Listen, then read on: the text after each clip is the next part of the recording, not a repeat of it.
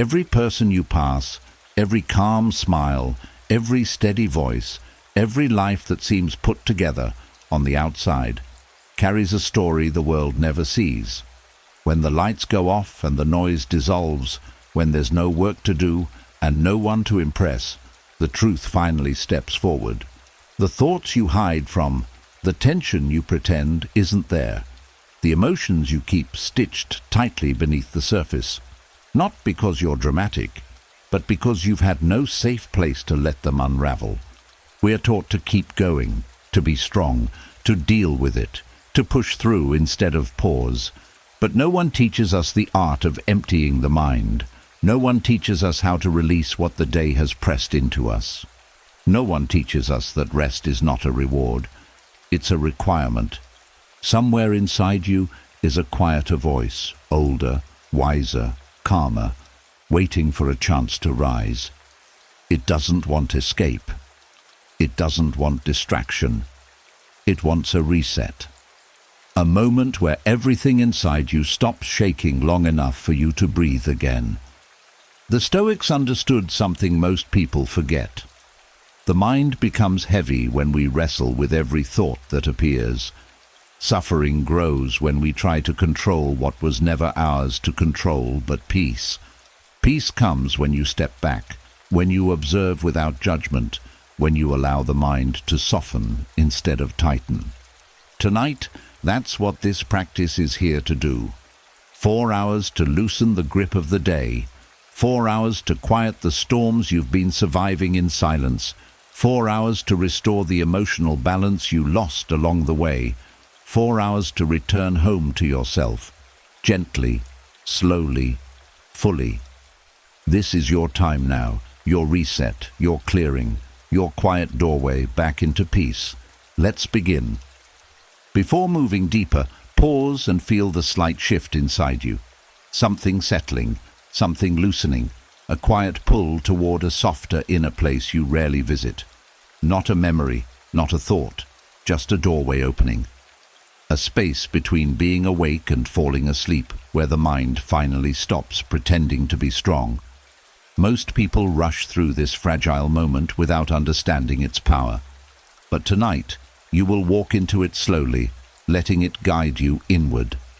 This transition matters, because right before sleep the mind is open, unguarded, and ready to reshape itself without resistance. This fragile space is known as the hypnagogic gate. The Stoics never used that word, but they understood the power hidden in this threshold better than anyone. They wrote about the quiet minutes when the mind softens and allows truth to rise without filters. At this border between wakefulness and rest, thinking becomes lighter and more honest. Nothing is forced. Nothing needs to be held tightly. The inner world becomes receptive, like calm water reflecting whatever touches its surface. Here, thoughts behave differently. They don't demand attention. They drift. They slow. They lose their sharp edges. This gives you a rare chance to redirect the patterns that exhaust you during the day, not by fighting them, but by letting them pass without feeding them. The mind begins to learn stillness through experience, not effort.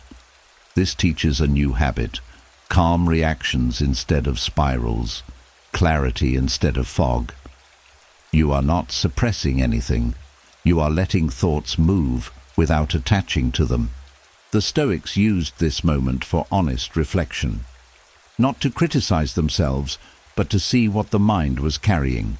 At night, when the world is quiet, you face yourself without armor. The ego grows tired, and with that exhaustion comes clarity. You see which concerns belong to you and which were borrowed from the world. You see which emotions are still raw and which have outlived their purpose. This honesty is gentle, not harsh, because the mind is too tired to argue. This threshold also makes the mind more absorbent. Whatever you dwell on here sinks deeper. This is why worries before bed feel heavier the next morning. They settle into the subconscious, but the same mechanism can work in your favor. When you direct your attention towards steadiness, acceptance, and inner calm at this stage, those qualities take root more deeply than they ever could in daylight. The mind listens differently here. It is open, impressionable, and willing to release the tension it clings to when awake. This is also the best moment to practice the Stoic skill of gentle detachment. Not emotional coldness, but the ability to watch your thoughts instead of being pulled by them. At the edge of sleep, thoughts seem smaller, almost soft. You see them as temporary events rather than commands. You notice that not everything requires your energy. Not every feeling needs a story. Not every worry deserves a home in your mind. As your awareness lingers at this gate, the body naturally begins to let go. Shoulders drop, breathing deepens, the jaw releases its grip. This physical surrender sends a signal back to the mind. You are safe enough to rest. The Stoics valued this connection. Calm the body, and the mind follows.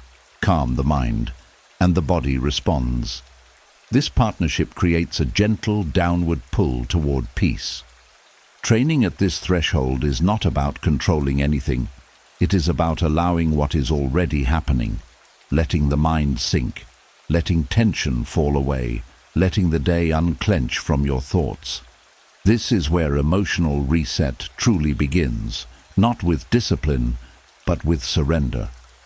As you drift deeper into this liminal space, the mind prepares for a deeper descent, one that clears what you could never resolve while awake. You are ready to go further. As you linger at the threshold where thoughts drift and the body softens, something else begins to rise. Something deeper than quiet and more honest than reflection. It's the moment when emotions, no longer held down by daytime tension, start to surface in their true form. Not loud, not overwhelming, just real. This is where the next layer of inner work begins, where the mind starts to reshape feelings it once feared. And there is a curiosity that naturally appears here, a sense that something within you is ready to shift, ready to transform, ready to become lighter than it has been in a long time. This is the beginning of emotional alchemy, the process of turning heavy feelings into clarity through nocturnal cognitive reframing. When the world sleeps and the mind loosens its grip, emotions become easier to access and easier to reshape. During the day, thoughts move too quickly and distractions layer themselves over your real feelings. But in the silence of night, the mind becomes more receptive to new interpretations, new meanings, and new emotional pathways. This state is unique because logic and emotion stop fighting each other. They meet quietly. They cooperate instead of clash. Reframing begins with observing your feelings without trying to fix them. At night, emotions often feel more raw, and many people mistake this sensitivity for weakness. But the truth is, this heightened emotional awareness is the mind's natural way of seeking resolution. The Stoics understood that emotions are not the enemy. They are messengers. They reveal the beliefs you carry. They show you where your mind is misaligned with reality. When you allow yourself to feel without resisting, the emotional charge begins to drop. The feeling loses its grip because you're not fueling it with fear. This is when the reframing process becomes possible. You start questioning the meaning you attach to events. A thought that once felt absolute becomes flexible. The brain, in this nighttime state, becomes more fluid. It accepts new associations more easily. This is why people often wake up with new clarity after a night of deep reflection. The mind reorganizes itself, and emotional knots untangle in ways they couldn't during the day. One powerful aspect of nocturnal reframing is how the nervous system behaves. When you're lying in darkness, your system is no longer preparing for action.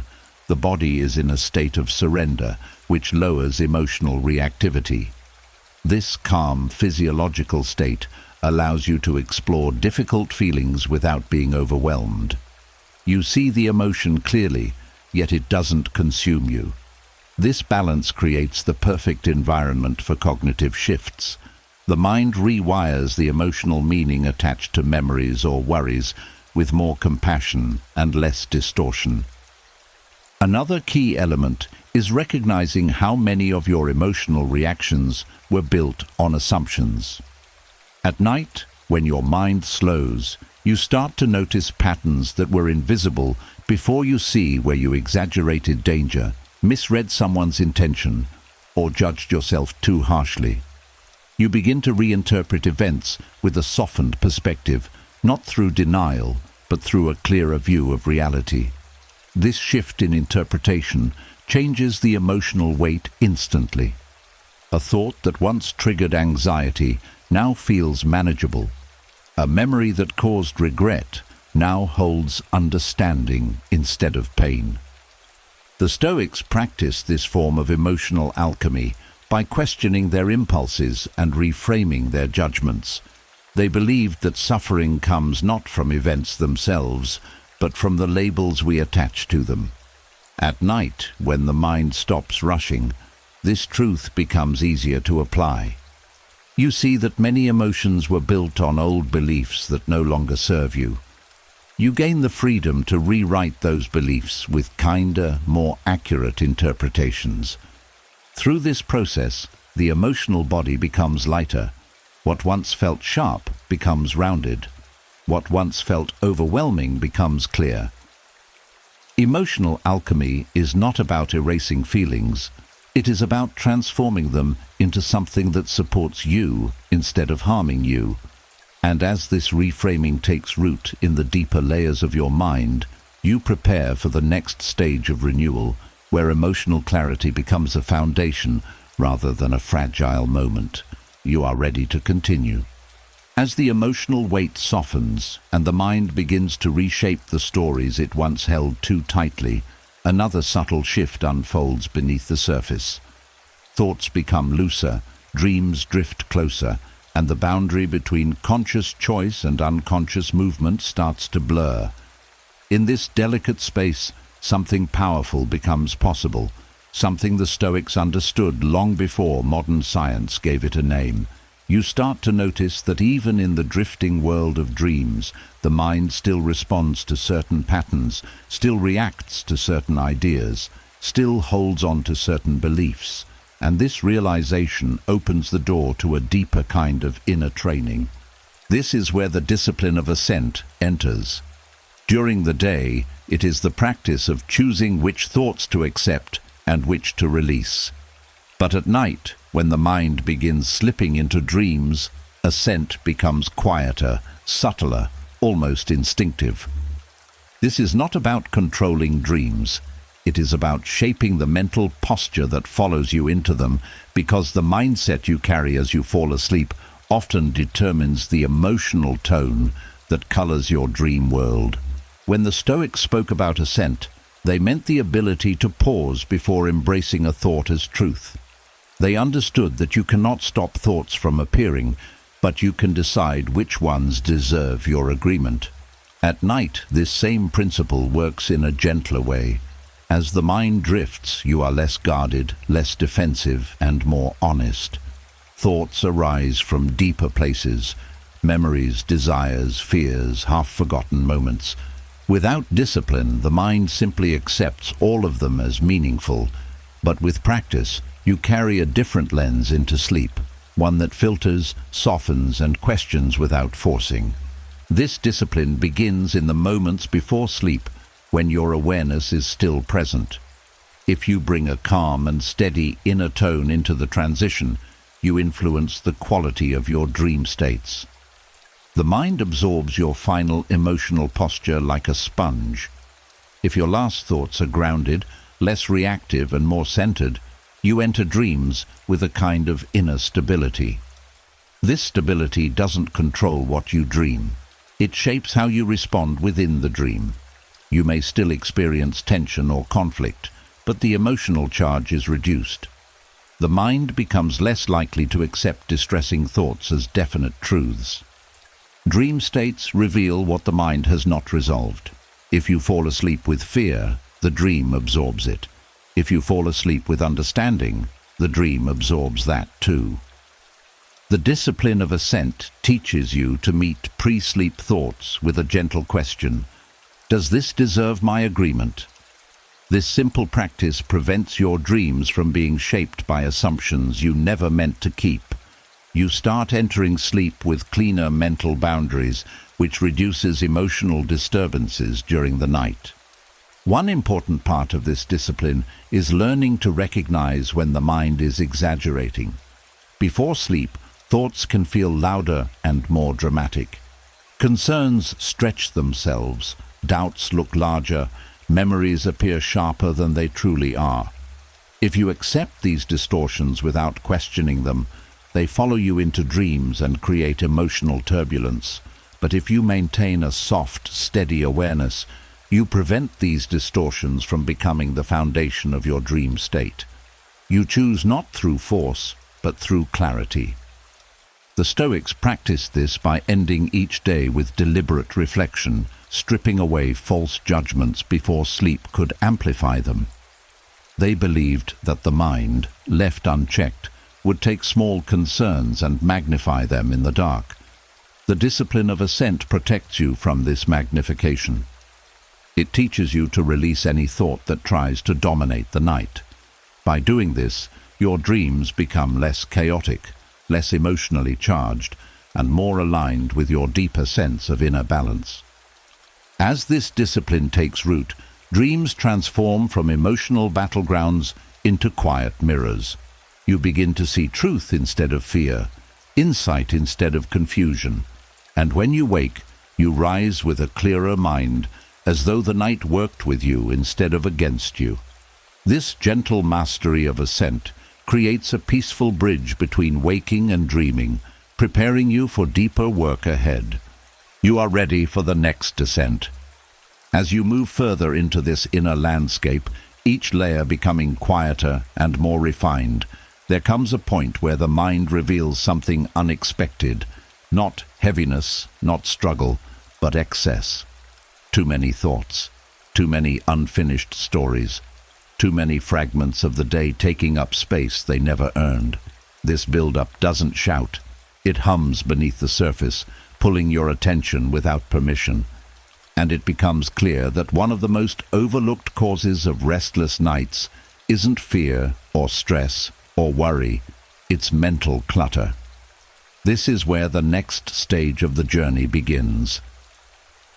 Dream minimalism is the practice of clearing the mind's internal space before sleep, so your dreams are shaped by clarity rather than chaos.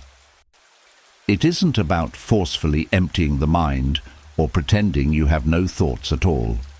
It's about removing the unnecessary so the essential can breathe. Most people fall asleep carrying conversations they never finished, tasks they didn't complete, and emotions they never named. The brain then sorts through all of this at night, creating tangled dreams and fragmented rest. Dream minimalism gently prevents that overload. This practice starts with acknowledging how much mental residue the day leaves behind. Every decision, every interaction, every moment of overstimulation leaves a trace. The mind stores impressions, intentions, and micro-thoughts you barely noticed while awake. Without releasing these small build-ups, the mind tries to process them in sleep, creating a dream environment that feels hectic and disorganized. By clearing this residue beforehand, you give the brain permission to rest instead of sorting. A key part of dream minimalism is loosening unnecessary thinking, not deleting thoughts, but letting go of the ones that don't deserve to follow you into the night. Many thoughts pretend to be important right before bed because the mind is quieter, making them more noticeable. But a quiet thought isn't always a meaningful one. Through gentle awareness, you learn to identify which thoughts are simply leftover noise. You do not argue with them or suppress them, you let them pass. When the mind stops grabbing every thought that appears, clutter begins to fall away naturally. Another helpful element is emotional sorting. Before sleep, feelings often rise to the surface in subtle waves. Most people react by pushing them down, which only amplifies them later in dreams. Dream minimalism teaches you to meet these emotions briefly, acknowledge their presence, and then release them without carrying them deeper into the night. By giving each feeling a moment of recognition, you prevent it from chasing you through your dream world. This frees the mind from emotional residue that often disguises itself as complex dream imagery. The Stoics understood this concept intuitively. They ended each day by reviewing what mattered and discarding what didn't. They believed that letting the mind sleep with unresolved clutter weakened emotional stability. Their nightly clearing rituals were simple but powerful, helping them remove mental debris so their dreams remained calm and their mornings clear. Dream minimalism echoes this approach: light, honest, and free from judgment. Reducing mental clutter doesn't require long routines. It begins with a small shift in how you close the day. You allow the mind to release tasks that belong to tomorrow. You gently set aside thoughts that hold no real meaning. You let go of replaying conversations or analyzing possibilities. You give the mind permission to rest instead of perform. This creates a mental environment where dreams become softer, shorter, and less tangled. A minimal mind entering sleep often creates dreams that feel spacious. Instead of chaotic scenes filled with unresolved details, you experience smoother emotional landscapes. The brain processes what truly matters instead of sifting through everything at once. This leads to deeper rest, more mental clarity upon waking, and an overall sense of being internally organized. Dream minimalism is not about emptiness, it's about intentional space. It's the quiet clearing that prepares the mind for deeper restoration, and as this clarity settles in, you feel yourself moving toward a cleaner, gentler night, one where the mind finally has room to breathe. You are ready to continue downward into deeper stillness. As the mind grows lighter and the inner space becomes clearer, a new layer reveals itself, one that sits quietly beneath all your thoughts, emotions, and dreams. It is the tension created by wanting to control what was never yours, and the quiet exhaustion that follows from carrying that burden into the night. Even with a calm mind, this single force can disturb your rest more than anything else. It pulls you backward into old worries, forward into imagined futures, and sideways into things you cannot influence. This is where the next lesson rises naturally, the nocturnal dichotomy of control. During the day, this principle is often discussed in rational terms. You remind yourself to focus only on what you can influence, but at night, logic fades, the mind loosens, emotions soften, and yet the desire for control becomes clearer. When the world is silent and you're left alone with your thoughts, it becomes obvious how many things you've been trying to hold together through sheer will night magnifies truth. And the truth is that peace cannot exist where you cling to the uncontrollable. The dichotomy of control becomes even more powerful at night because the mind is less distracted. There is nothing to hide behind. No tasks, no notifications, no conversations. The mind exposes what is weighing it down. And most of what keeps you awake has nothing to do with what you can control. It is the mental replay of things you wish had gone differently, or the anticipation of things you fear might happen. Nighttime thinking often becomes a tug-of-war between acceptance and resistance. The first step in the nocturnal practice is noticing the invisible grip. The mind holds tight to certain thoughts, as if releasing them would cause the world to collapse. But when you look closely, you see that the grip is unnecessary. Many of your worries are about outcomes you cannot decide, people you cannot shape, and circumstances that unfold independent of your efforts. Letting go is not neglect. Letting go is recognizing reality. One powerful element of this nighttime version is understanding how the mind overestimates its responsibilities in the dark. The brain becomes more protective when tired. It tries to shield you by analyzing potential dangers, but these protections often turn into rumination. When you acknowledge that the mind is trying to help, you remove the shame. When you gently redirect it toward acceptance, you remove the fear. This is where control shifts into clarity. The Stoics taught that the things within your influence are your choices, your attitudes, and your responses. Nothing more. At night, this truth becomes softer, more compassionate. It is not a demand for discipline, but an invitation to rest. You do not need to fix anything in the dark. You do not need to figure out the future at 2 a.m. You do not need to replay conversations or predict possibilities. Your only task is to tend to your inner state. Everything else can wait for daylight. The nocturnal dichotomy of control becomes a kind of emotional boundary. When thoughts arise about situations outside your influence, you acknowledge them but do not follow them. You allow them to pass like distant echoes. When thoughts arise about things you can choose, your tone, your perspective, your next step, you hold them lightly without pressure. This separation calms the nervous system, softens reactivity, and signals to the mind that it doesn't need to solve everything tonight. As you practice this, dreams become less burdened by unnecessary expectations. The subconscious no longer processes imagined responsibilities or exaggerated fears. Instead, it begins to restore itself. You wake with a clearer mind because you stopped carrying the world into your sleep. The dichotomy of control becomes a quiet guardian at the edge of consciousness, filtering what deserves your attention and what deserves to dissolve. This nighttime surrender is not defeat, it is wisdom. When you stop gripping what isn't yours, you create space for deeper rest. And in that rest, your strength begins to rebuild itself from within. You are ready to continue into the deeper layers of the night.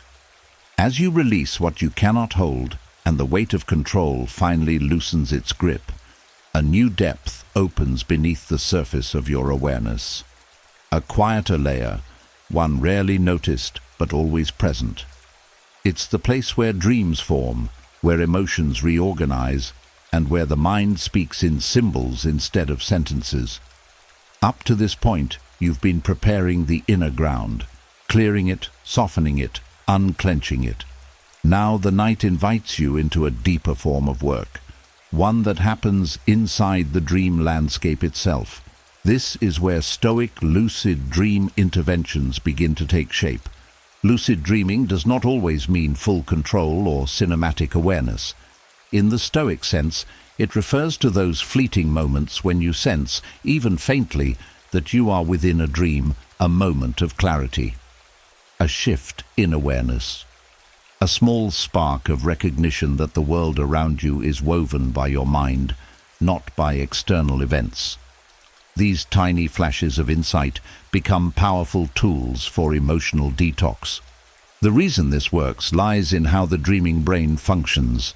During dreams, emotions rise without filters. They stretch, magnify, and unfold themselves freely.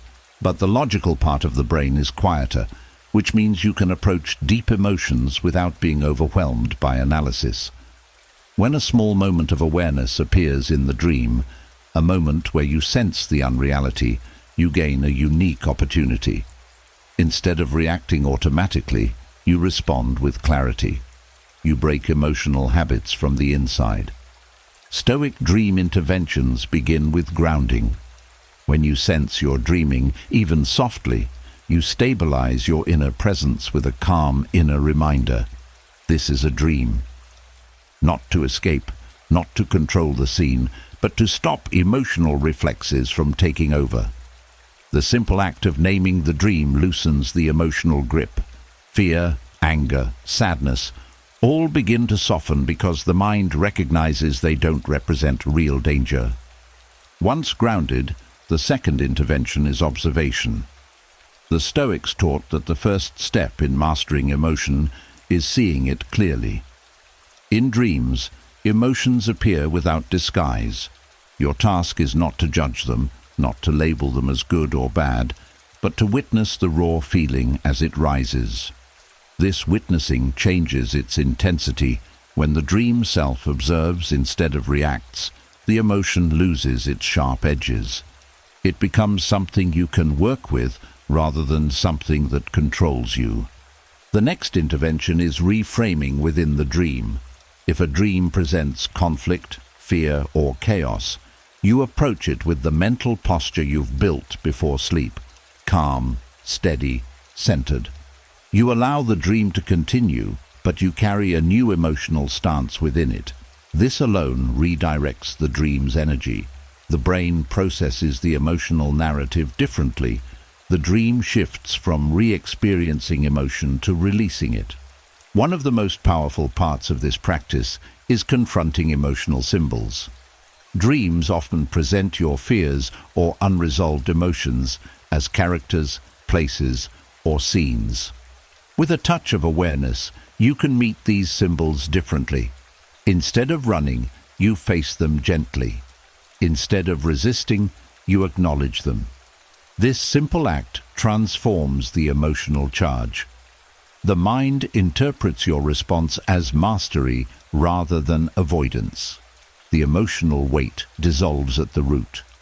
Stoic, lucid interventions do not require dramatic dream control. Even a 2-second moment of awareness is enough to shift the emotional direction. These small flashes create deep internal rewiring, because the subconscious is more malleable during dreams than in waking life. Each time you bring clarity into a dream, you teach the mind a new pattern of responding to emotions: calm instead of panic, curiosity instead of resistance, acceptance instead of fear. Over time, this creates a powerful detoxing effect. Emotional residue stored deep in the subconscious begins to rise and release through dream narratives that no longer overwhelm you. You wake with a lighter heart, clearer intuition, and a sense that something inside you has been washed clean.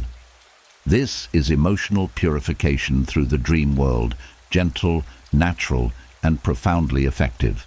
You are now ready to move even deeper. As the dream world releases its emotional residue and your inner landscape grows clearer, something subtle begins to shift inside the body itself.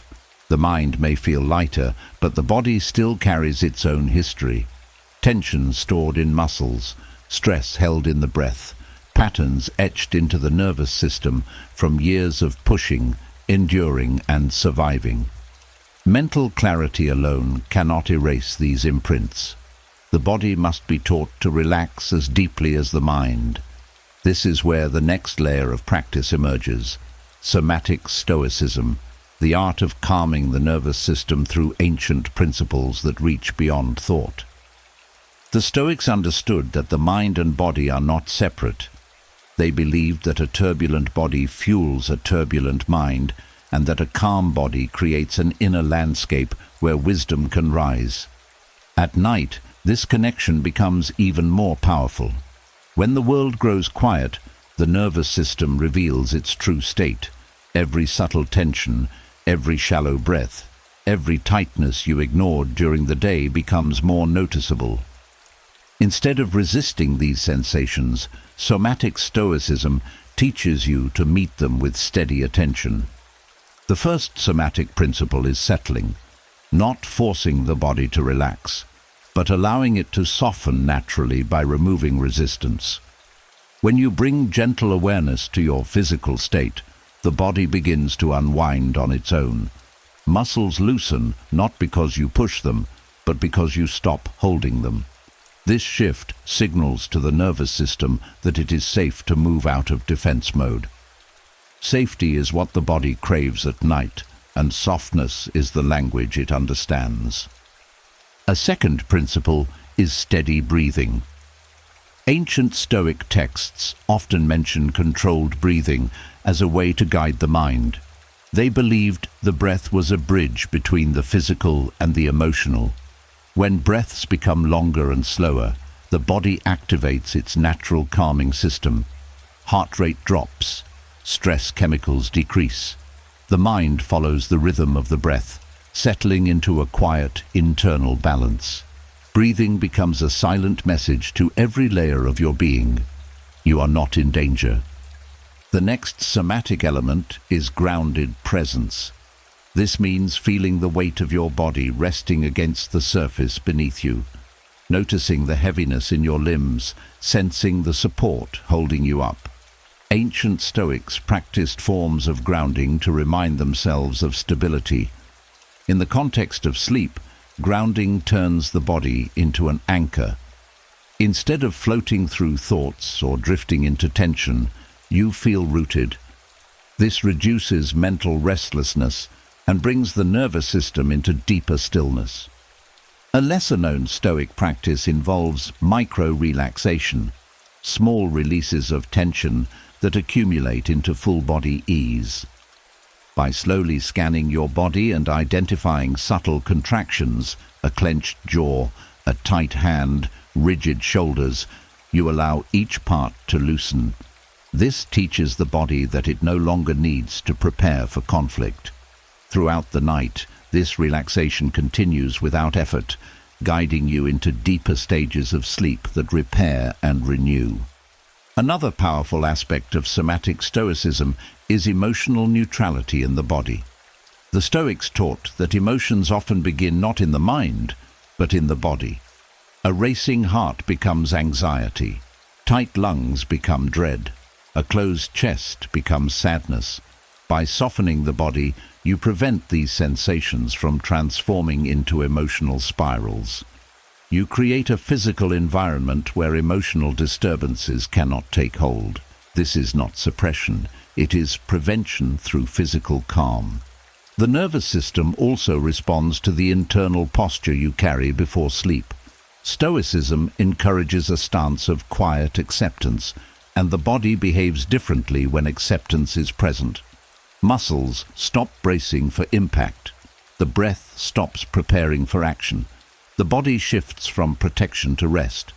This physical surrender deepens the mental one, creating a loop of calm that pulls you into restorative sleep. As you move deeper into somatic stillness, the night becomes more than sleep, it becomes recovery. The body repairs, the mind reconnects, and the spirit resets. You wake not only mentally clearer, but physically renewed, as if the weight you once carried has dissolved from both mind and muscle. You are now prepared to descend even further. As the body settles into deeper ease and the nervous system shifts from guarding to resting, another layer of inner clarity begins to rise. One that has nothing to do with muscles or breath, but everything to do with how you end your day. When the physical world grows still, the mind becomes honest.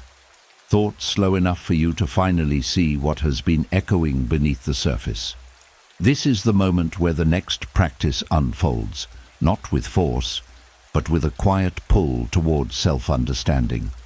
The night offers a rare gift, the chance to look inward without distraction, without noise, without the pressure of performance. And this is where the evening examination method begins to take shape. This method was central to ancient Stoic practice. It wasn't about judgment or harsh self-criticism. It was about gentle, clear review, a way to empty the emotional residue of the day so that nothing heavy follows you into sleep. Most people go to bed with unresolved tension, unspoken feelings, and mental echoes of the day's challenges. These fragments drift into dreams and shape the quality of rest. The evening examination prevents that build-up. It clears the emotional field before sleep can magnify the unprocessed. The first part of this method is simply acknowledging the events of the day, not reliving them, not analyzing them, but recalling them with a neutral mind. You observe what happened without dressing it in emotion. This opens a mental window that lets the heat of the day escape. When experiences are acknowledged without emotional charge, they lose their power to linger. The mind stops replaying them involuntarily because you've already given them their moment of recognition. The next stage is gentle evaluation. You ask yourself, with sincerity and without pressure, where did I act in alignment with my values? Where did I drift away from them? This is not about perfection, it's about awareness. The Stoics believed that knowing yourself clearly is the foundation of emotional stability. When you see your own actions honestly, you stop carrying silent guilt, unspoken frustration, or hidden disappointment. You release the day instead of taking it to bed with you. A powerful part of this practice is identifying emotional residue. Throughout the day, small emotions accumulate: irritation, tension, embarrassment, regret, disappointment. These micro-feelings often go unnoticed, yet they accumulate like dust in the corners of the mind. By naming them in the evening, you prevent them from embedding themselves deeper. When you recognize a feeling, you move from being controlled by it to understanding it. And once understood, it begins to fade. The evening examination also guides you to differentiate between what was under your control and what wasn't. This separates unnecessary emotional weight from meaningful reflection. If something was outside your control, you acknowledge it and release it. If something was within your control, you reflect on how you can respond differently next time, without shame, without pressure. This shift transforms the mind's relationship with responsibility and lifts the emotional burden that often lingers into the night. Another important element is forgiveness, not of others, but of yourself. The Stoics taught that self-respect grows from honest reflection, not self-punishment. When you end the day by forgiving your imperfections, you prevent them from becoming emotional knots that tighten during sleep. You send a message to your subconscious that growth is welcome, but self-attack is not. This soothes the mind deeply and prepares it for restful sleep. The final layer of the evening examination is resetting your emotional posture. After reviewing the day, identifying your feelings, and recognizing what belongs to you, you close the day with a simple intention: to rest with a clear heart. This intention becomes the emotional lens you take into sleep. It signals to the mind that nothing from the day needs to be carried any further. Through this nightly practice, the day loses its grip on your inner world. Sleep becomes a true reset rather than a temporary escape. You wake lighter, clearer, and emotionally renewed, as though the weight of yesterday never entered your dreams. You are now ready to move deeper into the night's unfolding. As the day's weight dissolves through honest reflection and the mind settles into a clearer emotional landscape, another layer waits quietly beneath everything you've explored. It is deeper than tension, older than worry, and more persistent than any surface-level thought. It is the inner material you rarely confront in daylight, the parts of yourself you avoid, suppress, or deny because they feel too uncomfortable, too raw, or too out of place in your daily identity. These hidden parts form what many call the shadow. And the night, with its quiet and its gentleness, creates the safest path to approach it. This is where Stoic shadow work through sleep meditation begins. Shadow work is not about dragging your darkest memories into the light or confronting every wound at once. It is about understanding the parts of yourself you've pushed away. The Stoics believed self-mastery required self-knowledge, and self-knowledge required the courage to see the entire self, not just the respectable parts. The night offers a unique environment for this understanding because the conscious mind softens, the ego quiets, and the deeper layers of the psyche begin to speak. Sleep meditation guides you into a state where the shadow becomes approachable, not threatening, not overwhelming, simply present. The emotional charge weakens at night, allowing you to face your inner material with steadiness rather than fear. In this state, you can explore aspects of yourself you normally resist. Old insecurities, unresolved emotions, forgotten disappointments, unexpressed needs. Instead of pushing them down, you allow them to surface in a space of calm observation. The first part of Stoic shadow work is recognizing the presence of these hidden parts. Many people carry emotional patterns without realizing where they began. A fear of rejection rooted in childhood, a habit of self-blame formed during failure, a guarded heart shaped by past hurt. At night, these patterns appear more clearly because the distractions of daytime fade. You're able to see emotional truth without the masks you wear in public. The next step is creating inner space for these hidden elements. Most suffering comes from resisting what you don't want to feel. The Stoics taught that pain is amplified by avoidance. In sleep meditation, you allow feelings to arise just as they are. You do not rationalize them or assign meaning. You simply let them exist. This acceptance softens the shadow's intensity. When emotions are allowed to be felt, they no longer control your behavior from beneath the surface. A powerful part of nighttime shadow work is the emergence of symbols. Instead of mental dialogue, the shadow often communicates through sensations, imagery, and emotional impressions. A tightening in the chest may reveal unspoken grief. A heaviness in the stomach may reflect buried fear.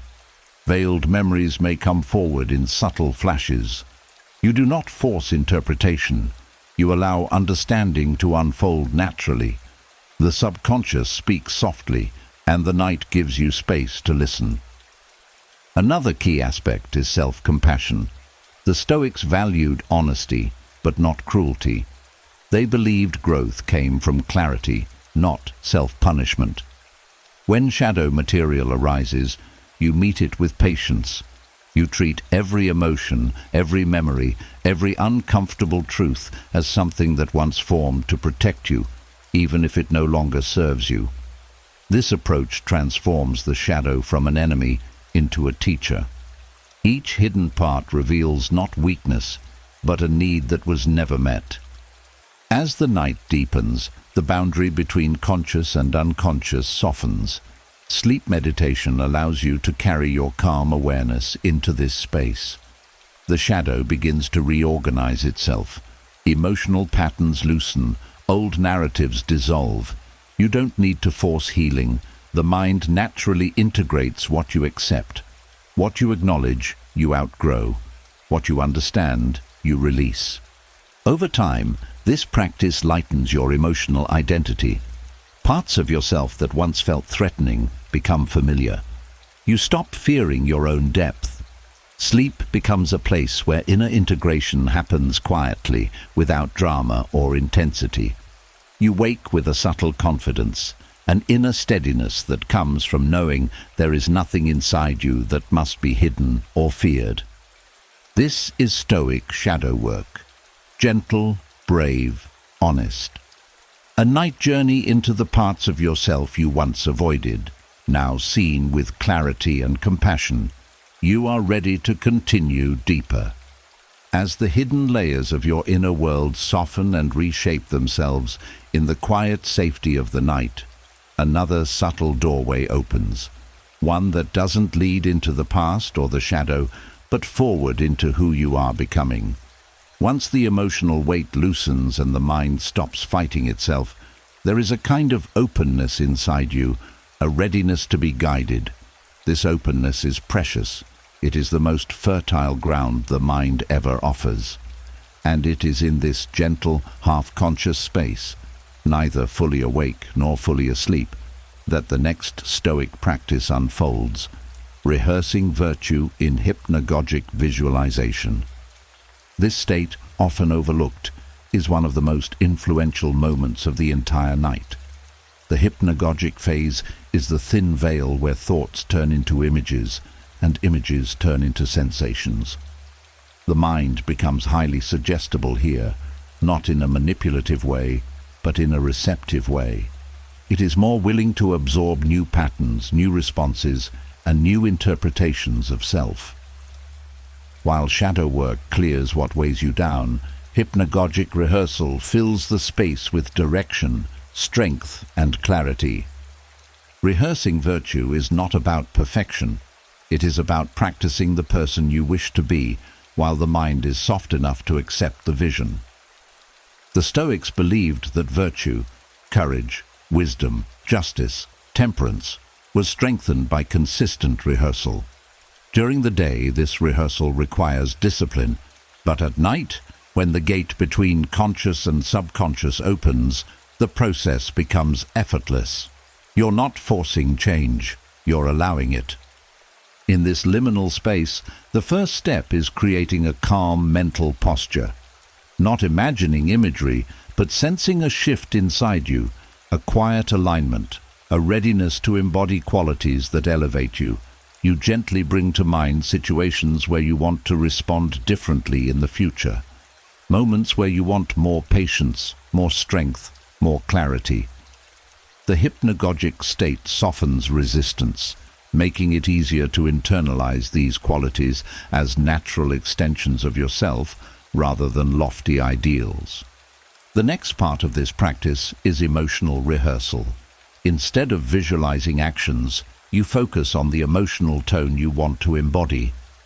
If courage is your focus, you bring up the sensation of grounded steadiness. If wisdom is your aim, you cultivate a sense of inward spaciousness. If compassion is your choice, you embody warmth without fear. The hypnagogic mind accepts emotional states more easily than intellectual concepts. When you pair virtue with emotion, the mind stores it far more deeply. Another important part of this process is repetition with softness. You don't need intensity. You don't need dramatic mental scenarios. You simply hold the feeling of the chosen virtue for a few breaths.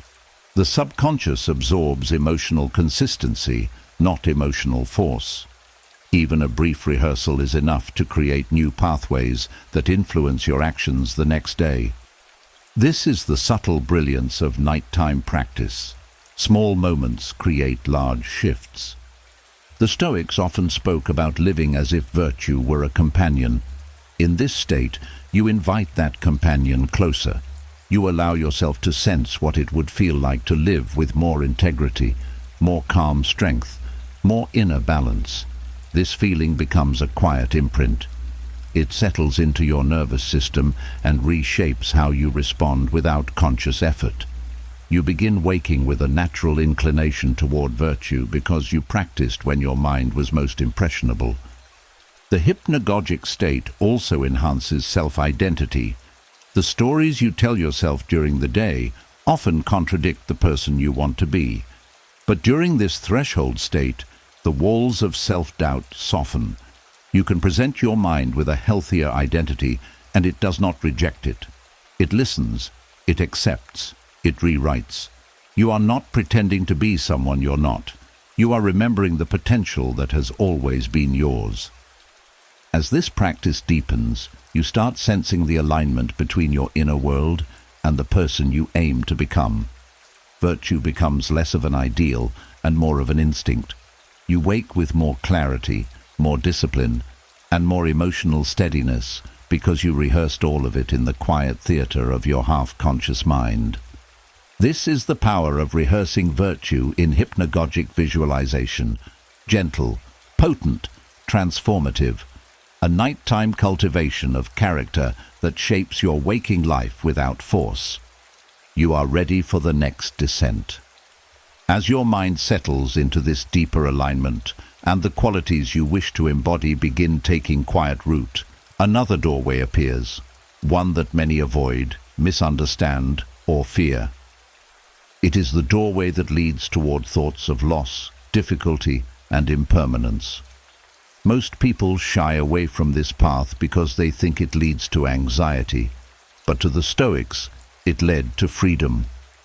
And in the stillness of night, when the mind is softer and emotions loosen their grip, This practice becomes something entirely different. Negative visualization as emotional release rather than fear.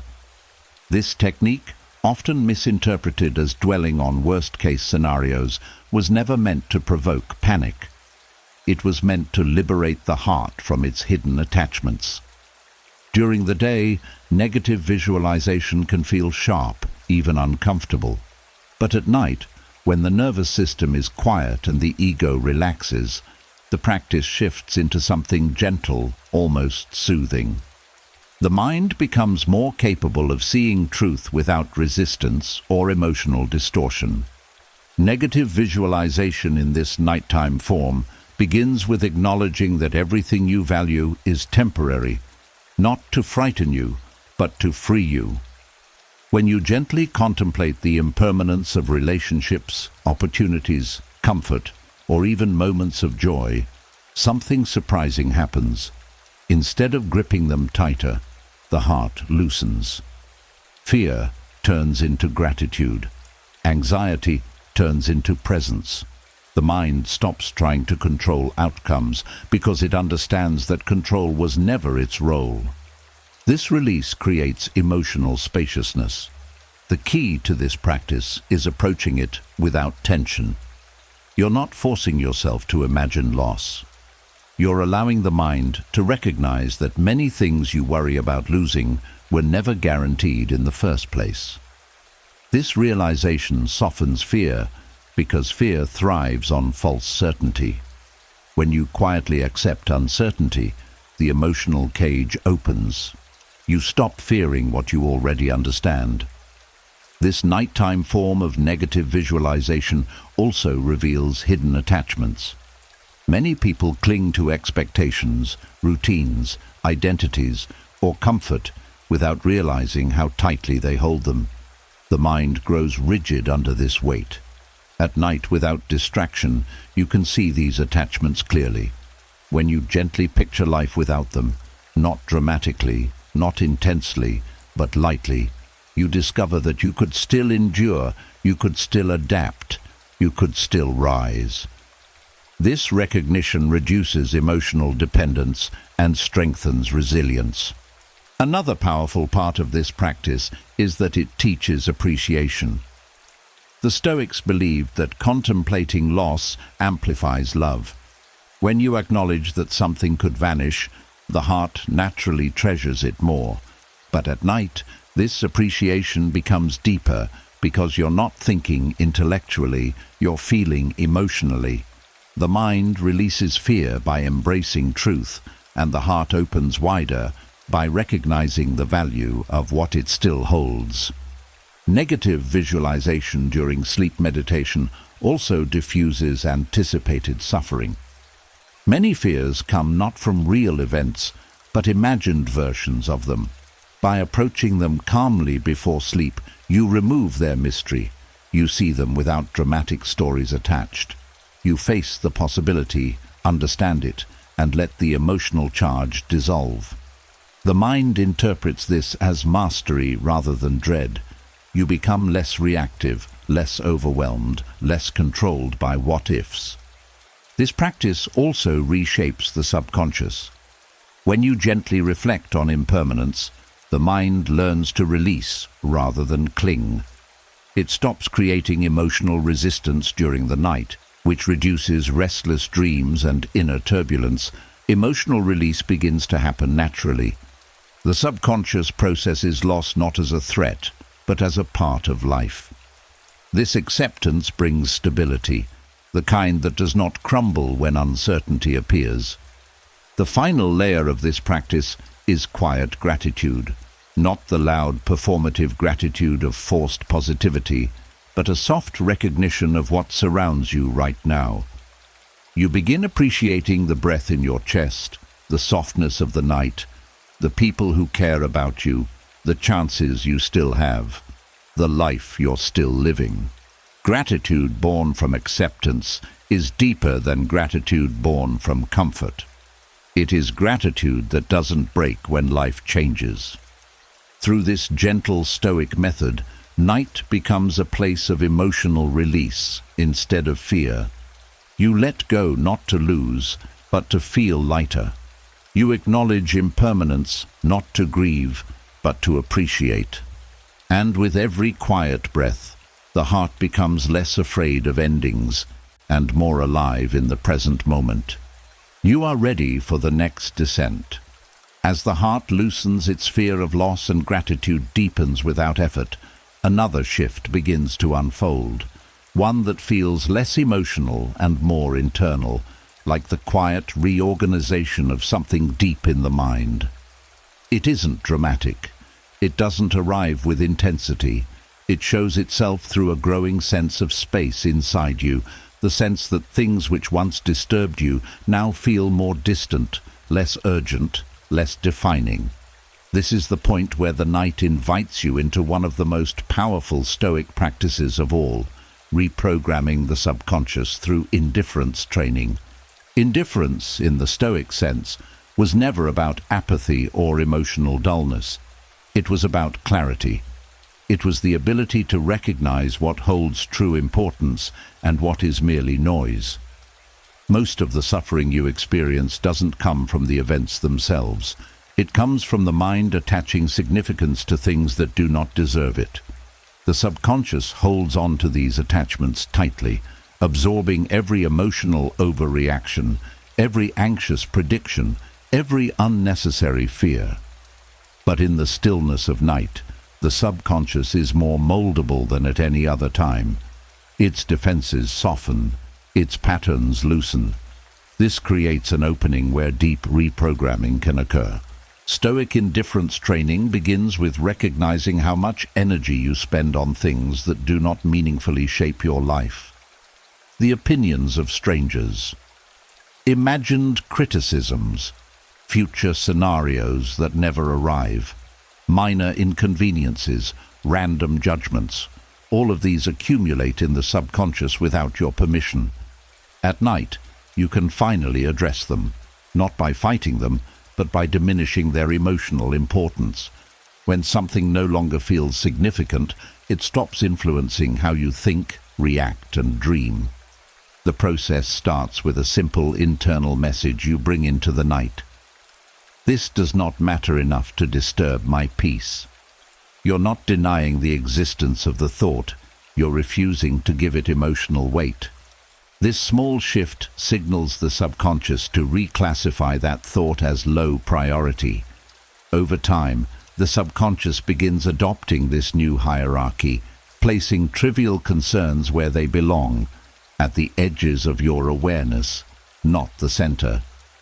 Another powerful layer of indifference training comes from reducing emotional exaggeration. Many thoughts feel urgent only because the subconscious has been trained to react strongly at night. With the body relaxed and the conscious mind softened, you can interrupt this pattern. When a thought arises that once triggered stress or overthinking, you meet it with emotional neutrality.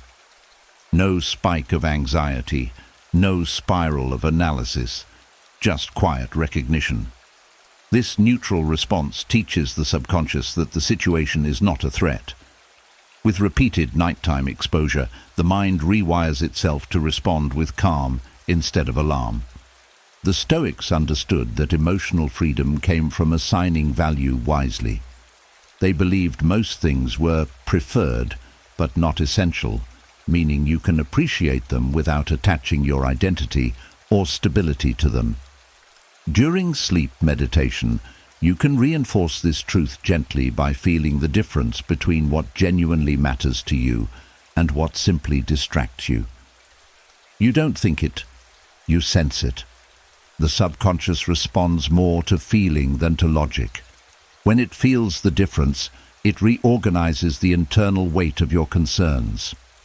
Another important element of indifference training is releasing inherited fears. Many of your reactions come from absorbed patterns, family expectations, old criticism, childhood beliefs, societal pressure. These imprints remain in the subconscious for years, influencing how you interpret the world. At night, as the ego relaxes, These imprints surface as sensations or subtle thoughts. Instead of engaging them, you let them pass with gentle detachment. You acknowledge, "This is not mine to hold anymore." This simple recognition dislodges old conditioning and creates emotional room for new responses. Over time, subconscious reprogramming through indifference reshapes your waking life. You become less reactive to minor stressors. You stop absorbing the moods of others. You no longer feel compelled to prove your worth. You respond with clarity instead of impulse. Emotional noise fades into the background, and the mind prioritizes what genuinely contributes to your peace, your purpose, and your values. This training does not dull your heart, it protects it. It does not numb your emotions, it sharpens your wisdom. It teaches the mind to stop gripping what never belonged to it in the first place, and as this new internal structure settles during the night, you wake with a surprising lightness, a quiet confidence that comes from carrying fewer unnecessary burdens. This is the strength born from Stoic indifference, a mind that no longer bends under the weight of the trivial. You are ready to move even deeper into the night's transformation. As the subconscious reorganizes itself and unnecessary weight slips quietly into the background, another inner truth begins to surface. One softer, deeper, and often far more painful than daily worries or passing emotions. It's the collection of stories you never lived, the choices you didn't make, the paths you didn't walk, the versions of yourself you never became. These stories don't make noise during the day. They sit in the quiet corners of the mind, appearing only when the world grows still enough to hear them, and night, with its silence and honesty, brings them closer. This is where the next stage of inner work unfolds, letting go of unlived stories before sleep. Unlived stories carry a unique kind of weight. They aren't regrets in the traditional sense. They are possibilities, some exciting, some heartbreaking, some unfinished. They represent the what-ifs that linger in the mind long after life has already moved forward. Many people don't realize how much emotional energy these stories consume.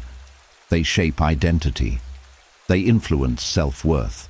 They create quiet tension that follows you into dreams.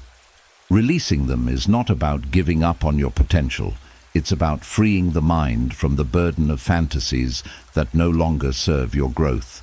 Letting go begins with recognizing these unlived stories without judgment. They might be dreams you outgrew, chances you missed, relationships that never unfolded, or versions of yourself that only existed in imagination. Acknowledging them allows the emotional residue attached to them to rise gently to the surface. You're not erasing them. You're seeing them clearly for the first time without attaching your self-worth to them. The next layer is understanding why these stories linger. Many remain because they represent needs that were never met: belonging, freedom, recognition, meaning. Others stay because they held hope during difficult times. Some remain because they allowed you to imagine a different outcome when reality felt limiting. Instead of criticizing yourself for holding on to them, you treat them with compassion. They once served a purpose. But not every story needs to become a life. Nighttime is the perfect moment to release these narratives because the ego is tired and the mind is more honest. You no longer feel the need to compare yourself to others or defend your choices. In the dark, the truth is simpler. You cannot live every possible version of your life, and that is not failure, it is human. The mind begins to soften around the idea that you were never meant to carry infinite identities, only your own. This release is not a dismissal. It's a gentle letting go of expectations that were never aligned with your present path. You allow yourself to feel the quiet sadness that sometimes comes with closure, but you also feel the relief that follows. Release creates space. Space for presence, space for gratitude, space for the life you are actually living. When the emotional attachment fades, the story loses its power to haunt your mind. Another important part of this practice is reclaiming your identity from these unlived versions of yourself. Many people measure their worth against what they didn't achieve rather than who they actually are before sleep. When the mind is most receptive, you can shift this internal narrative. You remind yourself, softly, without striving, that you are allowed to grow in the direction you have chosen. You are allowed to outgrow dreams. You are allowed to evolve. You are allowed to live one full life instead of grieving the infinite paths you didn't take. This shift reduces emotional turbulence in dreams. The subconscious stops replaying fantasies or creating symbolic versions of unfulfilled wishes. It stops comparing. It stops holding on to alternate realities as if they define you. Instead, the mind begins integrating acceptance. You wake with a sense of alignment, as if something inside you has finally settled. The final layer of letting go is presence. When the unlived stories loosen their grip, the present moment becomes clearer. You feel more grounded in the life you have, not the life that could have been. You begin appreciating your path, not because it is perfect, but because it is yours, and this acceptance deepens your emotional resilience. You stop carrying silent grief for the lives you never lived, and you start nurturing the life that's still unfolding. Letting go of unlived stories is not loss, it is liberation. It is the quiet freedom of returning to yourself without comparison, without longing, without regret. You are ready to continue deeper into the night's unfolding. As the weight of unlived stories dissolves and the mind returns to the quiet truth of the life you are actually living, another ancient doorway appears, one both feared and misunderstood, yet profoundly grounding. It is a doorway that strips away anxiety, shrinks false urgency, and softens the nervous system in a way few practices can. The Stoics walked through it daily, not out of darkness, but out of clarity. And at night, when everything slows and your defenses fall away, this doorway becomes even more powerful.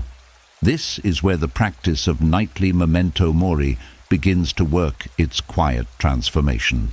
Memento mori, remember you must die, sounds harsh to modern ears, but the Stoics never used it to provoke fear. They used it to bring life into focus. At night, when the nervous system prepares for rest, this practice becomes a gentle reminder of the fragility that makes life meaningful. It resets the body's urgency, neutralizes stress, and brings the mind back into alignment with what truly matters. The first layer of this practice is not dramatic. It's a simple acknowledgement of impermanence, not a confrontation with death, but an acceptance of life's natural flow. When you remind yourself that your time is finite, not in a fearful way, but in a soft, clear way, the noise of the day loses its authority. The mind stops clinging to small frustrations. The subconscious releases its grip on imagined catastrophes. The nervous system shifts from overdrive into ease, because the truth becomes undeniable. Much of what stresses you does not deserve the power you've given it. This nightly acknowledgement also calms the body because it interrupts the illusion of constant danger. Most stress reactions are rooted in the mind's instinct to protect. But when you quietly remind yourself of life's impermanence, the body stops bracing for endless threats. It realizes that control was never the point presence was. This softens muscle tension, deepens the breath, and lowers internal resistance. Memento mori becomes a physiological reset. Your body stops fighting life and starts flowing with it. Another powerful layer of this practice is perspective. When you acknowledge that time is limited, the mind naturally reorganizes what matters, not through forced positive thinking, but through clarity. You begin releasing grudges that no longer deserve a home in your body. You let go of irritation that steals more energy than it's worth. Worries shrink, petty conflicts dissolve, emotional noise fades, The nervous system relaxes because the mind stops feeding small fires. Nightly memento mori also softens attachment to perfection. So much tension comes from the belief that you must get everything right, every decision, every action, every path. But when you remember your mortality, this pressure loosens. You stop demanding flawlessness from yourself. You stop fearing mistakes. You stop forcing life to fit unrealistic expectations. This acceptance slows the heart, relaxes the psyche, and prepares the body for deeper sleep. A surprising gift of this practice is increased tenderness. Many believe memento mori creates detachment, but the Stoics understood the opposite. When you remember that life is brief, you naturally soften toward yourself and others.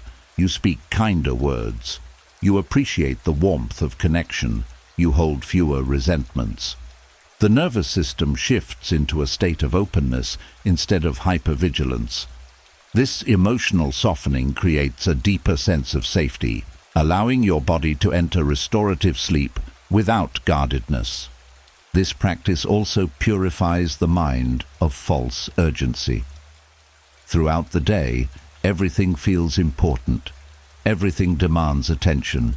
Everything seems pressing. But nighttime memento mori reveals a simpler truth. Only a few things truly matter.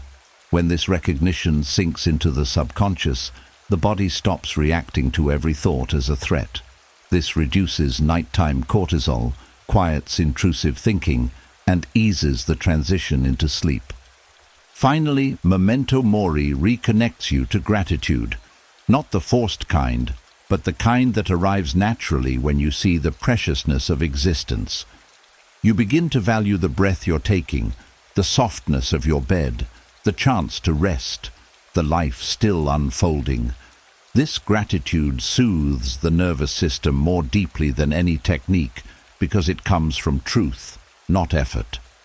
Through this nightly practice, death stops being a shadow and becomes a guide. A reminder not to fear life, but to cherish it.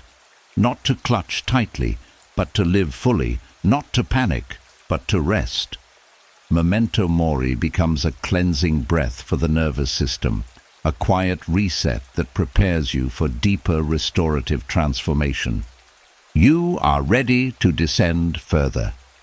As the mind softens under the clarity of impermanence and the nervous system settles into a quieter rhythm, another layer of inner truth emerges, one that sits at the core of almost every restless night.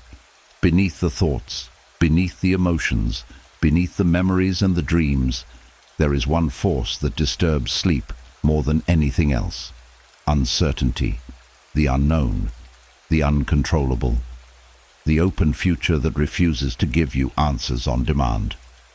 During the day you distract yourself from it, but at night, when everything falls silent, uncertainty steps forward. This is where the next practice unfolds, the Stoic sleep paradox. Calming the mind, not by resisting uncertainty, but by accepting it. Most people try to fall asleep by seeking control. They try to predict tomorrow. They rehearse every possible outcome. They analyze every angle. They try to secure answers in the dark. But the harder you try to control the unknown, the more alert your mind becomes. The paradox is simple and transformative. The mind calms only when it stops demanding certainty. This is the space where Stoic wisdom becomes medicine. The Stoics never promised stability. They embraced the truth that uncertainty is woven into every moment of life. Instead of battling it, they learned to meet it with quiet steadiness. At night, when your inner world opens naturally, this acceptance becomes deeply soothing. The first layer of this paradox is recognizing how much tension comes from expectation. You expect tomorrow to unfold a certain way. You expect your plans to remain untouched. You expect life to respect the path you've drawn. When reality refuses to follow these expectations, resistance grows. And at night, expectations grow louder. They enter the silence and demand answers. Accepting uncertainty means loosening this mental grip and allowing the future to be undefined. This acceptance does not weaken you. It strengthens the nervous system because it removes the illusion of threat. Most nighttime stress is not about real danger. It's about imagined outcomes. When you stop insisting that the future must be predictable, the mind stops reacting as if it's unsafe. The breath deepens. Muscles let go. Thoughts lose their urgency. The body shifts into the state required for true rest. Another layer is emotional surrender. Many hold on to worry because it feels like participation, as though thinking obsessively will somehow prepare you. But worry is only the mind trying to shield itself from uncertainty.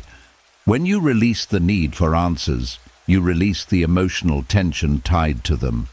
Fear dissolves into openness. Discomfort softens into honesty. Confusion becomes room to breathe. Stoic acceptance also transforms your relationship with the unknown.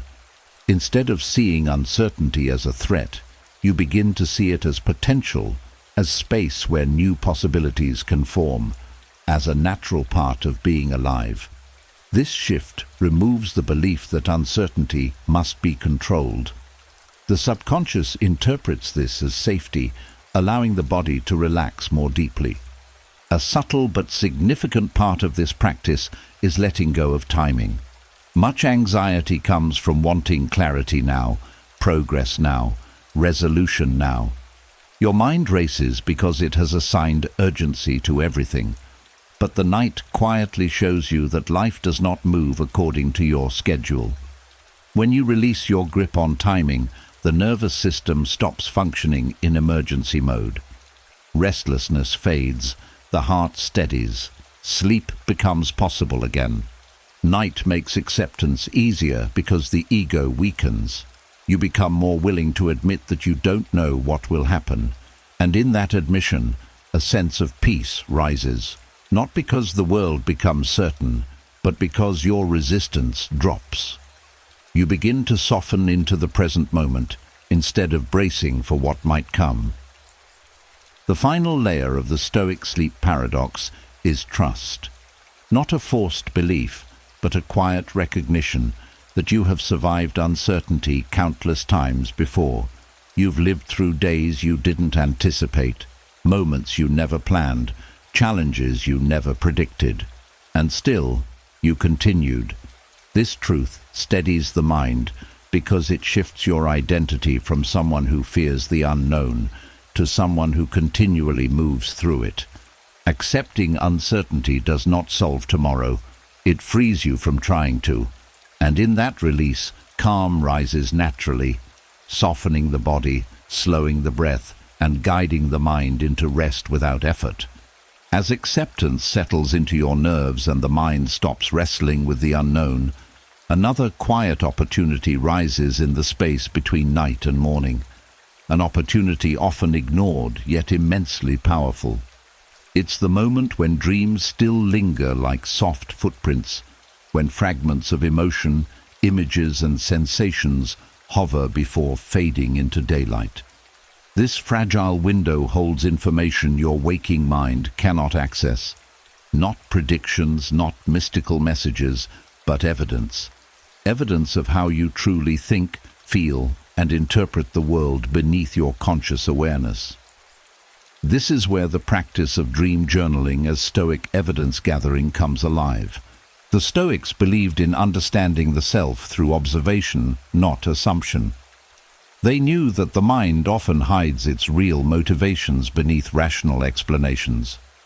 Dreams, however, reveal them. Not through literal meaning, but through emotional tone, through patterns, through recurring themes.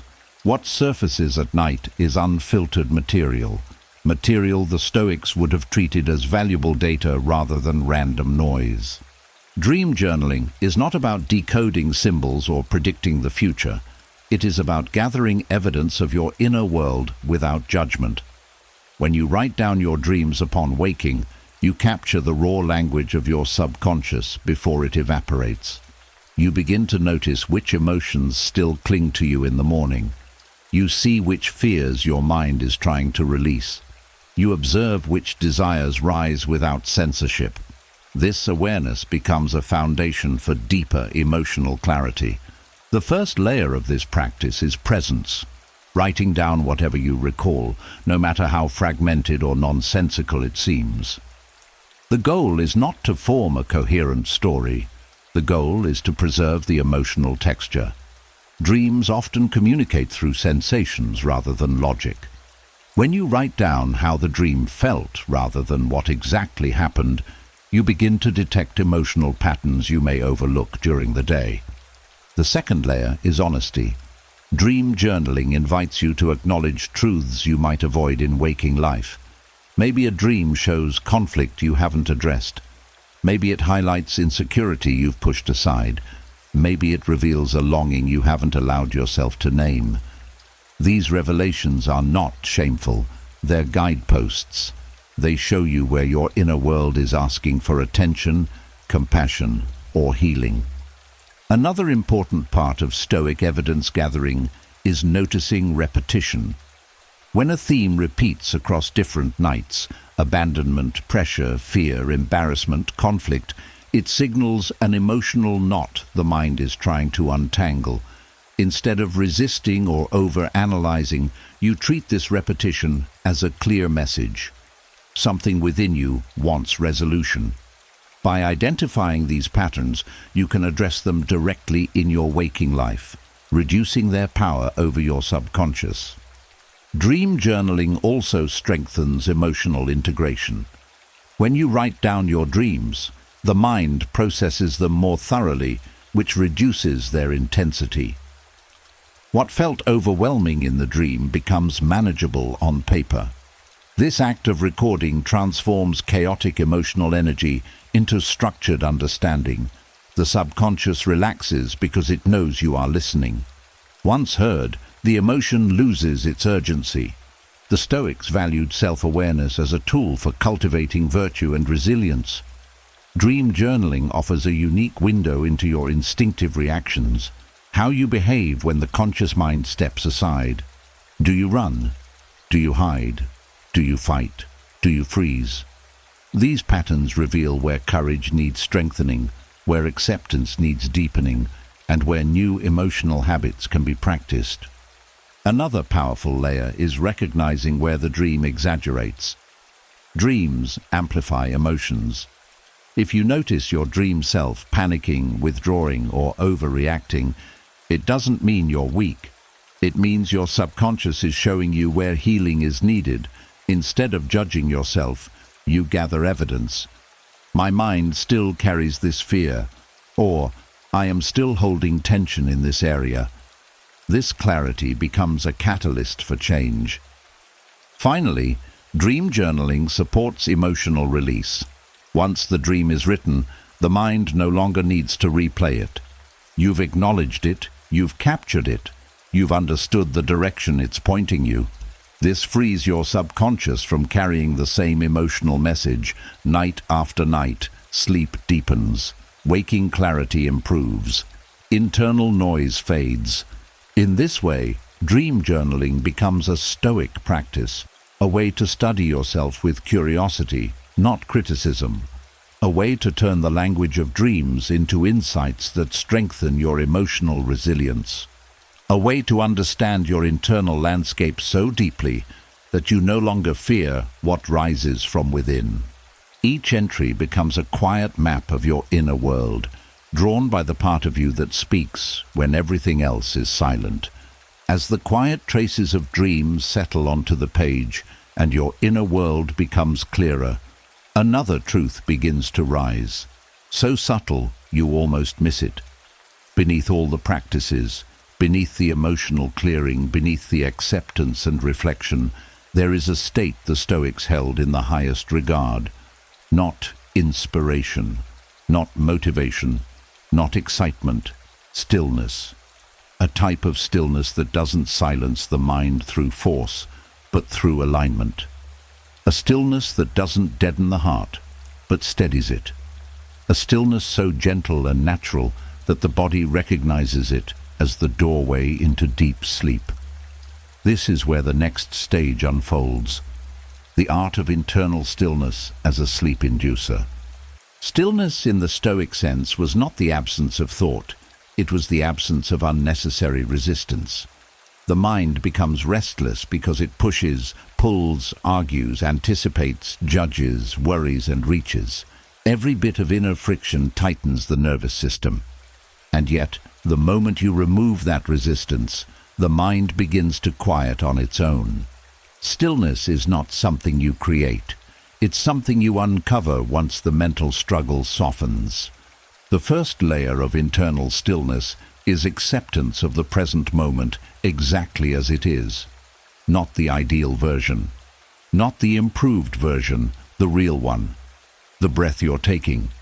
The sensations in your body. The thoughts drifting through. The emotional tone lingering inside you. When you stop demanding that the moment feel different, the nervous system stops bracing. This softening is the entry point into stillness. Another essential part of this practice is refraining from inner commentary. Much of the mind's noise comes from narrating everything you experience. The Stoics recognize this as a source of self-inflicted tension. When you let go of internal dialogue, not suppressing it, just not feeding it, you create space. Thoughts lose momentum. Emotional reactions lose their edges. Silence begins to rise naturally, like a pond settling after a stone stops stirring the surface. Internal stillness also grows through returning attention to the body's natural rhythm. Not controlling the breath, simply noticing it. Not fixing posture, just feeling the weight of your body resting. When awareness centers on simple physical sensations, the mind loosens its grip on abstract worries. The body's natural rhythms act like a cradle for the mind, rocking it gently toward rest. This shift from mental processing to sensory presence signals the nervous system that it is safe to let go. A deeper layer of stillness comes from releasing the need to solve anything. Most nighttime agitation comes from problem-seeking and problem-solving. The Stoics understood that the mind's constant search for solutions creates emotional turbulence. When you remind yourself that nothing needs to be fixed right now, the internal waves fall into calmness. The subconscious responds instantly because it realizes the workload has been lifted. Rest becomes possible. Another powerful aspect of internal stillness is emotional neutrality. This doesn't mean feeling nothing. It means not reacting to what you feel. When a thought or emotion appears, you observe it without clinging or rejecting. The lack of reaction is the core of stillness. You stop creating new emotional ripples. The mind stops amplifying itself. The emotional body unwinds. Stillness becomes a natural state rather than a forced one.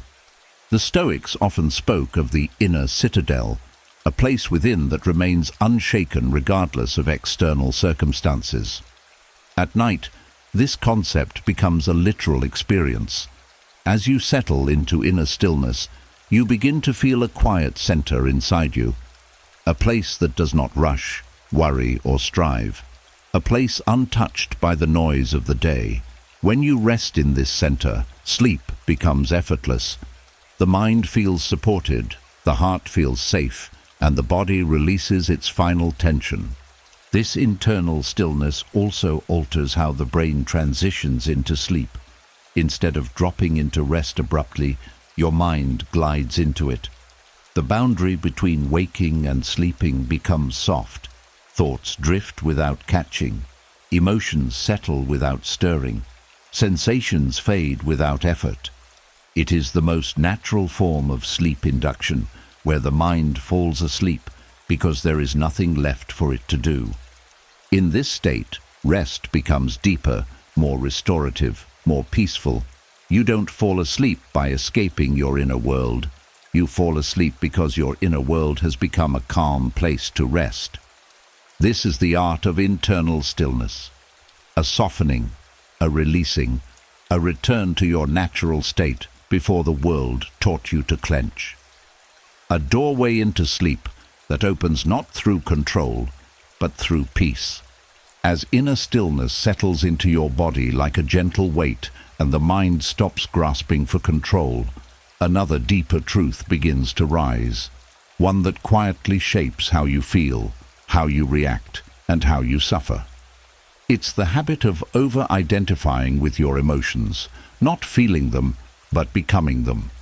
This subtle merging, where fear becomes, "I am afraid," where sadness becomes, "I am broken," where anger becomes, "I am the problem," creates internal storms far stronger than the emotions themselves. And the night, with its softness and honesty, offers the perfect terrain to heal this pattern. This is where the next practice unfolds, healing emotional over-identification through observational detachment. Observational detachment is not emotional avoidance. It is not indifference or denial. It is the ability to step slightly back from your inner experience and see it clearly, the way the Stoics trained themselves to do. The moment you create just a few inches of inner distance, emotions stop swallowing your sense of self. You move from "I am this feeling" to "I am the one noticing this feeling." That shift alone is transformative. The first layer of healing is understanding what over-identification actually does. When you become your emotion, you lose perspective. A temporary feeling gains the power to define your entire identity. The nervous system reacts as if the emotion is a threat, not a message. Sleep becomes difficult because the mind believes it must defend itself. But when you recognize an emotion as an event passing through consciousness, not as the core of who you are, the nervous system immediately softens. Emotion becomes less overwhelming because it is no longer mistaken for the self. Nighttime enhances this process. In the dark, without tasks or noise, feelings rise more clearly. They have space to be seen. Instead of being startled or overwhelmed by them, observational detachment invites you to watch them the way you'd watch clouds drifting across a sky, moving, changing, never permanent. When you observe a feeling rather than merge with it, its intensity fades. The subconscious interprets your calm attention as safety. The next layer is labeling emotions gently and accurately. When you name what you feel, there is sadness, there is anger, there is worry, you separate the experience from your identity. This small language shift sends a powerful message to the brain. This feeling is visiting, not defining. Stoics used similar language to keep emotions from dominating their sense of self. The phrasing becomes a bridge between awareness and detachment. Another essential part of this practice is recognizing the origin of the emotion without letting it grow into a story. Most suffering comes not from the emotion itself, but from the narrative built around it. When you feel worry at night, your mind may create explanations or predictions. Observational detachment allows you to feel the sensation without attaching a story. The emotion loses its momentum because it no longer expands into imagination. A deeper layer of healing involves turning toward the emotion with curiosity instead of resistance. Resistance intensifies feelings. Curiosity softens them when you view an emotion with interest. What is this trying to show me? The subconscious relaxes. You are no longer treating the feeling as a threat, but as information. The Stoics believed that every emotion contains a signal. Detachment allows you to receive the signal without drowning in it. Another powerful shift occurs when you realize emotions rise and fall on their own timeline. They are waves, not walls. When you allow yourself to watch the rise without bracing for impact, and to watch the fall without clinging, the emotional body learns that stillness exists beneath every feeling. This is one of the greatest gifts of observational detachment. the discovery that you are the stable background, not the moving emotion. This practice also reduces emotional reflexiveness. Over-identification leads to immediate reactions. Detachment creates space between stimulus and response. This space is where wisdom lives. At night, when neural pathways soften, this space expands naturally. You start to see your own patterns with clarity, without self-judgment, and this clarity changes how you react in the future. Finally, observational detachment teaches you to anchor your identity in something deeper than emotional weather. The Stoics referred to this as the inner self, the part of you that remains steady even as feelings rise and fall. Connecting to this inner self at night creates emotional stability that carries into the next day. You begin waking with a sense of groundedness because you no longer confuse temporary emotions with permanent truth. Through this gentle night practice, emotional experiences stop feeling like storms and start feeling like signals. You stop collapsing into every feeling and instead witness them with calm awareness. This shift not only heals emotional over-identification, it restores your inner freedom. As emotional over-identification loosens and you learn to witness your inner world without being swept into its currents, another truth becomes clear. Your mind is not the only factor shaping your sleep. The environment around you, the space you enter each night, either calms the nervous system or agitates it. Your bedroom becomes a reflection of your inner state, and your inner state often mirrors your environment. The Stoics understood this connection long before modern psychology confirmed it. External order creates internal order, and so the next step unfolds, the creation of a virtuous sleep environment through the design of a Stoic bedroom. A Stoic bedroom is not about aesthetic perfection or expensive decor. It's about intention. It's about removing what disrupts the mind and strengthening what supports calm. Everything in the space either adds friction or removes it, either pulls you outward or guides you inward. The goal is not beauty, it's clarity. The room becomes a physical extension of your philosophy. The first layer of a Stoic bedroom is simplicity, not emptiness, but the absence of unnecessary stimulation. Clutter, bright colors, and scattered belongings pull the mind into alertness. They demand attention, even in silence.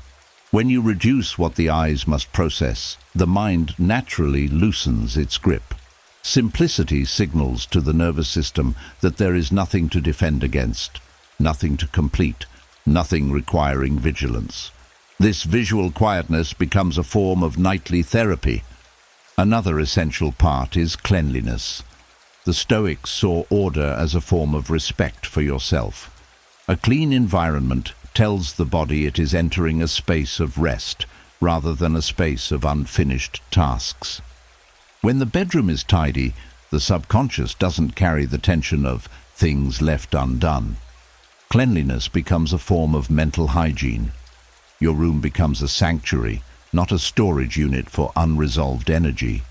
Lighting also plays a significant role.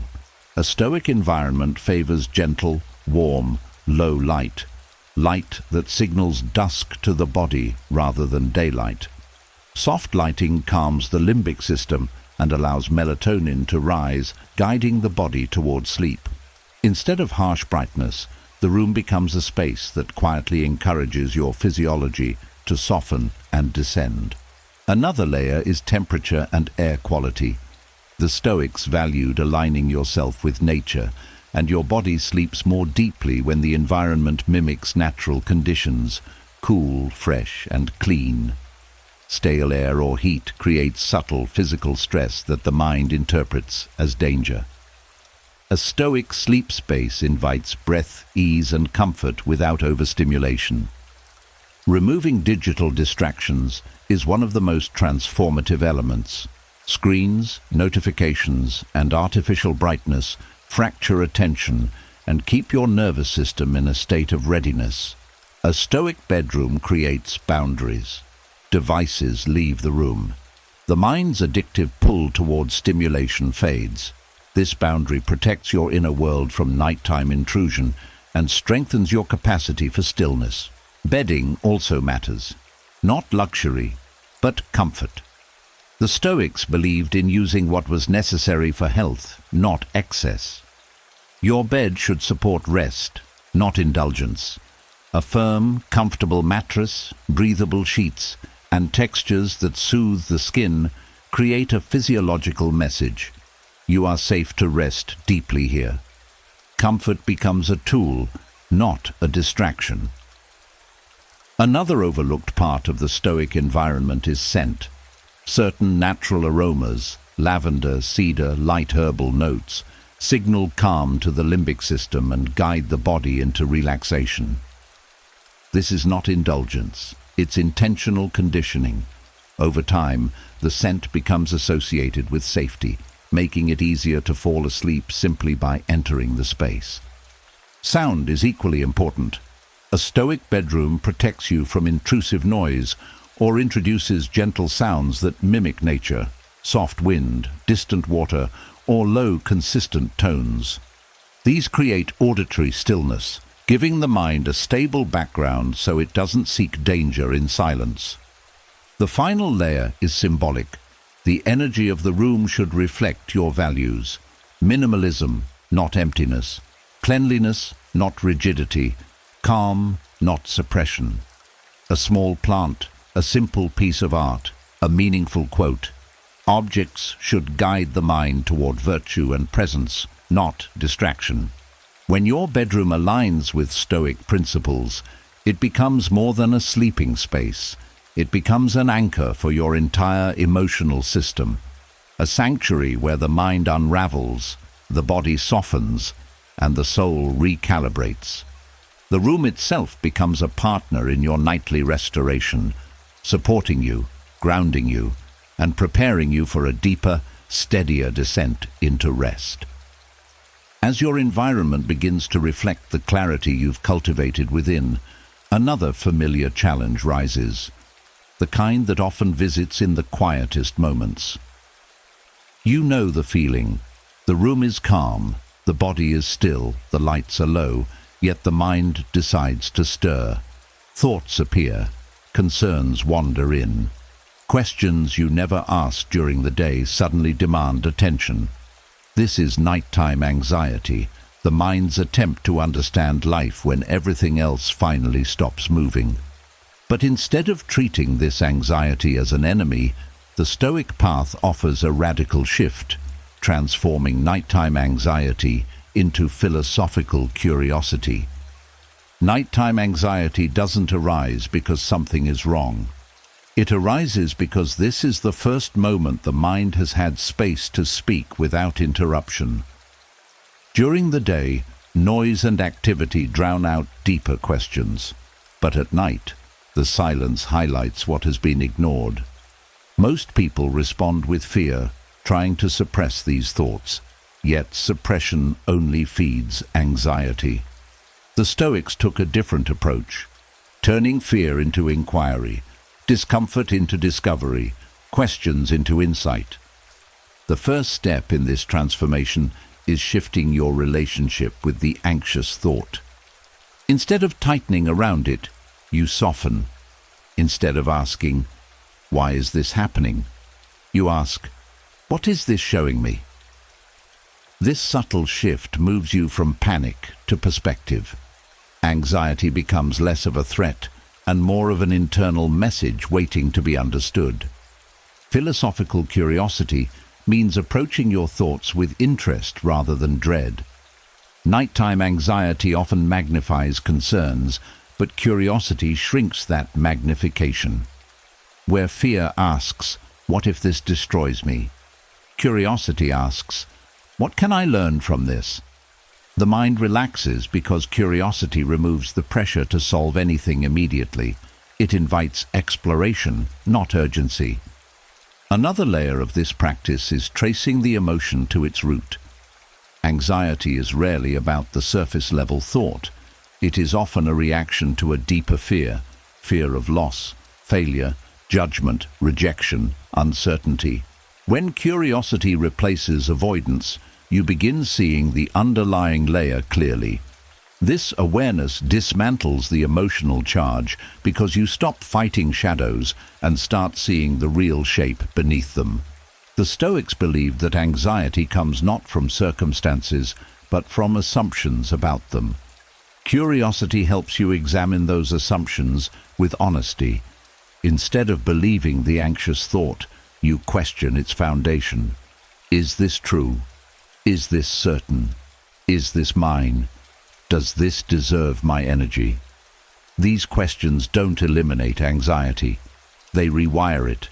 Anxiety becomes a guide toward philosophical insight rather than a trigger for panic. Another important shift is recognizing that nighttime thoughts often exaggerate because the mind is tired. Instead of treating every thought as urgent or accurate, you approach it with the understanding that fatigue amplifies emotion. Curiosity allows you to observe this amplification without believing the story behind it. You witness the distortion without stepping into it. A deeper part of this practice involves reframing anxiety as a sign of intelligence, not weakness. Anxiety shows that you care, that you're aware, that you are capable of imagining multiple possibilities. The Stoics taught that the mind's ability to anticipate is valuable when shaped by reason. Curiosity channels this ability productively.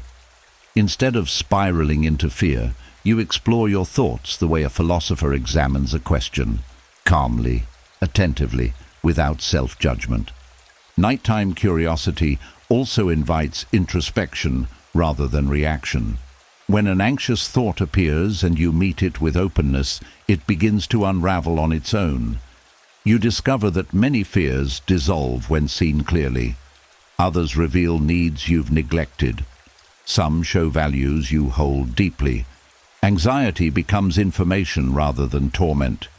With enough practice, the subconscious begins to shift.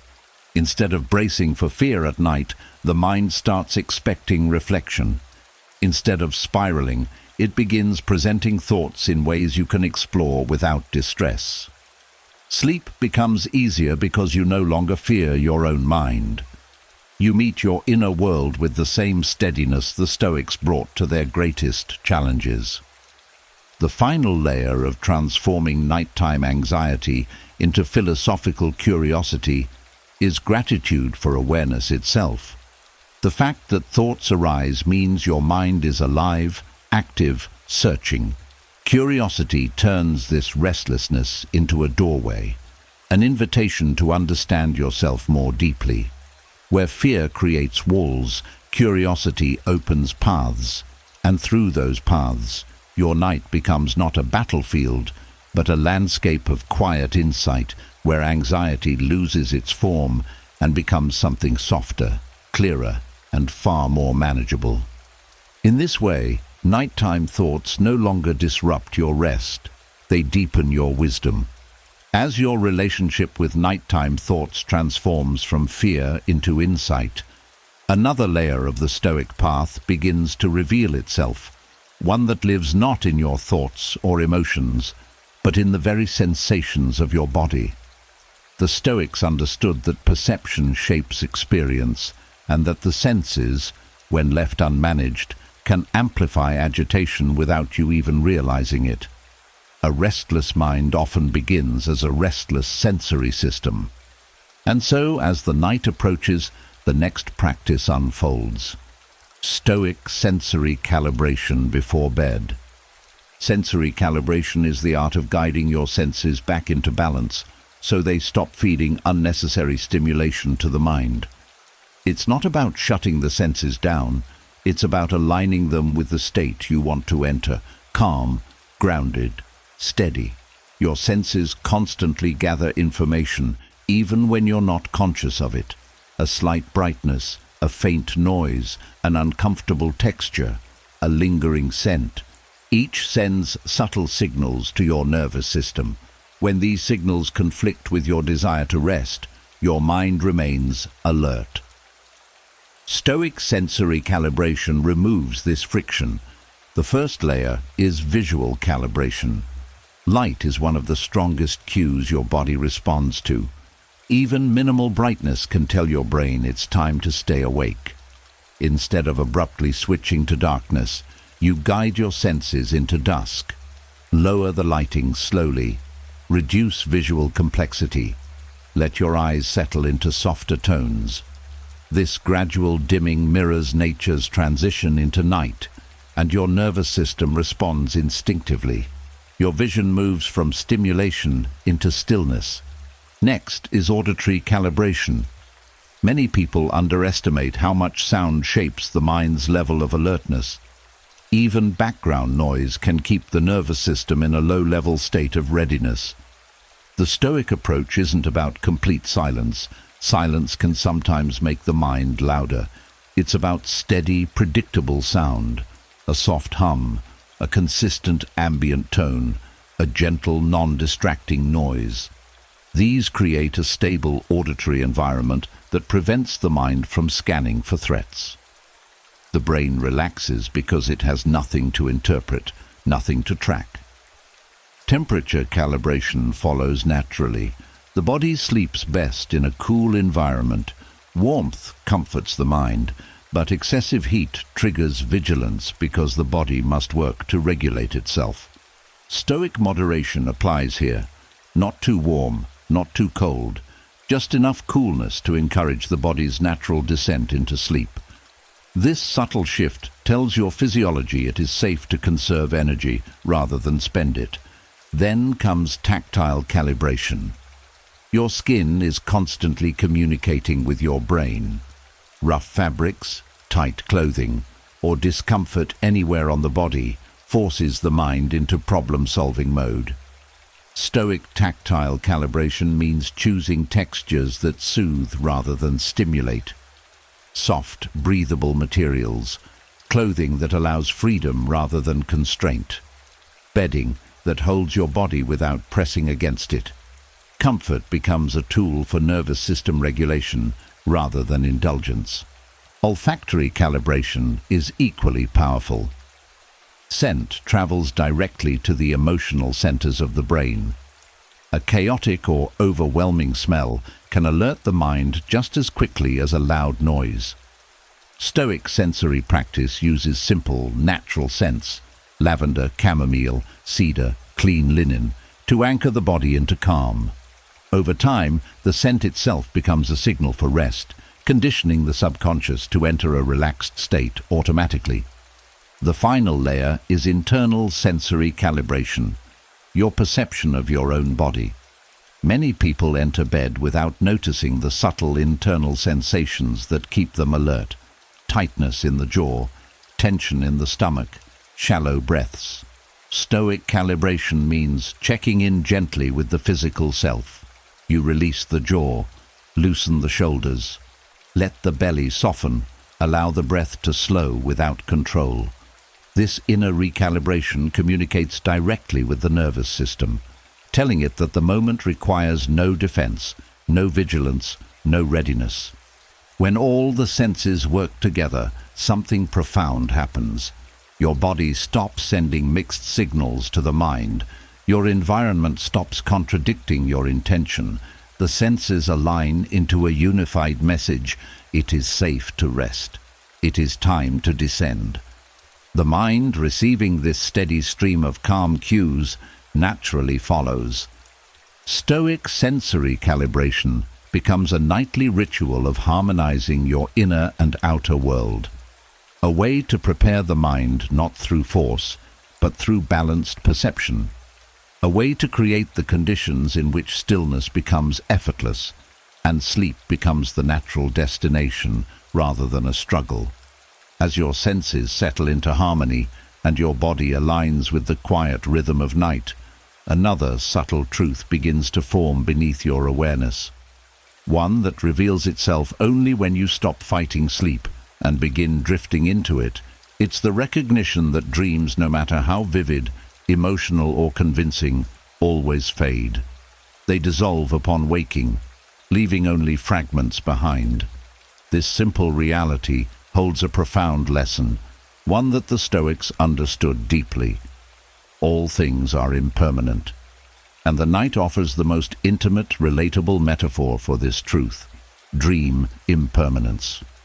The philosophy of dream impermanence teaches you to hold your inner experiences lightly, not because they don't matter, but because their nature is temporary. Dreams feel real while you're in them. They stir emotions.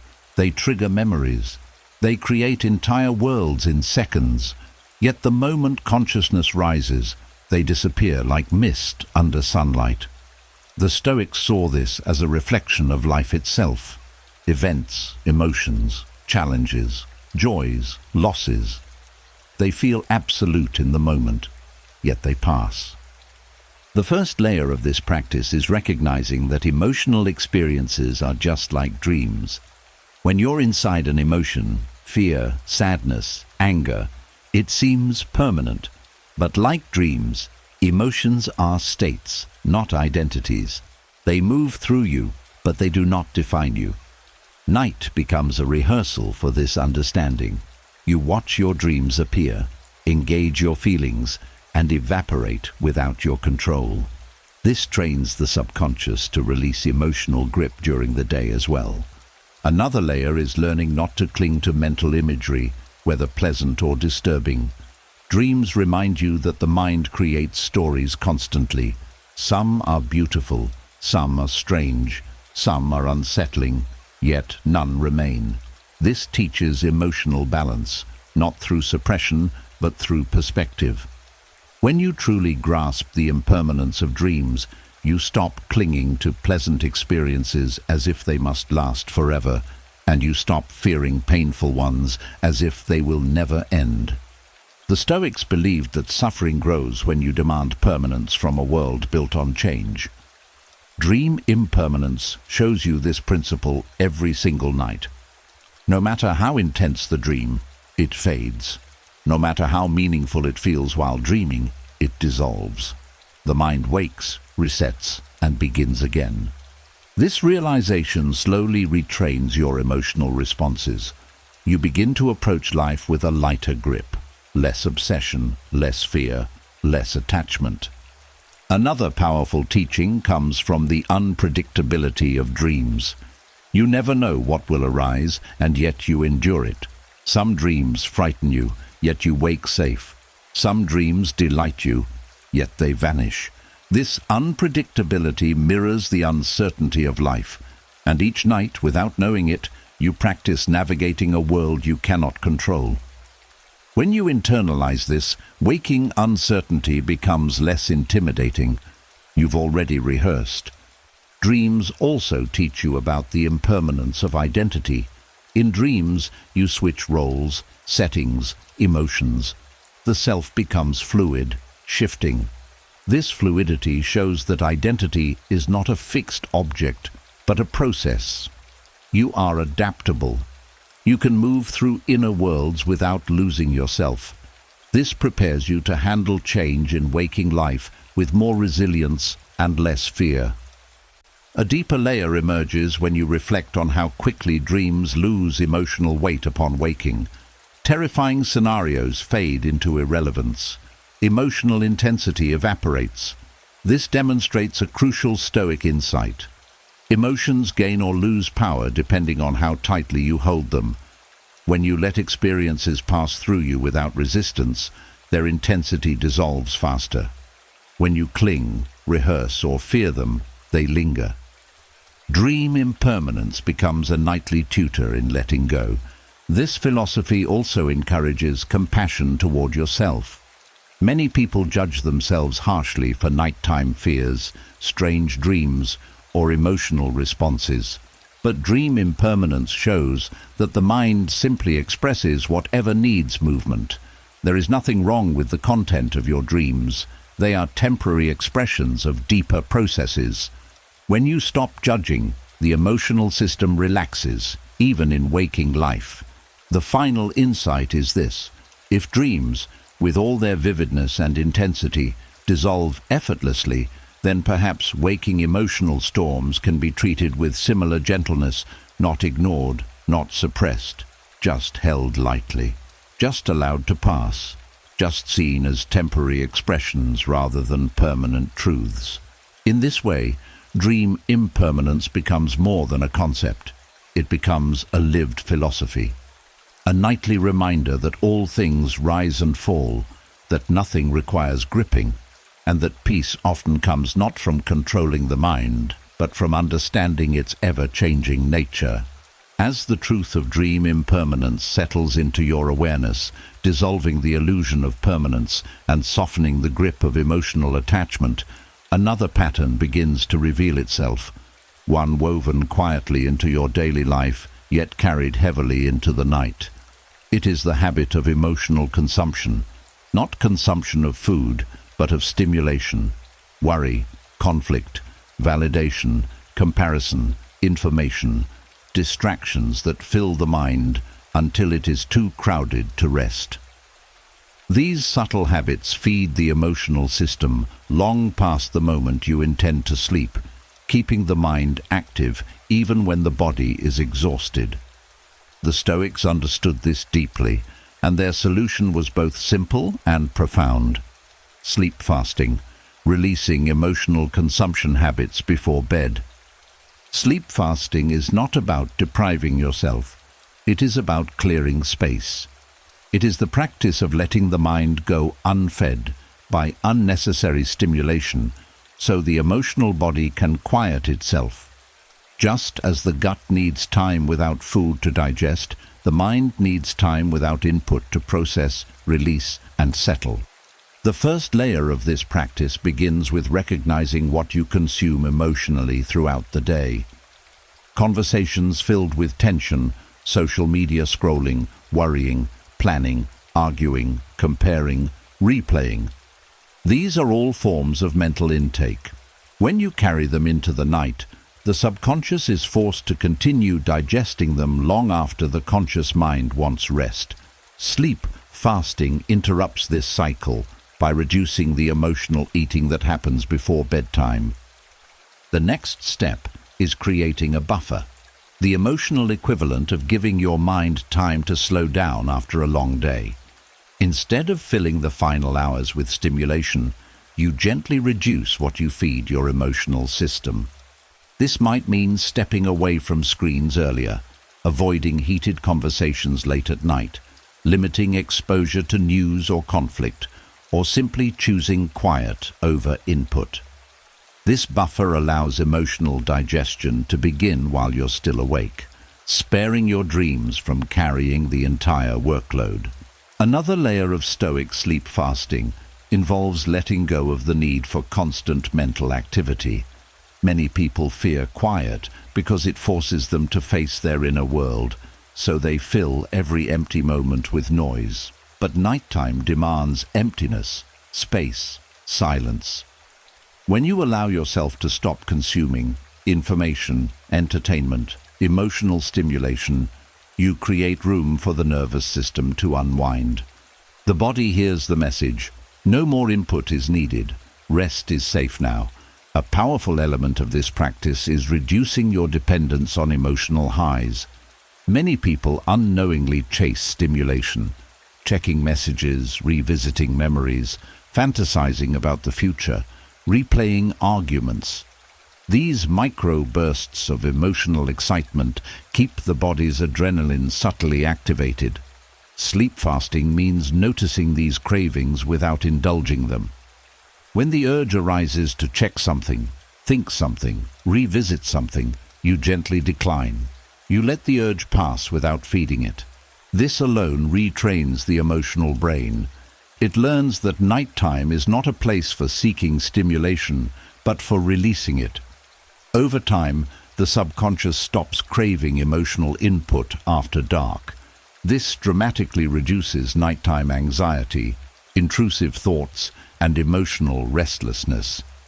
The Stoics also practiced a form of internal restraint, choosing what to engage with rather than reacting to everything that pulls their attention. In the context of sleep fasting, this means resisting the temptation to overthink. When a thought tries to pull you into planning, worrying, analyzing, or fantasizing, You treat it the way you treat unnecessary food during a fast. You allow it to pass without consuming it. This non-engagement prevents emotional overload from carrying into dreams. Another transformative layer is recognizing that emotional consumption often comes from discomfort with stillness. When stillness feels unfamiliar, the mind seeks stimulation to avoid it. Sleep fasting becomes a training ground for learning how to rest inside your own presence. You discover that stillness is not empty, it is nourishing, it is spacious, it is healing. As you practice emotional restraint before bed, your dreams become lighter. The subconscious has less debris to sort through. The emotional system rests instead of metabolizing leftover stress. You wake feeling clearer, more centered, and less drained. The final insight of Stoic sleep fasting is this: rest is not something you get, it is something you prepare for. When you stop consuming emotional noise and begin fasting from the habits that overstimulate your mind, you create a fertile inner space where sleep can unfold naturally, deeply, and peacefully. In this way, sleep fasting becomes not a restriction, but a liberation, a freeing of the mind from the weight of everything it does not need to carry into the night. As the mind learns to release the weight of emotional consumption, and the night becomes a space of intentional stillness rather than stimulation, a deeper transformation begins, one that unfolds quietly, cycle by cycle, without your conscious direction. While you sleep, your brain is not idle. It is sorting, integrating, reorganizing, and within this natural process lies one of the most powerful tools the Stoics would have embraced had they known the science: the building of resilient emotional memory through sleep cycles.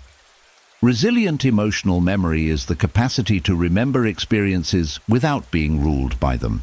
It's the ability to recall pain without collapsing into it, to remember mistakes without shame, and to carry lessons forward without dragging the emotional charge behind them. This type of memory is not formed through willpower. It's built through the rhythms of sleep, through the alternating shifts of REM and deep sleep, through the quiet rewiring that happens when consciousness lets go. The first layer of this process begins in deep sleep. During this stage, the brain clears out unnecessary emotional residue, softening the intensity attached to certain memories. What once felt sharp becomes blunt.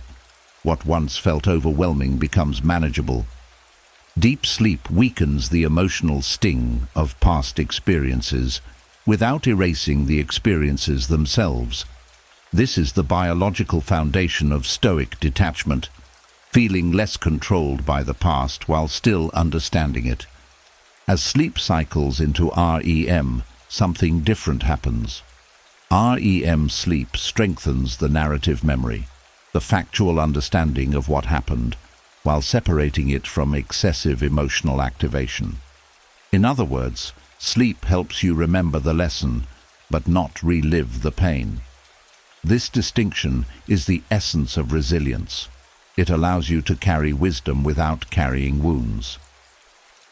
Another transformative layer of emotional memory building happens when the brain revisits unresolved feelings in subtle symbolic forms. These appear as dream fragments, emotional tones, or vague impressions, rather than literal scenarios. When the subconscious replays these emotions in a safe, dreamlike environment, it gradually desensitizes you. The emotional system becomes less reactive because it has practiced processing the feelings without real-world consequences. This is the dream version of exposure therapy, gentle, natural, and guided by the brain's own rhythms. Stoic philosophy taught that events do not disturb you, your interpretations do. Sleep assists this teaching by reorganizing the emotional meaning attached to experiences. If the day delivered stress, conflict, or disappointment, sleep cycles help reframe these experiences, filing them away in more balanced categories.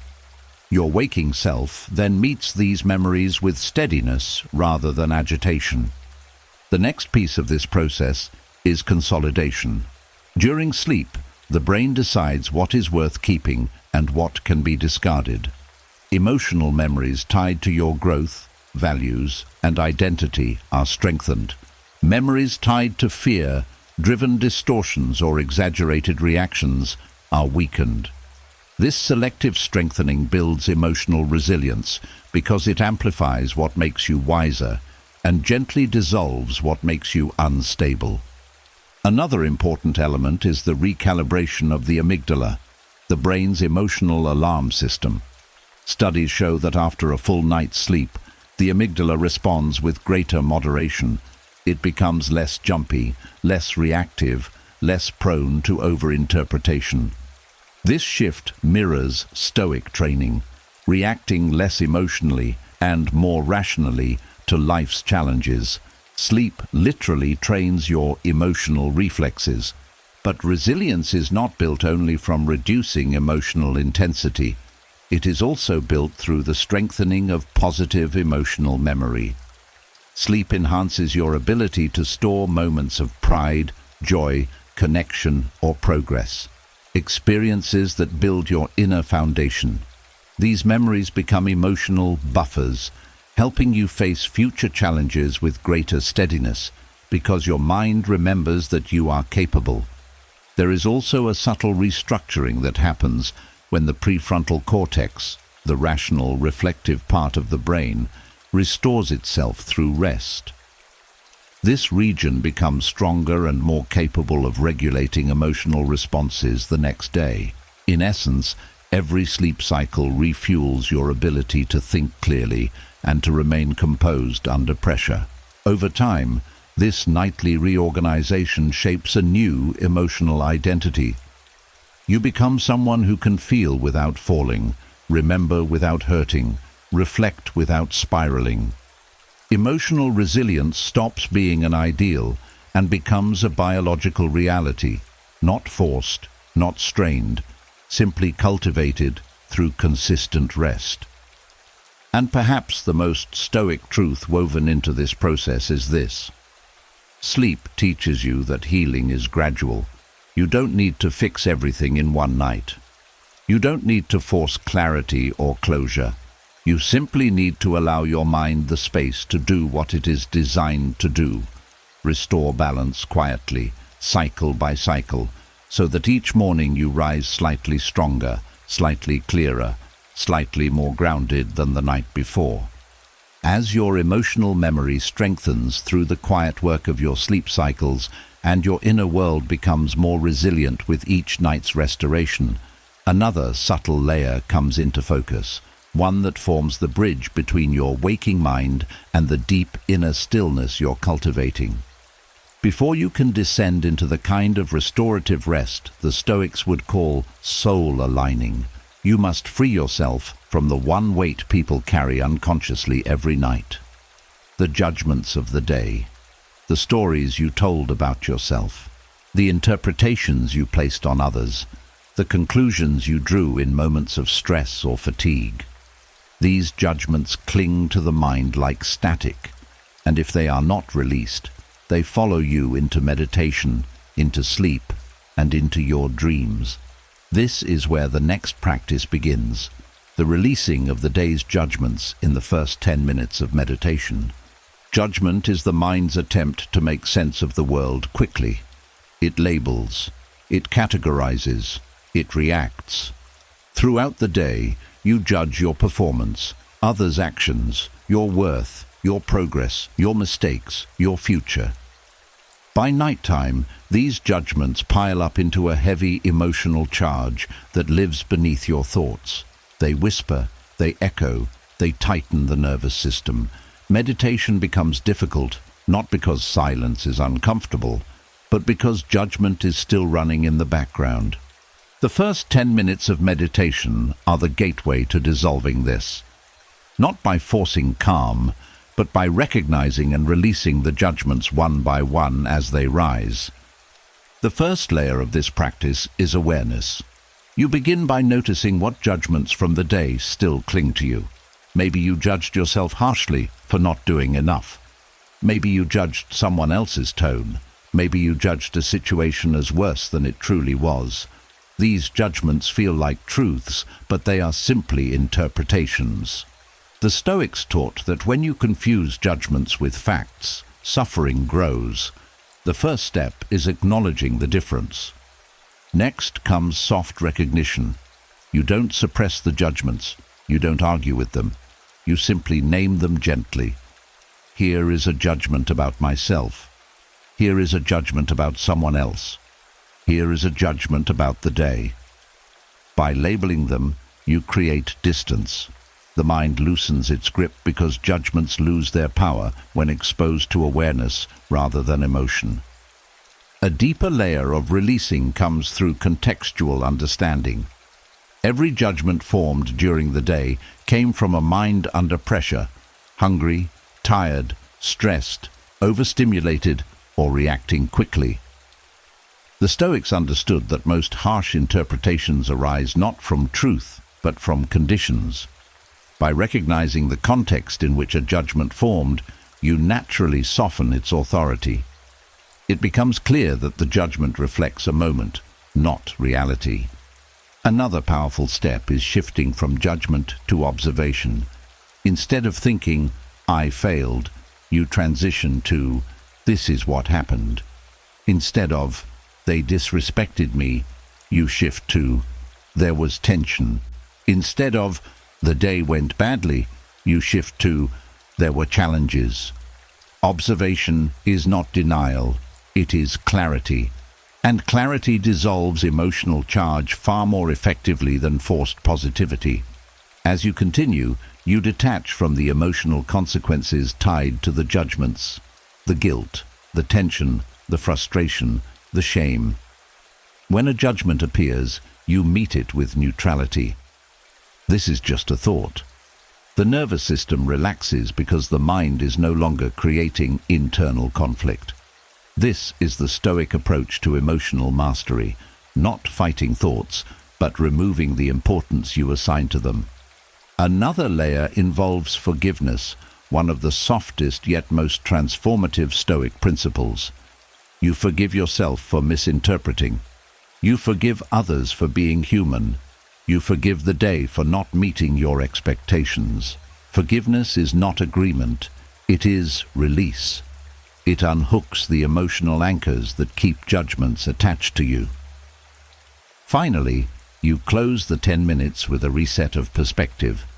You remind yourself that judgments are temporary, subjective, and often inaccurate. What matters is not how the mind reacted in moments of stress, but how you return to yourself now, in this quiet space where clarity becomes possible. By releasing the day's judgments, you enter meditation without mental distortion, without emotional residue, without self-condemnation. The mind becomes clean. The breath softens. The inner world quiets. And sleep no longer must compete with the weight of your interpretations. In these first 10 minutes, you give yourself permission to let the day end, not just on the clock, but inside you. As the weight of the day's judgments loosens and the mind returns to a neutral, steady inner posture, the body begins to open itself to a deeper level of regulation, one that bridges the conscious mind and the emotional brain. This bridge is breath. Long before modern science confirmed it, the Stoics understood that the breath is not simply a physical function, it is a lever of emotional control. When the breath is chaotic, the mind becomes chaotic. When the breath is shallow, the nervous system interprets danger. When the breath is steady, the emotional landscape stabilizes. This is where the next practice emerges: Stoic breath ratios for emotional control.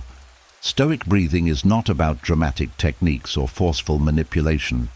It's about aligning the breath with the emotional outcome you need. Different ratios create different internal states, and when used intentionally before sleep, they can regulate the emotional system in ways thought alone cannot. The breath becomes a form of philosophy, simple, embodied, immediate. The first layer of this practice is understanding that exhalation controls the nervous system far more than inhalation.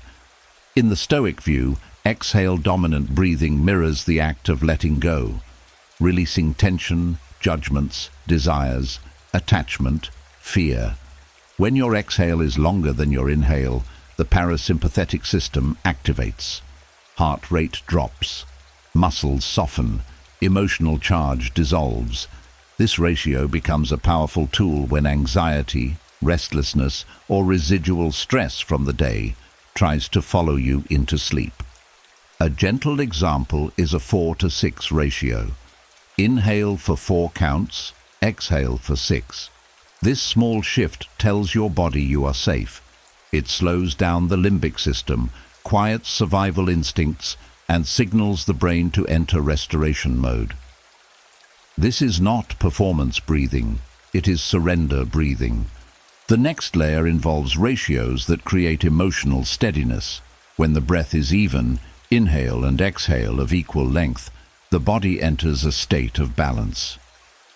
This neutrality is profoundly Stoic. It reflects the philosophy of meeting the moment without exaggeration, without shrinking from it or rushing into it. A simple 5-to-5 ratio calms the mental swings that often appear at night. Replaying conversations, forecasting outcomes, or magnifying small concerns, equal breath teaches the emotional system to stop tilting. Another powerful ratio mirrors the Stoic practice of pause, the space between stimulus and response where wisdom lives. Adding a short hold after the inhale creates calm alertness. Adding a short hold after the exhale creates deeper grounding. A 4-to-2 to 4-to-2 pattern, inhale, hold, exhale, hold, trains the nervous system to tolerate stillness without panic. This ratio is especially useful when emotions feel unpredictable or overwhelming. The pauses signal that nothing needs to happen right now. No reaction, no solving, no resistance. A deeper layer of this practice involves lengthening the exhale progressively. The longer the exhale becomes, the more emotional release occurs. A 4-to-8 ratio doubles this effect, making the outbreath a complete nervous system reset. The body interprets long exhalations as a sign that you are out of danger, which stops the adrenals from releasing more stress hormones. This ratio is particularly effective for individuals who carry tension into the night from habits of overthinking or hypervigilance. Stoic breath ratios also help reshape emotional memory.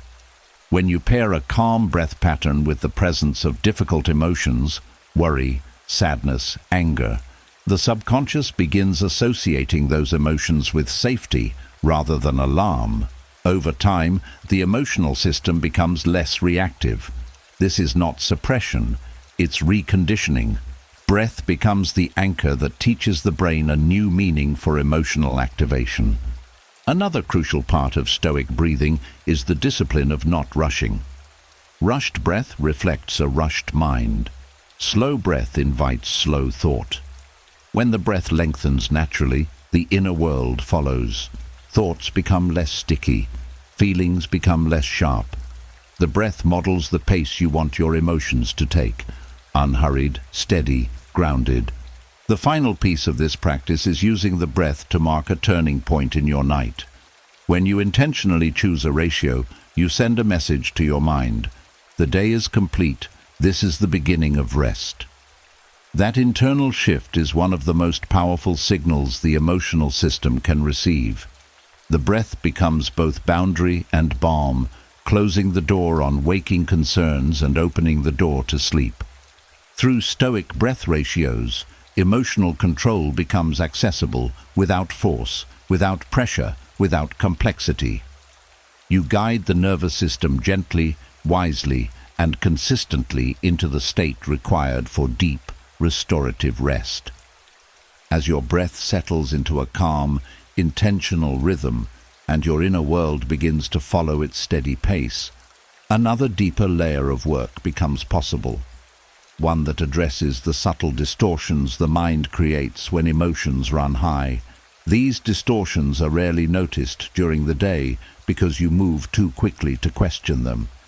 But at night, when the world grows silent, they reveal themselves as exaggerated fears, assumptions, or conclusions that slip quietly into your thoughts. This is where the next Stoic practice unfolds: dialectical night meditation to dissolve emotional distortions.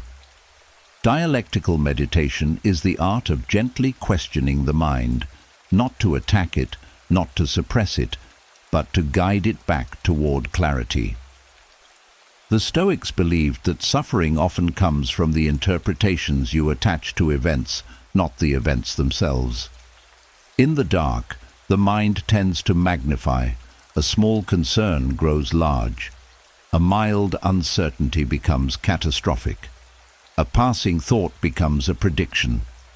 Dialectical night meditation dissolves these distortions by offering the mind a calm, balanced conversation with itself. The first layer of this practice is noticing the distortion without believing it. When a thought appears, "I'm failing, this won't work out, I ruined everything, tomorrow will be terrible," you pause. You let the thought exist without trusting its authority. This pause interrupts the emotional momentum and gives you space to respond with clarity rather than fear. The next layer is inquiry. You ask a simple question the Stoics used often: is this actually true? Not emotionally true, objectively true. Most nighttime distortions lose their strength when they face this question. The mind realizes that the thought was not a fact, but an assumption powered by fatigue or emotion. This recognition alone weakens the emotional charge. Another essential part of dialectical meditation is offering the mind a second perspective. If the original thought feels heavy, you gently counter it with a grounded alternative, not forced positivity, just balance. Instead of "everything is going wrong," you offer "some things are challenging, but many things are okay." Instead of "I can't handle tomorrow," you offer "I've handled every day so far." This balanced framing mirrors the Stoic principle of measured reasoning, seeing both sides instead of collapsing into the emotional one. A deeper layer involves identifying the distortion type. Stoic reasoning aligns closely with modern cognitive understanding. The mind exaggerates, personalizes, predicts, generalizes. At night, these distortions often slip by unnoticed. By identifying the pattern, catastrophizing, mind-reading, fortune-telling, you separate your identity from the distortion you recognize. This is a pattern, not reality. The nervous system relaxes because the mind stops treating the distortion as a threat. Another transformative aspect is using compassion instead of criticism. Many people confront their distortions harshly, which only increases internal tension. The Stoic approach is gentle. You meet the thought with kindness. You understand that the distortion is your mind's attempt to protect you. Instead of fighting it, you soothe it with reason. When the inner dialogue softens, the emotional body follows, releasing tension and preparing you for rest. Dialectical night meditation also involves replacing urgency with patience. Emotional distortions often carry a sense of immediacy. This must be solved now. But the night is not a place for solving. It is a place for settling.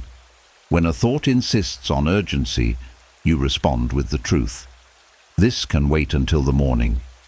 The subconscious accepts this boundary, allowing the emotional activation to fade. Another powerful layer is grounding the mind in what you actually know. Emotional distortions thrive on uncertainty.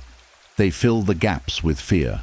Dialectical meditation closes those gaps by returning to what is real, what is present, what is verifiable. I don't know how tomorrow will unfold, and that's okay right now. I am safe. Right now, I am resting. This return to certainty regulates the nervous system instantly. The final part of this practice is settling into a state of neutrality. You release the need for answers. You release the need to resolve. You release the need to understand every sensation or thought. You allow the mind to rest in not knowing without fear. This neutrality dissolves emotional distortion at its root, because distortions rely on emotional engagement. When you disengage gently, the distortion collapses. Through dialectical night meditation, the mind becomes clearer, the emotions become steadier, and the night becomes less of a place for rumination and more of a space for restoration. By engaging in this quiet inner dialogue, you dissolve the illusions that once heightened your anxiety and replace them with clarity, balance, and truth, guiding your entire system into a deeper and more peaceful descent into sleep. As the mind learns to question its distortions with calm clarity and the emotional storms of the night begin to lose their force, another subtle shift becomes possible, one that reaches deeper than thought and steadier than reason. Once fear softens and the mind stops creating imagined threats, what often remains beneath the surface is a quiet ache, a sense of emptiness, heaviness, or despair that sometimes settles into the late hours. It is not loud, it does not scream, it simply lingers in the background, coloring the night with a sense of heaviness. But the Stoics understood something profound. Despair is not defeated by force or denial, it is dissolved by gratitude. And at night, when the heart is open and unguarded, gratitude becomes a powerful weapon against despair. Nocturnal gratitude is not the loud, energetic gratitude preached in daylight. It is not a list of things you should be thankful for. It is a quiet, intimate recognition of what remains steady and meaningful in your life, even in moments when everything feels uncertain. It is the kind of gratitude that does not deny your pain, but stands beside it, reminding you that despair is not the whole story. The first layer of this practice is acknowledging the presence of despair without fearing it. Despair grows in darkness because it convinces you that nothing is working, nothing will change, and nothing matters. Gratitude interrupts this illusion by offering proof, real, visible proof, of things that still hold value, support, or meaning. Even a single small truth can pierce through despair's fog. Nocturnal gratitude begins softly. You shift your attention from what feels empty to what is quietly sustaining you.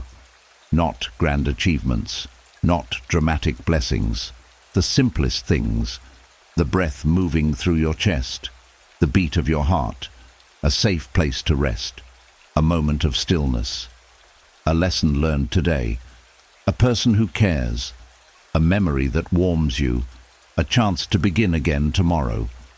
Gratitude in this form becomes an anchor, one that keeps you from drifting into emotional darkness. Another layer of this practice is recognizing that gratitude does not erase suffering. It gives suffering context.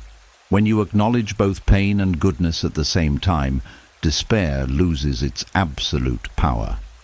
The Stoics believed that the human heart needs reminders of its own resilience, and nothing does this more effectively than noticing small sources of stability in moments of vulnerability. Gratitude illuminates what despair tries to hide. A deeper layer emerges when gratitude is directed inward. Many people practice gratitude outwardly, toward events, people, or circumstances, but they forget to include themselves. Nocturnal gratitude asks you to recognize the strength you've shown, the pain you've endured, the lessons you've carried, the growth you've earned. When you acknowledge your own perseverance, despair no longer feels stronger than you. The mind begins to trust itself again. Another powerful aspect of nighttime gratitude is its ability to shift emotional chemistry. Fear activates the nervous system. Gratitude soothes it. Despair constricts the mind. Gratitude expands it. Even a single moment of genuine appreciation can change the body's physiological state. lowering tension, deepening breath, releasing stress hormones, and quietly inviting rest. Gratitude becomes more than a mindset. It becomes a biological intervention. This practice also reframes your relationship with the unknown. Despair often grows from the belief that the future is empty or hopeless. Gratitude challenges this by showing you that even now, in this moment, life holds meaning. If meaning exists here, it can exist tomorrow. If goodness exists here, it can multiply. Gratitude plants a seed of possibility in soil that despair insisted was barren.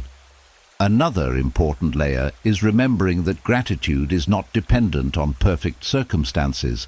In fact, gratitude practiced in difficulty becomes stronger, more genuine, more transformative.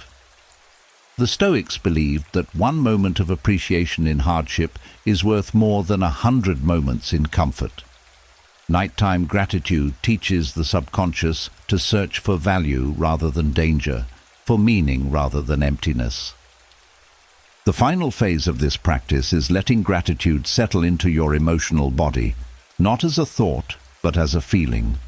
A quiet warmth in the chest, a sense of being held, a softening of inner resistance.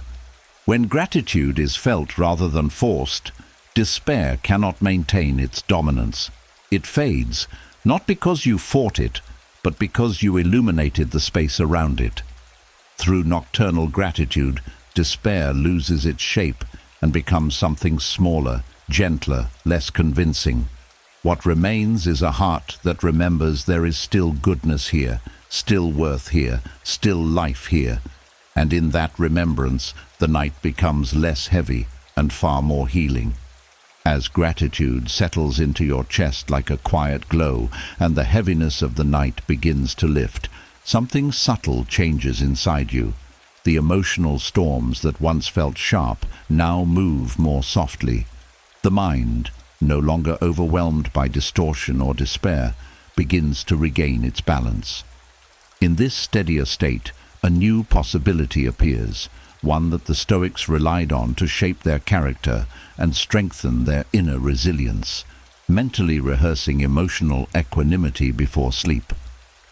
Equanimity is the ability to remain steady in the face of shifting circumstances, neither pulled into panic nor pushed into numbness. It's not detachment from life, but presence without turbulence. And while most people hope emotional balance will appear automatically in moments of stress, the truth is that equanimity is trained, practiced, rehearsed, especially in the moments before sleep, when the mind is open, receptive, and impressionable. The first layer of this practice is recognizing that emotional equanimity is not a personality trait. It's a skill, one that can be strengthened through intentional mental rehearsal. Just as athletes rehearse movements and musicians rehearse patterns, you rehearse emotional responses. You gently invite your mind into the version of yourself that meets life with steady clarity rather than reaction. You begin by recalling a moment from the day when your emotions were stirred, an argument, a worry, a disappointment, a self-judgment. But instead of replaying it with tension, you replay it with equanimity. You imagine responding with calm. You see yourself pausing instead of reacting. You feel your breath steadying. You observe the situation without collapsing into it. This is not escapism. It's training neural pathways to respond differently next time. A deeper layer of this practice involves not only rehearsing external scenarios, but also internal ones. You rehearse meeting your own emotions with steadiness. You picture yourself staying grounded as worry arises. You picture yourself breathing gently through irritation. You picture yourself offering patience when sadness surfaces. This mental rehearsal teaches your subconscious that you are capable of meeting your inner storms with balance instead of fear. Another important part of this practice is sensing equanimity in your body, not just imagining it in your mind. Equanimity has a physical signature: relaxed shoulders, steady breath, unclenched jaw, open chest, soft gaze. When you rehearse these physical cues at night, the body remembers them. And when the body remembers, the mind follows. Emotions begin arising in a calmer internal environment, reducing their intensity before they fully unfold. The Stoics understood that emotional equanimity is not the absence of feeling, but the presence of clarity. Nighttime mental rehearsal becomes the bridge between emotional awareness and emotional skill. By practicing equanimity in the safety of your mind, you reduce the emotional surprise that normally leads to overreaction. Your nervous system becomes less startled by discomfort because it has already experienced a calm model of how to respond. Another transformative element of this practice is rehearsing equanimity toward uncertainty. Instead of imagining worst-case scenarios, you imagine yourself meeting uncertainty with steady acceptance. You rehearse being calm when you don't know the outcome. You rehearse being grounded when things don't go your way. You rehearse being balanced even when answers are unclear. This shifts the emotional meaning of uncertainty from threat to manageable. A deeper layer emerges when you mentally rehearse equanimity in relationships. You imagine responding with patience instead of defensiveness. You imagine listening rather than reacting. You imagine expressing your needs calmly instead of suppressing or exploding. These rehearsals quietly reshape your internal blueprint for communication, creating emotional habits that support stability and connection. This practice also strengthens your identity. When you repeatedly rehearse equanimity, you begin to see yourself as someone capable of it. You internalize the image of a calm, steady, grounded version of yourself. And identity shapes behavior. The more clearly you see yourself as balanced, the more naturally your actions align with that vision. The final layer of mentally rehearsing equanimity is releasing the need to be perfect. You are not rehearsing flawless emotional control. You are rehearsing presence. You are rehearsing steadiness. You are rehearsing the return to center after being pulled off balance. This is emotional mastery in the Stoic sense, not rigidity, but recovery. When practiced at night, this rehearsal becomes a quiet imprint on the subconscious. It strengthens emotional pathways that will guide you tomorrow, next week, and beyond. You fall asleep preparing not for a perfect life, but for a resilient one where you meet each moment with a steady mind and an open heart. As equanimity begins to take root inside you, slowly, quietly, like a steady flame growing stronger in the dark, another truth reveals itself. All of these practices, all of this inner work, all of this softening and clearing and reshaping, they point towards something larger, something the Stoics built their entire philosophy upon: 4 pillars, 4 guiding forces, 4 qualities that shape not only how you move through the world, but how you understand yourself: wisdom, courage, temperance, and justice. These virtues were not abstract ideals to the Stoics. They were living skills, ways of being, paths of inner alignment. And night, with its stillness and its openness, becomes one of the most powerful times to strengthen them. This is where the final practice unfolds, using sleep to fortify the 4 cardinal virtues. Unlike daytime reflection, nighttime cultivation is subtle. It works beneath language and logic, shaping habits and emotional patterns from the inside out. When the mind relaxes and the ego softens, the deeper layers of character become accessible. Sleep becomes both a mirror and a furnace, revealing what needs to be strengthened and shaping it quietly through dreams, emotional release, and subconscious integration. The first virtue, wisdom, grows through reflection.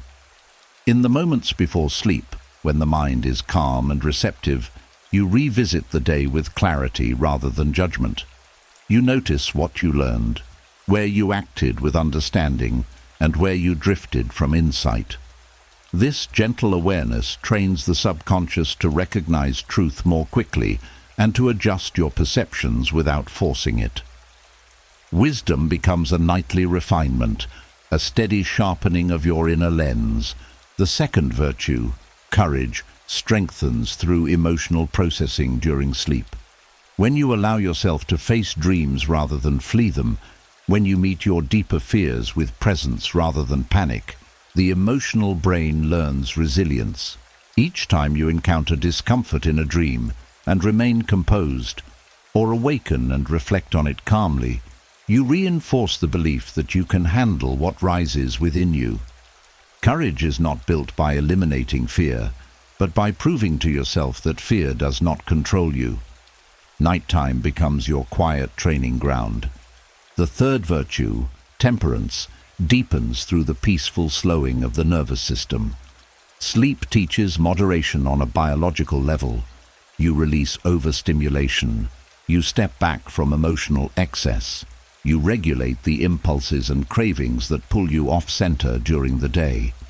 By practicing restraint in the hours before sleep, limiting emotional consumption, slowing your breath, reducing reactivity, you carve a habit of balance that carries into waking life.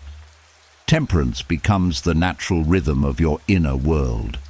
The fourth virtue, justice, strengthens in the heart's quiet openness. Justice, in the Stoic sense, is not about punishment. It is about harmony, compassion, fairness, and the recognition of shared humanity. At night, when the noise of ego fades, you see your relationships with more clarity. You feel empathy more easily. You reflect on your interactions without defensiveness. The subconscious integrates these insights, helping you wake with more patience, more understanding, and more grounded moral clarity. Night becomes the place where your heart remembers what matters most. But the true power of strengthening the virtues through sleep lies in how they interact. Wisdom without courage is hesitant. Courage without temperance is reckless. Temperance without justice becomes isolation.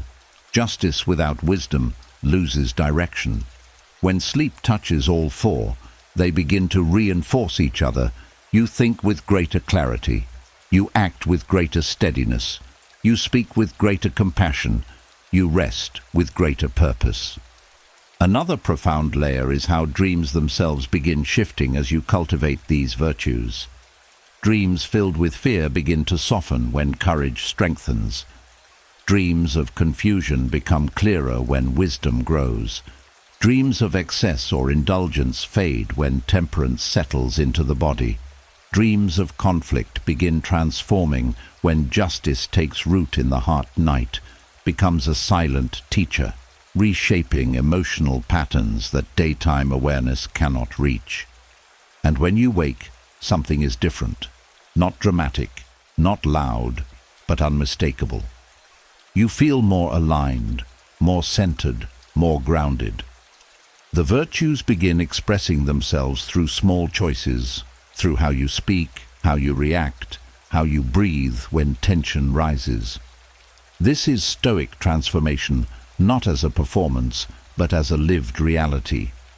Using sleep to strengthen the four cardinal virtues is not about perfection. It is about direction. Each night becomes a quiet return to your deepest self, a subtle recalibration of your values, a reinforcement of the foundation that carries you through every challenge, conversation, and moment of uncertainty. In this way, the virtues become more than philosophical concepts. They become the architecture of your emotional world, the very structure that allows you to rest deeply, rise steadily, and move through life with clarity, strength, restraint, and compassion. As the four virtues settle into the deeper layers of your being and the night becomes a quiet forge for resilience, something subtle begins to happen inside your dreams. The emotional material you once avoided, suppressed, or pushed aside starts surfacing in symbolic forms. Not to frighten you, not to overwhelm you, but to be processed, to be released, to be understood. This is the mind's natural attempt to heal itself, but without guidance, dream experiences can feel chaotic or unsettling. The Stoics, however, offer a different way to meet this inner landscape, one that turns dreams into a powerful tool for emotional healing.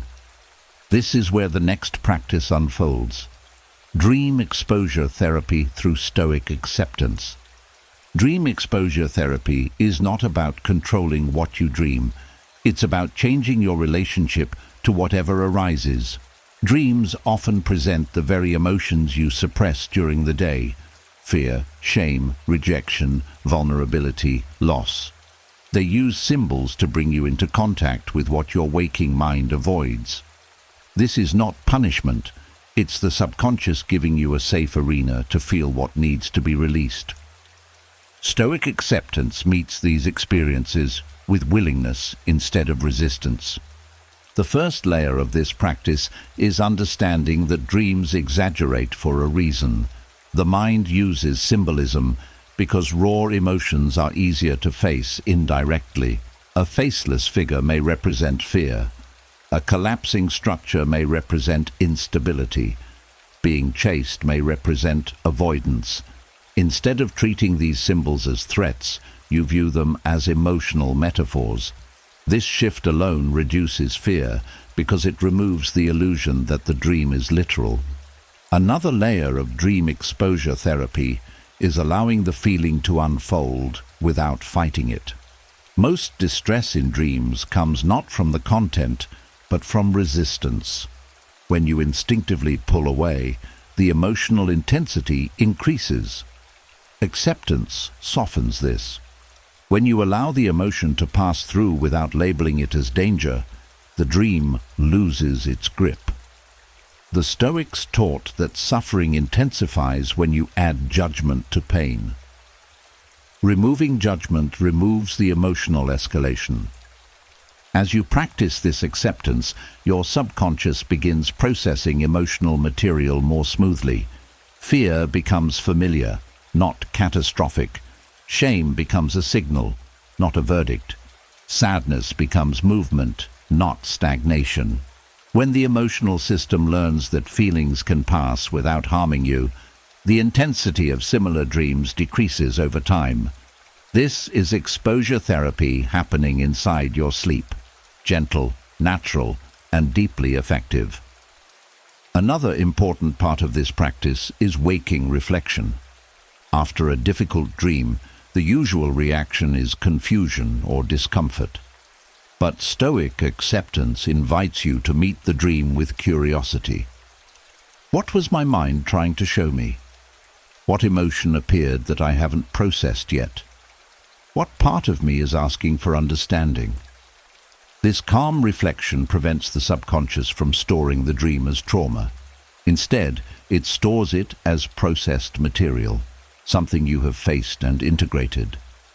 A deeper layer involves strengthening your inner posture inside the dream itself. You don't need full lucidity to apply this. Even a small moment of awareness, recognizing that you're in a dream or sensing that the danger is symbolic, allows you to soften your reaction. You don't need to fight, run, or escape. You simply allow. This small act rewires emotional pathways, teaching your mind that you can face intensity without collapsing. Over time, this creates a profound shift. The subconscious stops presenting exaggerated emotional scenarios because they no longer serve a purpose. You have shown willingness. You have shown capacity. You have shown steadiness. When the mind trusts you to face your inner world, the emotional material begins resolving during sleep rather than repeating. Dream exposure therapy through Stoic acceptance also strengthens your waking resilience. When you learn to stay steady inside symbolic emotional storms, your capacity to meet real-life stress expands. You begin approaching waking fears with the same calm acceptance you practice in dreams. The result is a quieter nervous system, a clearer emotional baseline, and a deeper sense of internal mastery. The final gift of this practice is liberation. Your dreams no longer feel like random chaos or psychological punishment. They become teachers, guiding you toward emotional freedom one night at a time. By accepting what arises instead of resisting it, you transform the dream world from a battlefield into a sanctuary of healing. As your dreams begin transforming from emotional battlegrounds into spaces of quiet healing, another deeper layer of Stoic practice becomes available, one that reaches beyond personal emotion and taps into the very structure of inner order. The Stoics believed the universe was guided by a rational, organizing force they called logos, a calm, steady principle beneath all chaos. And at night, when your mind is no longer distracted by the noise of daily life, you can connect to this sense of inner order through visualization. Not fantasy, not escape, but a quiet alignment with the deeper logic beneath your thoughts. This is where the next practice unfolds: nighttime emotional neutralization through visualization of Logos. Logos, in this context, is not an external deity or abstract philosophy.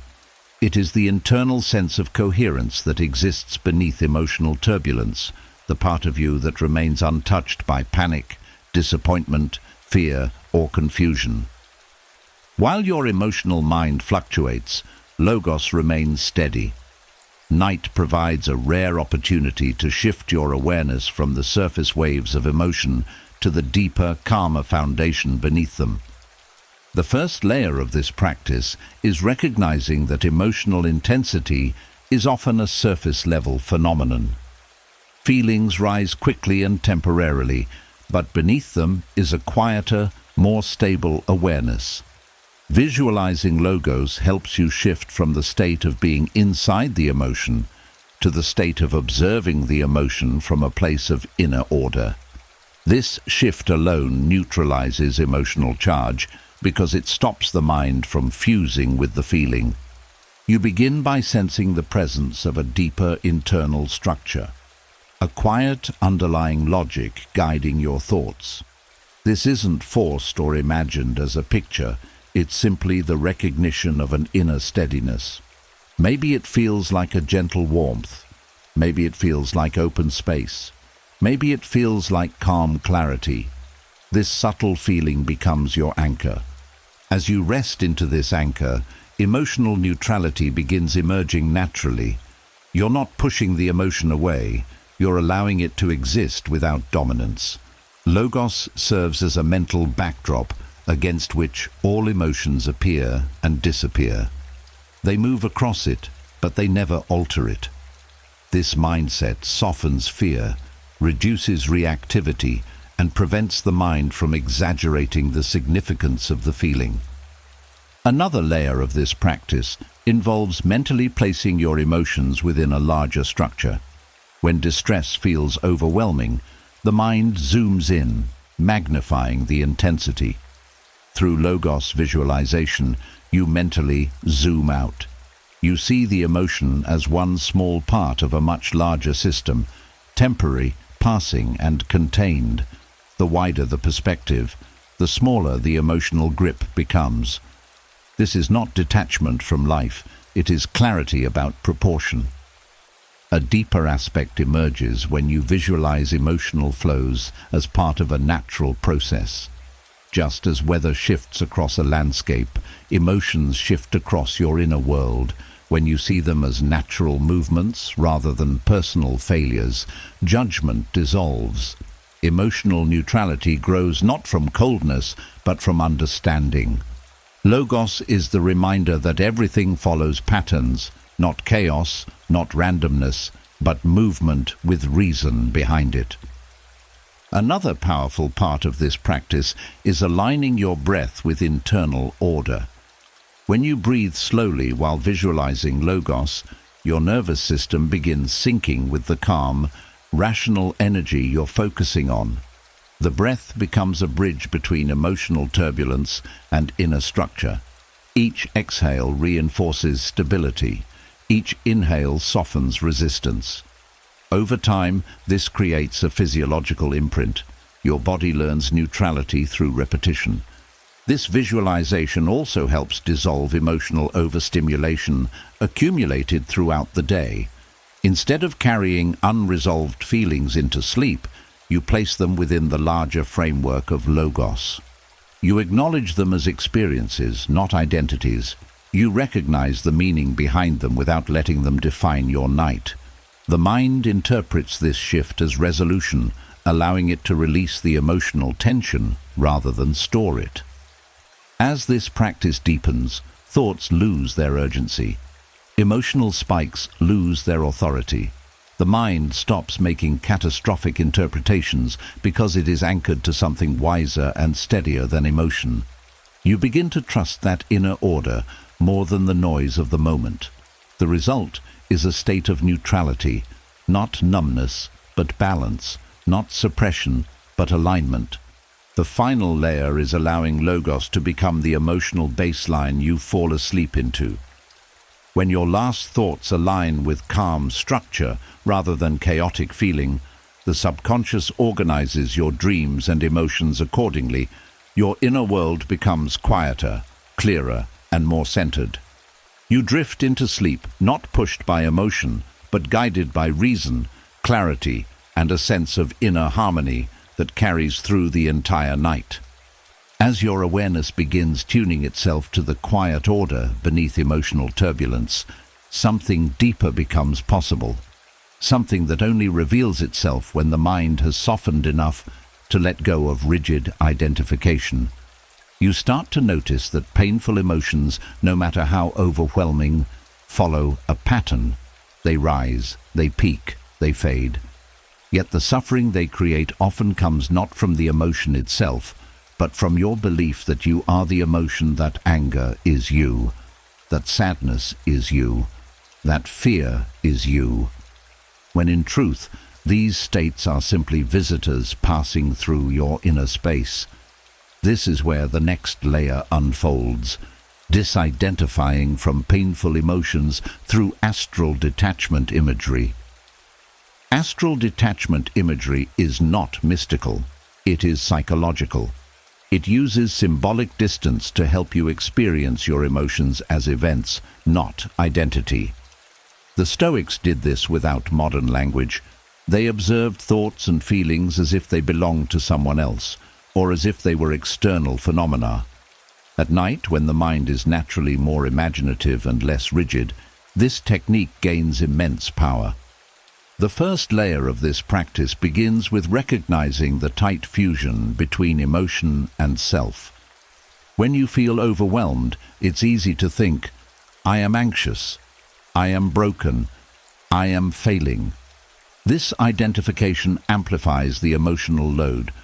But if you shift your inner language to "anxiety is present, sadness is arising, fear is moving through me," a subtle but powerful separation forms. You are the witness, not the storm. Astral detachment imagery strengthens this separation by giving the mind a symbolic visual to hold on to. Instead of drowning in the feeling, you mentally place the emotion outside of your physical body. You visualize it not as part of you, but near you, floating above you, beside you, or drifting in a wider space. It is present, but it is not fused with your being. The moment the mind perceives distance, the emotional charge begins to dissolve. Another layer involves giving the emotion a gentle, non-threatening form, something abstract, not literal. Perhaps the pain becomes a swirling mist. Perhaps the fear becomes a dim light hovering above your chest. Perhaps sadness becomes a soft cloud drifting just beyond your reach. By transforming the emotion into imagery rather than identity, you shift from being the emotion to observing it. As you hold this imagery, something important happens.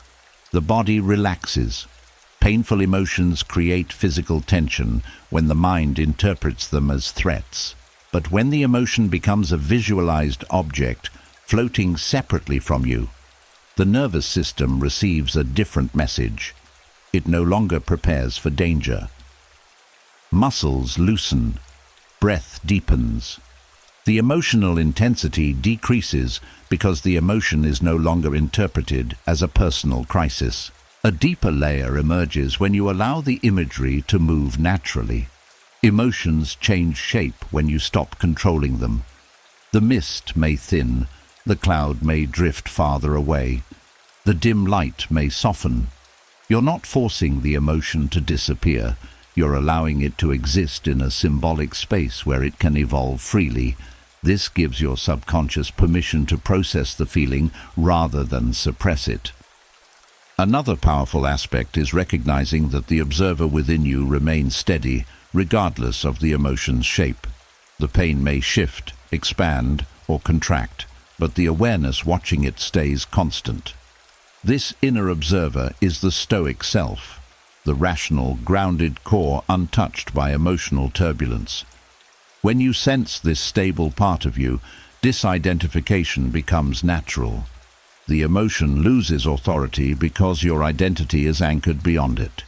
This practice also neutralizes the ego's tendency to personalize pain. Instead of thinking, "Why am I like this?" the mind shifts to, "This experience is happening within my field of awareness." This removes shame, self-blame, and judgment. Pain becomes something you navigate, not something you are. Finally, as the imagery settles, you allow the emotion to drift into the wider astral space of your visualization, distant enough to observe, close enough to understand, no longer fused with your identity. You remain grounded, calm, steady, aware, while the emotional form floats in its own gentle orbit. And as it drifts, your inner world becomes spacious. The emotion shrinks back into proportion. You reclaim your sense of self. Through astral detachment imagery, painful emotions lose the power to define you. You stop becoming the feeling and start witnessing it.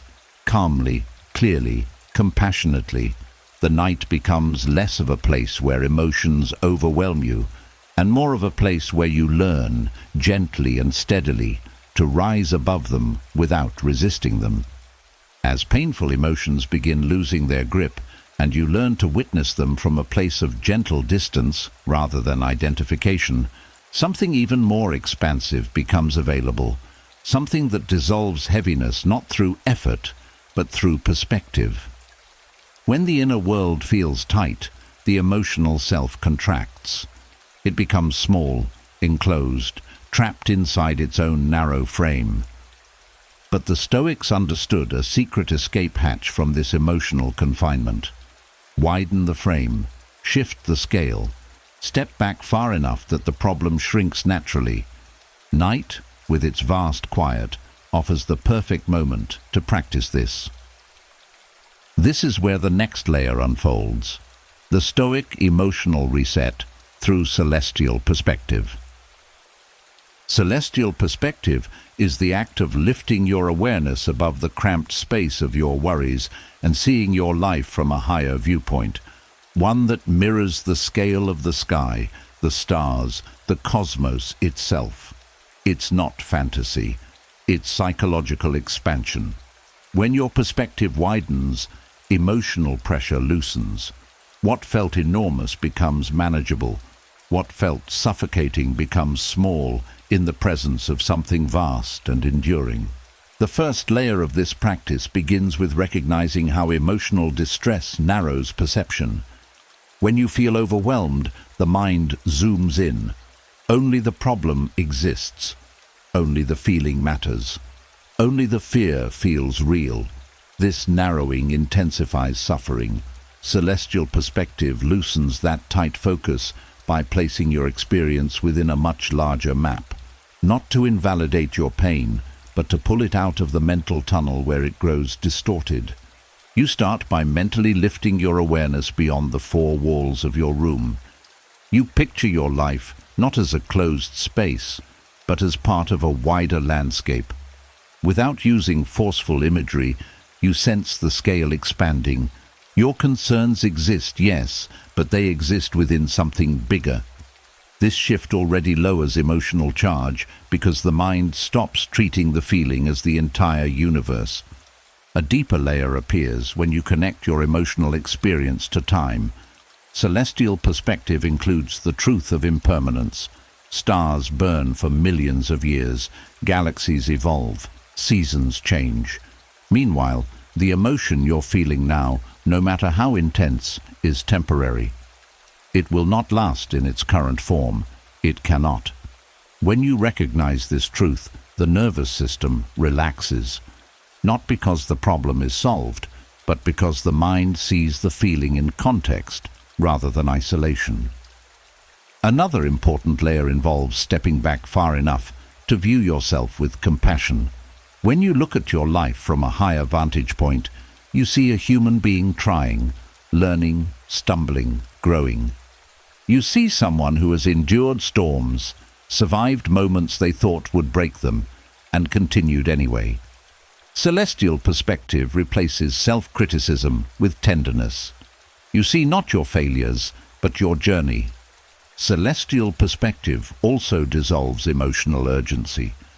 Under the sky, inside the vastness of existence, the mind stops insisting that every problem must be solved now. You begin to sense that life is unfolding in ways larger than your current worry. This removes the feeling of being cornered by emotion. There is space, there is time, there is room to breathe. Another layer comes from recognizing shared humanity. When you mentally lift your awareness toward the scale of the cosmos, you remember that billions of people have faced fears, heartbreak, confusion, failure, and pain, and found a way through. Not one emotional experience you've had is unique in its structure.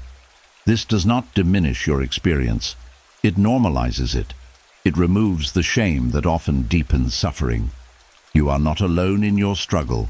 You never were.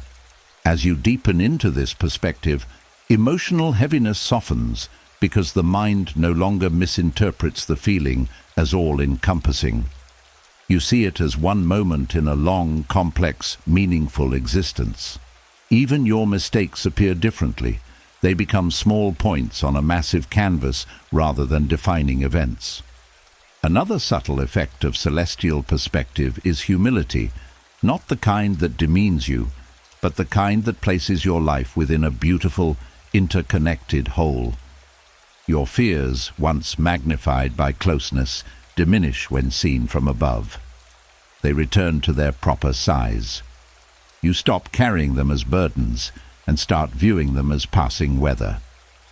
The final layer of this practice is emotional recalibration. Once the mind enters this expanded state, it naturally resets its emotional intensity, not through suppression, but through proportion. You fall asleep with a heart that feels lighter because its load has been placed into a larger, more spacious frame. Problems shrink. Hope grows. Clarity returns. Through celestial perspective, night becomes a place where your emotional world breathes again, where heaviness dissolves not through force, but through the simple reminder that you are part of something vast, enduring, and far bigger than the moment that troubles you. As your awareness expands into the vastness of celestial perspective and the emotional storms shrink back into proportion, something deeper and more physical begins to reveal itself beneath your thoughts, beneath your interpretations, beneath every rise and fall of emotion. There is a system quietly working to keep you alive, the autonomous nervous system. Most people move through life without ever realizing how profoundly this system shapes their inner experience. It decides when you feel safe, when you feel threatened, when your breath tightens, when your muscles brace, when your heart races, and when your body finally allows itself to rest. The Stoics understood this instinctively. Stillness was not just a virtue to them, it was a form of nervous system training. And at night, when the world is quiet and the internal landscape is more accessible, Stoic stillness becomes a powerful tool for reshaping your emotional physiology. This is where the next practice emerges. Autonomous nervous system training through Stoic stillness. The first layer of this practice is recognizing that the nervous system responds more to your state than to your thoughts. You can think calming thoughts while your body remains tense. You can tell yourself you're safe while your breath stays shallow. The Stoics taught that reason must be paired with embodied stillness. When the body slows, the mind follows. When the breath deepens, emotions soften. Stillness becomes a signal, one your nervous system cannot ignore. You begin this training not by forcing the body to become motionless, but by removing unnecessary movement. Every small fidget, every restless shift, every subtle clench communicates to your nervous system that something is unresolved. Bringing awareness to these micro-movements and releasing them teaches the body a new pattern, safety through stillness. When the body stops searching for threats, the nervous system shifts out of defensive mode. A deeper layer comes from softening internal resistance. Stillness is not rigid, it is not stiff. It is a gentle unwinding of effort, letting the shoulders drop, letting the jaw loosen, letting the belly expand. The body's natural state, when unguarded, is soft. When you return to this softness, the parasympathetic system activates automatically. Heart rate slows, muscles release, emotional intensity drops. This is not relaxation as luxury, it is restoration as biology. Another powerful aspect of Stoic stillness is its ability to interrupt cycles of reactivity. When the nervous system becomes dysregulated, it reacts automatically, tightening the chest, speeding the breath, sharpening alertness. Stillness breaks that loop. It does not stop emotion, but it prevents the body from escalating it. This creates a physical pause similar to the Stoic mental pause, the space between stimulus and response. In that space, the nervous system learns a different reaction, calm instead of panic. Stoic stillness also trains the vagus nerve, the communication pathway between brain and body. When you remain still while experiencing emotion, not suppressing it, but allowing it to move through you, the vagus nerve receives a message of resilience. It learns that discomfort does not equal danger. Over time, this strengthens your vagal tone, meaning your nervous system recovers from stress more quickly and reacts to triggers with less intensity. Another layer involves aligning stillness with breath. When the breath slows, the body receives signals of safety. When the body remains still, the breath deepens naturally. These two systems begin to entrain each other, forming a loop of calm. This loop becomes a physiological skill. With practice, your body can activate calm on command, not through thought, but through trained response. This training also changes your relationship with emotion itself.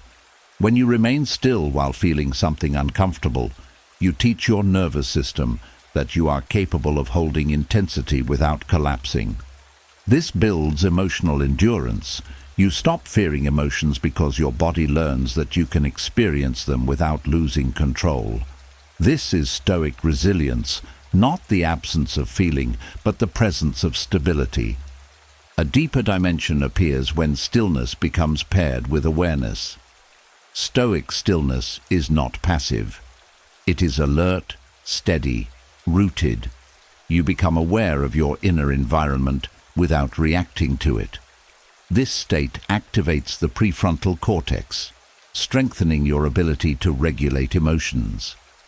Over time, the nervous system becomes less reactive because it trusts your awareness to guide it. This practice also creates autonomic balance. Most people live in chronic sympathetic activation, slightly tense, slightly hurried, slightly guarded.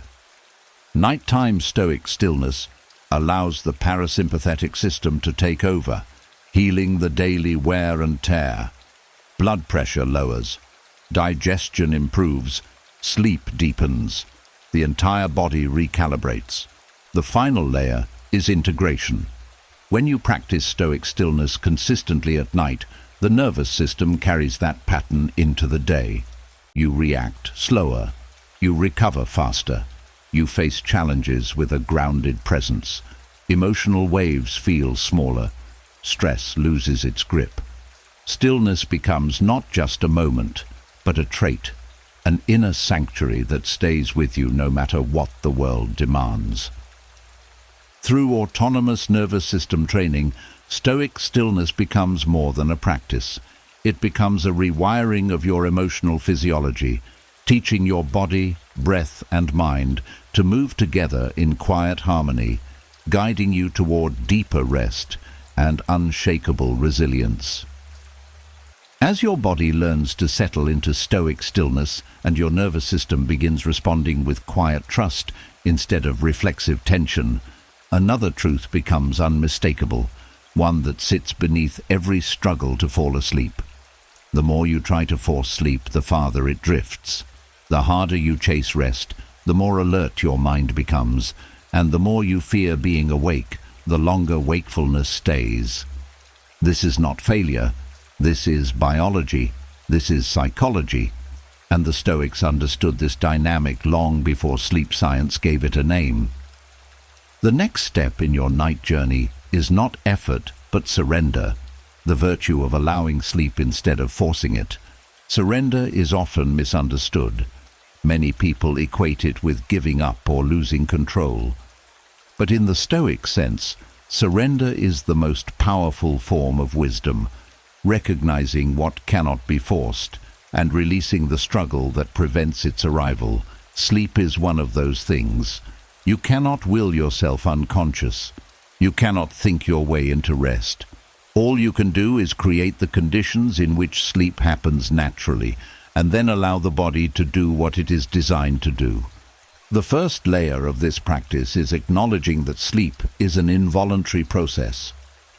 It unfolds when the mind steps aside, not when it pushes forward. When you tell yourself, "I must sleep now," the command triggers the same systems responsible for alertness. Tension increases, breath shortens, thoughts accelerate.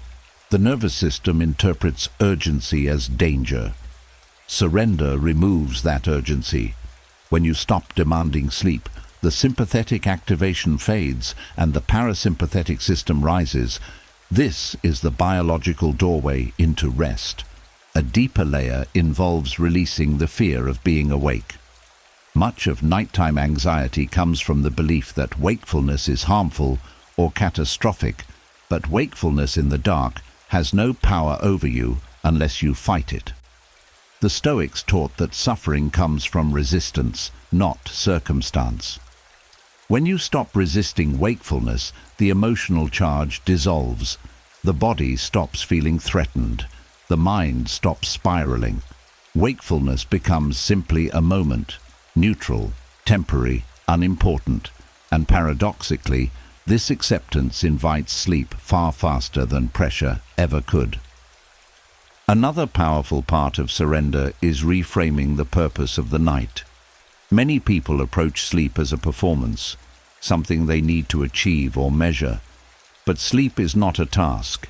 It is a natural settling of the system. The moment you shift from "I must sleep" to "I will rest," the body softens. Rest requires no outcome, no timeline, just presence. And rest is the gateway to sleep. A deeper dimension of surrender involves letting go of the clock. Watching the time fuels urgency. Every glance becomes a judgment. Too late, too little, too long. The clock turns sleep into a race you're losing. The Stoics would call this an unnecessary attachment, giving power to something outside your control. When you release time from your awareness, the pressure collapses. The night becomes timeless, quiet, open. In this openness, sleep arrives without being summoned. Another layer is surrendering the mind's need to solve insomnia.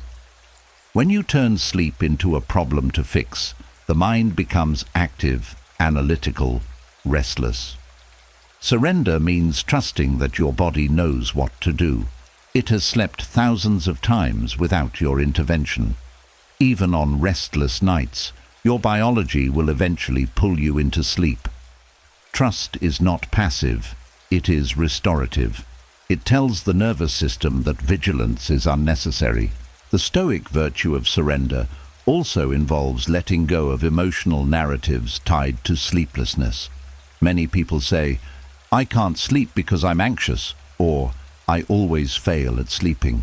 These narratives create identity-based tension. Surrender replaces the story with presence. Right now, I am simply here. This simple shift removes layers of self-blame and expectation, clearing space for calm. A subtle but transformative layer emerges when you surrender control of your thoughts. You don't have to stop thinking. You don't have to silence the mind. You simply let thoughts drift without engaging them. When you no longer try to control the mind's content, the mental agitation fades. Thought becomes background noise instead of a barrier. Finally, surrender allows you to meet the moment with softness rather than resistance. You rest into your body. You release effort. You allow your awareness to drift without direction. The nervous system, sensing no threat, gently guides you into the drifting boundary between wake and sleep. This descent cannot be forced, it must be allowed. Through surrender, the night becomes a place of effortless rest. You stop wrestling with sleep and begin trusting the quiet intelligence of your own body, and in that trust, sleep arrives, gently, naturally, inevitably. As the virtue of surrender begins to settle into your body, loosening the last remnants of resistance and calming the reflex to fight the night, another essential truth rises quietly beneath the surface, long before you fall asleep, long before dreams begin their work, long before the nervous system drifts into restoration. Your emotional state sets the tone for everything that follows. The mind doesn't simply switch off, it carries its momentum forward. Whatever emotional vibration you hold in the last minutes before sleep becomes the foundation your subconscious builds upon throughout the night. And this is why the next practice holds such power: resetting your emotional baseline through pre-sleep silence. Silence is not the absence of sound. It is the absence of inner noise. It is the moment when you stop feeding your emotional system, stop responding to inner stories, stop fueling mental motion. Silence is the neutral ground where the emotional body returns to its natural baseline, and when you enter sleep from this neutral point instead of from stress, fear, worry, irritation, or sadness, you create a completely different emotional landscape for the night. The first layer of this practice is recognizing how much emotional residue accumulates in the final hour before bed. Conversations, notifications, memories, unfinished tasks, self-criticism, overthinking, all of it lingers. Most people carry this residue straight into sleep, and the night becomes a continuation of the chaos. Pre-sleep silence interrupts this pattern by halting emotional acceleration. Instead of ending the day in a rush, you end it in a clearing. This silence is not forced. You're not trying to block thoughts or suppress feelings. You are simply removing stimulation. You stop adding more. You stop engaging with the mind. You let the inner waters settle the way a lake settles when the wind stops blowing. Silence becomes the space where emotional sediment drifts downward and clarity returns. A deeper layer involves letting the breath guide the silence. When breath softens, the mind follows. When breath slows, thoughts lose urgency. The emotional system takes cues from the body. Pre-sleep silence is supported by gentle, unhurried breathing, long exhalations that tell the nervous system there is nothing to defend against now. This shifts your emotional baseline from reactive to receptive. Another transformative aspect is allowing internal chatter to run out of momentum. When you stop engaging with thoughts, stop arguing with them, agreeing with them, analyzing them, they lose energy. Silence is not the disappearance of thought. It is the collapse of its importance. Thoughts float by, feelings drift. Nothing sticks because you are no longer attaching meaning. The emotional baseline resets automatically when you stop fueling mental content. A deeper dimension emerges when you stop narrating your experience. Most emotional heaviness is maintained not by the feeling itself, but by the story woven around it. Pre-sleep silence asks you to drop the story, even if the feeling remains. Without narration, emotions begin to regress to their natural size. A worry becomes a sensation. Tension becomes a breath pattern. Sadness becomes weight in the chest rather than a doom-filled prediction. Silence returns emotions to their raw, manageable form. Another important layer is recognizing that silence is not passive. It is intentional detachment. You're not waiting for sleep.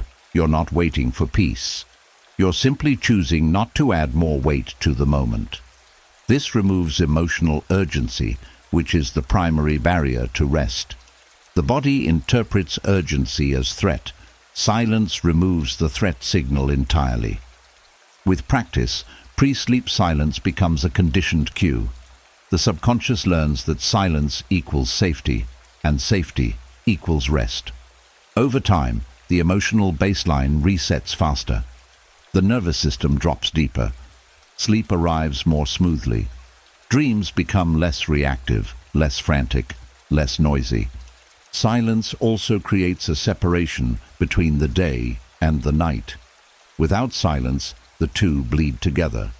With silence, the day ends internally, not just externally. This boundary is essential for emotional reset. It tells the mind, whatever came before is done. Nothing more is required. A surprising result emerges when silence becomes consistent. Your waking emotional baseline improves as well. When you end each night in stillness, your mornings begin with stability. The emotional system stops accumulating layers of unresolved tension. You wake clearer, less reactive, less burdened. The final gift of pre-sleep silence is its honesty. In silence, the real state of your heart reveals itself, not amplified, not dramatized, not hidden beneath distractions. You meet yourself gently, without pressure. And in this meeting, the emotional baseline resets not by force, but by truth. Through pre-sleep silence, the night becomes a place of emotional renewal. Your inner world resets to neutral before sleep begins, allowing every dream, every breath, every cycle of rest to rebuild you from a place of clarity rather than chaos. As your emotional baseline settles into neutrality and the noise of the day dissolves into quiet stillness, something else begins to rise, softly, subtly, almost imperceptibly. When all the labels fall away, when the mind stops rehearsing your roles, when your responsibilities fade into the background, what remains is not the you the world knows, but a more fluid, undefined version of yourself. And this is where one of the deepest Stoic night practices emerges, practicing amorphous identity before sleep. Most people carry a rigid sense of identity. They cling to who they think they are, who they were told to be, who they used to be, or who they fear they are becoming. These identities become emotional cages. They create pressure. They shape expectations. They trap you inside old narratives. They keep you stuck in roles that may no longer align with your truth. And the emotional weight of these identities follows you into the night unless intentionally released. Amorphous identity is the practice of letting yourself exist without definition for a short time before sleep. Not as the achiever, not as the caretaker, not as the anxious one, not as the strong one, not as the one who must hold everything together. You drop them all. For these minutes you become formless, shifting, open, unbounded. This is not dissociation. It is liberation. It is the untangling of the self from rigid labels so the emotional system can rest without pressure. The first layer of this practice is recognizing how tightly you cling to identity. Even when you relax, your mind may whisper reminders. You need to be better tomorrow. You shouldn't have said that earlier. You're the one who must fix everything. These identity-based thoughts tighten the nervous system and keep you in a state of subtle vigilance. Pre-sleep amorphous identity interrupts this by loosening your grip on who you think you must be. You begin by silently acknowledging your roles, responsibilities, and self-perceptions, then gently setting them aside. You don't deny them, you don't reject them. You simply tell the mind, "For now, I am none of these things." The nervous system receives this as permission to release the tension associated with each role. A deeper layer arises when you allow yourself to feel like a shifting presence rather than a fixed person. You sense yourself as awareness, not identity, as experience, not narrative. The edges of you soften. The mind stops categorizing. The emotional system stops defending. In this amorphous state, you are no longer the character in your life story. You are the consciousness watching it. Another powerful aspect of this practice involves releasing the internal pressure to maintain your identity. Many people go to sleep holding the weight of how they were perceived that day, what they said, how they acted, how they were judged. This creates emotional residue that disrupts rest. When you practice amorphous identity, you detach from the need to uphold an image. You enter sleep, unburdened by performance. A deeper dimension appears when you notice how much emotional suffering is tied to identity rigidity. If you believe you must always be strong, vulnerability becomes painful. If you believe you must always succeed, mistakes become unbearable. If you believe you must always be calm, emotion becomes shameful.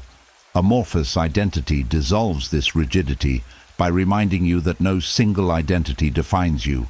You are allowed to change, to shift, to grow, to rest.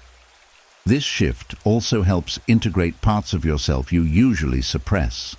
When identity softens, you stop rejecting your softness, your fears, your uncertainties, your unpolished parts. Everything within you is allowed to exist without judgment. This wholeness is profoundly calming. The mind stops fighting itself. The emotional baseline settles. Another layer involves reconnecting with your essential self, the steady awareness beneath identity. This is the part the Stoics referred to as your ruling mind or inner citadel. When identities fall away, this deeper presence emerges naturally. It is quiet, it is stable, it is untouched by labels, and it is the perfect state from which to fall asleep. As the practice deepens, you may notice a sense of spaciousness, like your inner world expands when you are not confined to being one thing. This spaciousness is restorative. It gives the emotional system room to breathe, room to reorganize, room to release accumulated tension. The final layer of amorphous identity is surrendering to sleep without needing to know who you will be in the morning.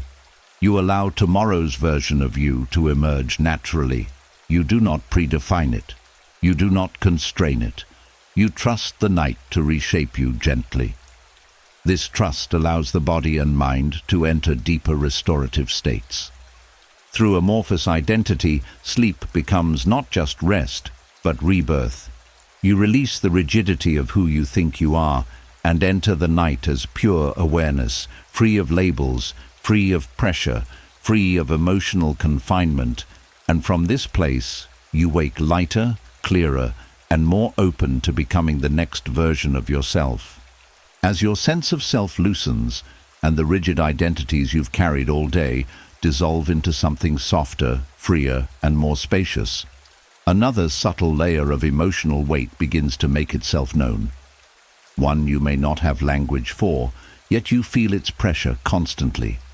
These are the invisible expectations that shape your thoughts, your emotions, your choices, and your sense of worth. Expectations you never consciously agreed to. Expectations placed on you by culture, family, society, past versions of yourself, or imagined critics in your mind. Expectations that follow you into bed, tightening your breath and filling your mind with unspoken demands. And this is where the next practice emerges, the Stoic ritual of releasing invisible expectations before sleep. Invisible expectations are the quiet rules you believe you must follow to be enough. They tell you how productive you should have been, how calm you should have acted, how successful you should be by now, how flawless your day should have gone, how much emotional control you should have demonstrated. These expectations operate silently, yet they create profound internal pressure, and they often become the emotional baggage you carry into the night unless you intentionally let them go. The first layer of this ritual is recognizing that these expectations are inherited, not chosen. Some came from childhood, some from past relationships, some from social standards, some from your own mind attempting to protect your self-image. The Stoics taught that much of human suffering comes not from reality, but from the demands we place on ourselves. By acknowledging that these expectations were absorbed unconsciously, you begin loosening their grip. You start the ritual by listing, not on paper, but within yourself, what you silently expected from today. You may feel an internal whisper, "I should have done more. I should have been stronger. I should have been kinder.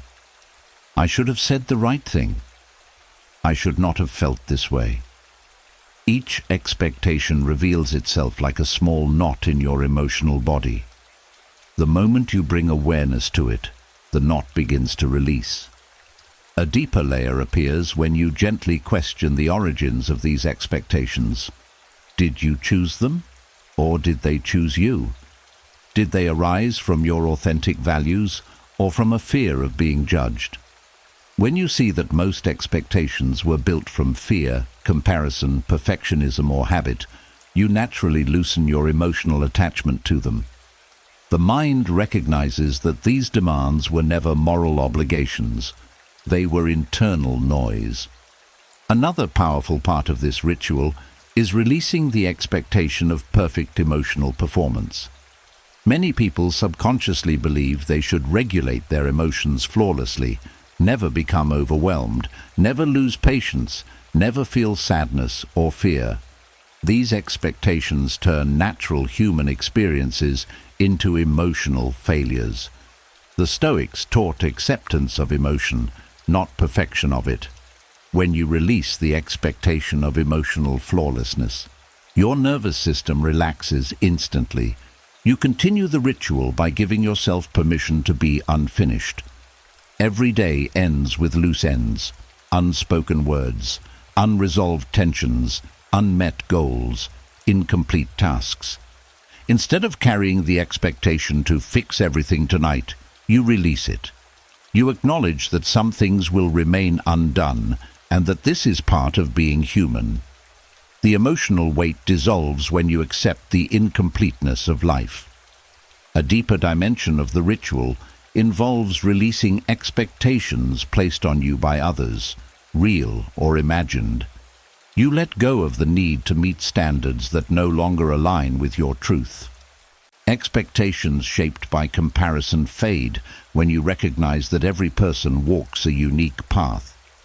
The Stoics encouraged focusing on your own inner world, not external approval. As you shift your attention inward, the hold of others' judgments weakens. Another layer emerges when you release expectations around tomorrow. Much nighttime anxiety comes from projecting standards into the future. Tomorrow must be perfect.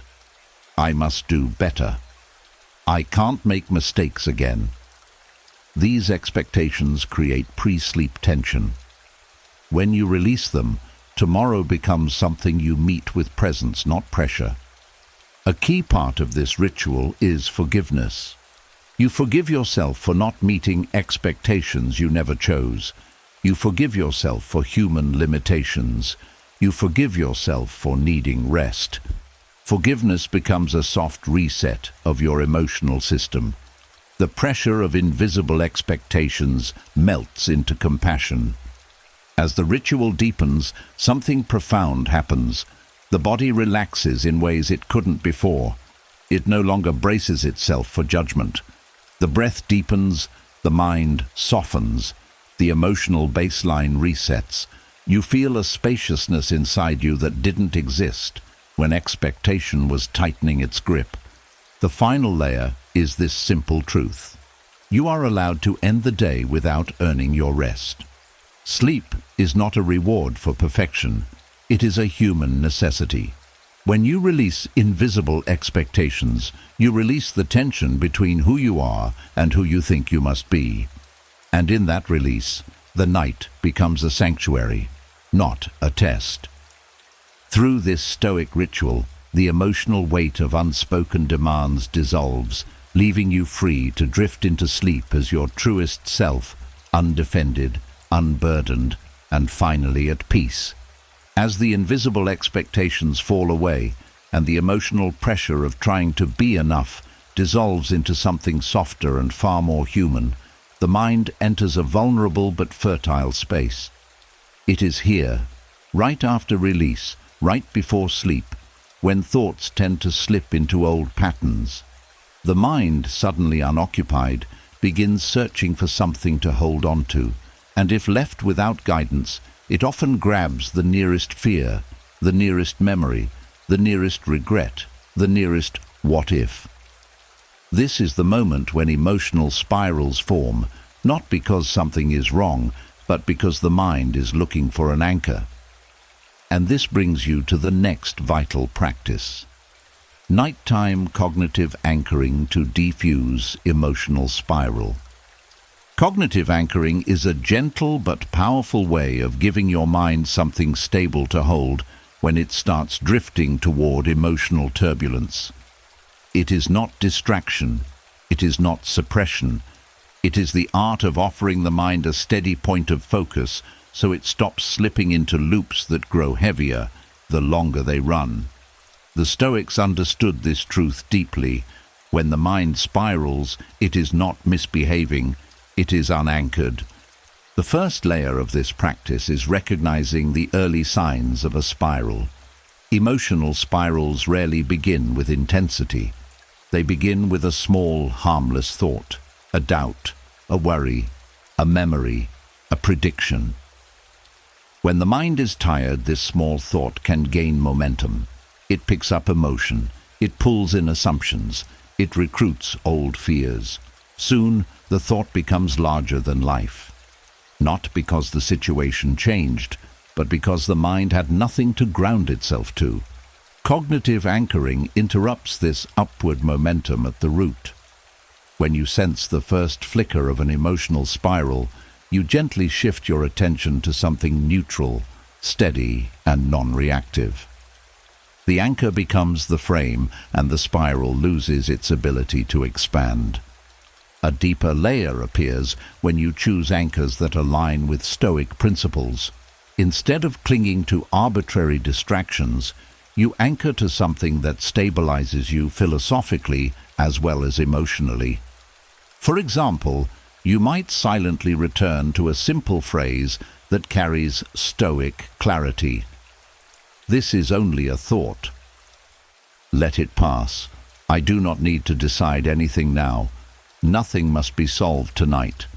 These anchors strip the spiral of urgency. Urgency is what fuels nighttime overthinking. Remove urgency, and the storm evaporates. Another powerful anchor is the breath.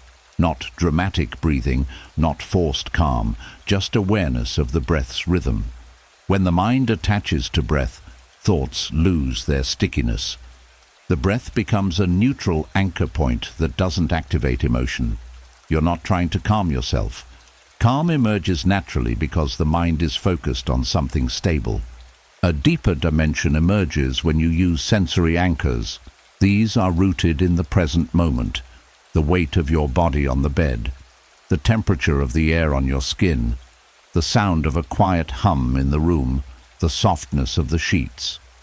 These sensory anchors return the mind to the here and now. Emotional spirals thrive on projection into the past, into the future. When you anchor in the present moment, the spiral loses the timeline it requires to grow. Another layer involves anchoring through perspective. When a spiral begins, the mind zooms in, anchoring zooms out. A simple sentence like, "This thought is temporary," widens the frame. You stop treating the spiral as an emergency and begin seeing it as a passing mental wave. Perspective weakens emotional intensity more effectively than reassurance. Cognitive anchoring also works on the subconscious level. Over time, your mind learns that spirals have nowhere to go. They are met with stability, not engagement. The emotional brain adapts. It stops activating full-force responses to small concerns. Your default state becomes steadier. One of the most transformative anchors is internal stillness. Not the stillness of effortful silence, but the stillness that comes from no longer following thought. When the mind senses you will not chase the spiral, it stops creating loops. Stillness absorbs the spiral's momentum until only quiet remains. Another subtle but essential part of anchoring is giving yourself permission to let the mind slow down. Many spirals continue because the mind believes it must keep thinking in order to stay safe.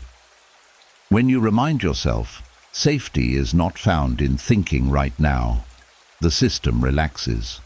The anchor becomes a psychological permission slip to release vigilance. The final layer of this practice is surrendering into the anchor. You don't cling to it, you rest in it. The anchor is not a shield, it is a landing place. When the mind knows where to land, it no longer falls. It no longer spins, it settles. Through nighttime cognitive anchoring, the emotional spiral loses its doorway into your night. The mind stops gripping fear, stops rehearsing danger, and stops feeding momentum into imagined problems. You drift into sleep held by stability, not swept by thought, grounded, quiet, and free from the loops that once carried you into restless hours. As your mind becomes steadier through cognitive anchoring, and your nights lose the chaotic pull of emotional spirals, something fascinating begins to happen beneath the surface.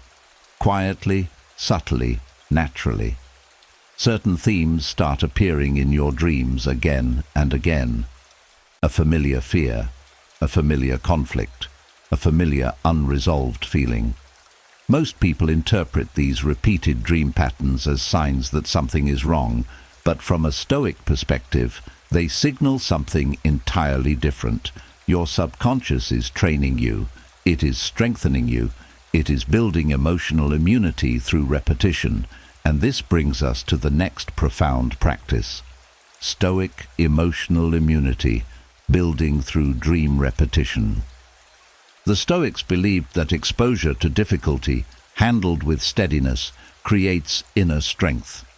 What we face repeatedly with calm becomes something we no longer fear. What we see again and again with clarity becomes something that no longer overwhelms us. The mind adopts this principle naturally during sleep. Repeated dream themes are not psychological glitches. They are emotional weights you are lifting in your inner gym. The first layer of this practice is recognizing what dream repetition actually means. When a dream appears more than once, it shows that your mind is attempting to process and neutralize an emotional pattern. It is not trying to traumatize you, it is trying to inoculate you. Repetition reduces sensitivity. Over time, what once triggered intense emotional reaction begins to lose its impact. Your role in this process is not to control the dream. It is to meet it with acceptance. When you acknowledge a repeating dream as a form of inner training, your relationship to it changes. Fear dissolves. Shame fades. Confusion weakens. You begin to see the mind's intention. It is trying to make you stronger than the emotion. A deeper layer emerges through what the Stoics called premeditatio malorum, preparing the mind by encountering difficulty in safe conditions. Repeated dreams provide exactly that, emotional simulations in a protected realm. There are no real consequences, no real danger, only emotional exposure. Each time the dream presents the same theme, a fear of failing, a fear of rejection, a fear of losing control, you become slightly more familiar with it.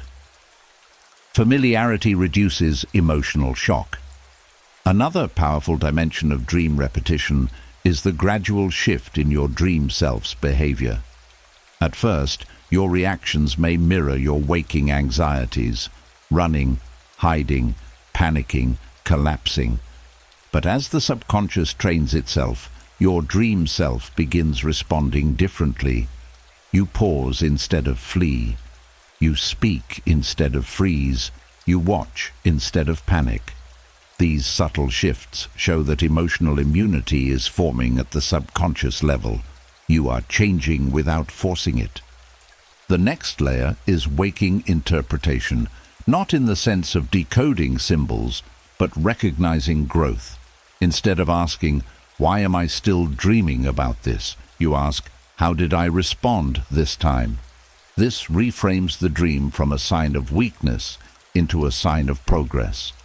You begin to appreciate how your emotional system is rewiring itself through repetition. Dream repetition also offers the opportunity to practice Stoic acceptance in its purest form. When you stop resisting the dream content, the emotional charge decreases. Acceptance tells the subconscious, "This emotion is allowed." And when an emotion is allowed, it becomes less threatening. Emotional immunity grows when the mind stops fighting what it feels. Another layer involves recognizing that repeated dreams often intensify before they dissolve. This is the emotional equivalent of lifting a heavier weight before gaining strength. The subconscious pushes you slightly beyond your comfort zone so you can grow. But every time you wake from one of these dreams and steady your breath, you send the mind a clear message. I survived, I remained aware. I am stronger than this feeling. This message is how immunity forms. A deeper Stoic insight appears when you understand that emotional immunity is not numbness, it is clarity. It is the ability to feel without drowning, to face without collapsing, to experience emotion without being overtaken by it. Dream repetition trains this resilience in ways waking practice cannot. The emotional brain learns through experience, not theory. As this training continues, repeated dreams begin to soften. The imagery changes. The intensity drops. The emotional tone shifts from fear to neutrality, from urgency to curiosity. The dream may still arise, but it no longer grips you. This is the sign that immunity has taken hold. You have absorbed the lesson. The emotional pattern loses its power because your nervous system no longer interprets it as danger. The final layer of this practice is integration. You wake from the dream not shaken, but steady, not overwhelmed, but observant, not fragile, but strengthened. You begin trusting your inner resilience at a deeper level. Night becomes not a place of emotional exposure, but a place of emotional conditioning, safe, natural, transformative. Through dream repetition, your emotional system evolves. What once overwhelmed you becomes manageable. What once frightened you becomes familiar. What once defined you becomes something you can observe with calm clarity.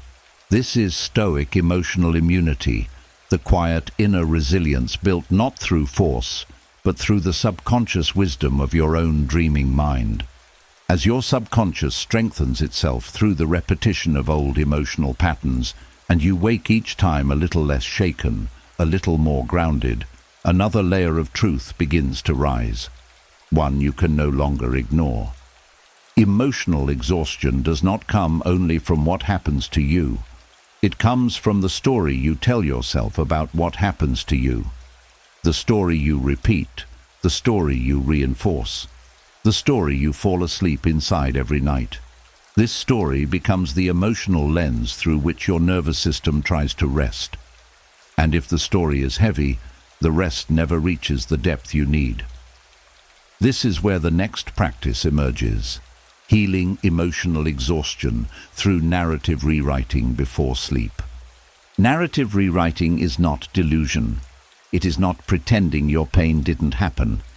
It is the practice of reclaiming authorship of the meaning you assigned to your experiences. The Stoics believed that events are neutral. Interpretation gives them weight. And when interpretation is skewed toward fear, blame, regret, shame, or hopelessness, the emotional body becomes tired in ways sleep alone cannot fix. But night offers a rare opportunity. The mind is softened, the ego is quieted, and the story is malleable. Before sleep, you can reshape the narrative that has been draining your emotional energy. The first layer of this practice begins with acknowledging the current story playing in your mind. Not the facts, your story. Maybe it sounds like, "I keep messing things up," or "no one understands me," or "I'm falling behind," or "everything is becoming too much." These narratives are exhausting not because they are true, but because they are absolute. Final, narrow, they leave no room for growth or nuance. Your nervous system tightens under the weight of such stories. Narrative rewriting starts by gently widening the frame. You do not argue with the story. You simply introduce a more balanced interpretation. Instead of "I failed today," you shift to "I learned something today."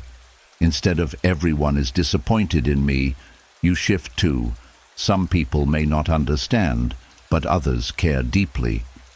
Instead of "I can't handle this," you shift to "I'm learning to handle this." The reframe is not fake. It is more complete. It gives your emotional system space to breathe. A deeper layer appears when you separate what happened from what you concluded about it. Many emotional stories mix the two. An uncomfortable moment becomes proof that you are unworthy. A mistake becomes evidence of inadequacy. A disagreement becomes a sign of rejection. Before sleep, you gently untangle the event from the meaning you tell yourself, "This happened, and the story I attach to it may not be accurate." This creates emotional distance. The nervous system relaxes because the threat becomes less personal. Another powerful part of this practice is softening the storyline that blames you for being human. Many people carry narratives that make them the villain of their own life. "I should have known better." "It's my fault." "I shouldn't feel this way." These stories exhaust the emotional system because they create internal conflict. Narrative rewriting replaces self-blame with self-understanding.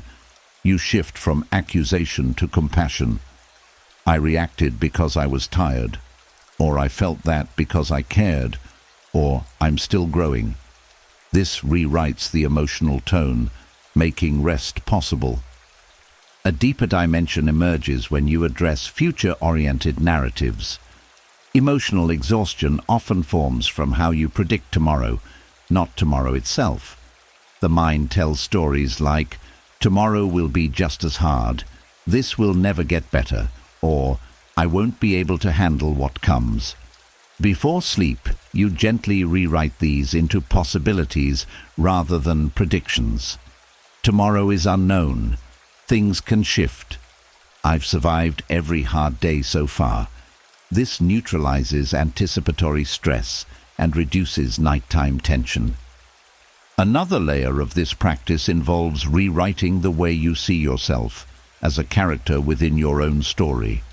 Instead of seeing yourself as fragile, failing, or stuck, you rewrite your identity as someone evolving, enduring, learning. The emotional body responds powerfully to identity shifts. When you think of yourself as someone who is growing instead of someone who is breaking, you create psychological safety. And safety is the precursor to deep rest. You also rewrite narratives around relationships, not from fantasy, but from sincerity. Instead of assuming others see you negatively, you acknowledge the possibility that many people hold more compassion toward you than you assume. This softens interpersonal stress and releases emotional tension tied to social fears. The final layer of narrative rewriting is simple but transformative. You end the story, not with a conclusion, but with openness. You tell yourself, today is over. The story will continue tomorrow, and I do not need to decide tonight what the meaning will be. This releases the mind from the burden of interpretation. The emotional body stops bracing. The nervous system enters true neutral. Through this gentle rewriting of your internal story, emotional exhaustion begins to lift. Not because the past has changed, but because the meaning has. You fall asleep in a narrative that heals rather than drains you. A story wide enough to hold your pain, your growth, your humanity, and your hope without collapsing into despair. This is the Stoic way of ending the day. Not with judgment, but with spaciousness. Not with a heavy narrative, but with one light enough to let you rest. As the story of your day softens in your hands and emotional exhaustion loosens its grip through the gentle rewriting of meaning, another profound doorway begins to appear. One the Stoics walked through every single night with intention and reverence. A doorway not into fear, but into freedom. Sleep, they believed, is not simply rest. It is a symbolic death, a rehearsal, a daily reminder of impermanence, detachment, and renewal. And when approached consciously, this perspective dissolves emotional heaviness in a way no other practice can. This is where the next layer unfolds, approaching sleep as a daily symbolic death. This practice is not morbid, it is liberating. To the Stoics, symbolic death was the greatest teacher of emotional clarity, because when you allow yourself to die to the day, its worries, its mistakes, its expectations, its pressure, you free the inner world from carrying anything unnecessary into the night. Sleep becomes a return to emptiness, to stillness, to simplicity, a place where nothing is required of you, nothing asked of you, nothing judged about you. The first layer of this practice is acknowledging that sleep is a surrender of consciousness. Every night, the self dissolves. Identity dissolves. Memory goes quiet. Control disappears. You release everything you cling to without choice. You do not hold your relationships. You do not hold your responsibilities. You do not hold your fears. You fall into a state where nothing from the waking world follows you unless you drag it in. When you willingly meet this dissolution, the emotional system feels safe to let go. A deeper layer appears when you see the symbolic nature of this transition. When the day ends, the version of you that lived it also ends, not dramatically, naturally. The person who made mistakes earlier today no longer exists in this moment. The person who felt overwhelmed is not the same person who now lies in the quiet dark. The subconscious understands this truth. It welcomes the release of continuity.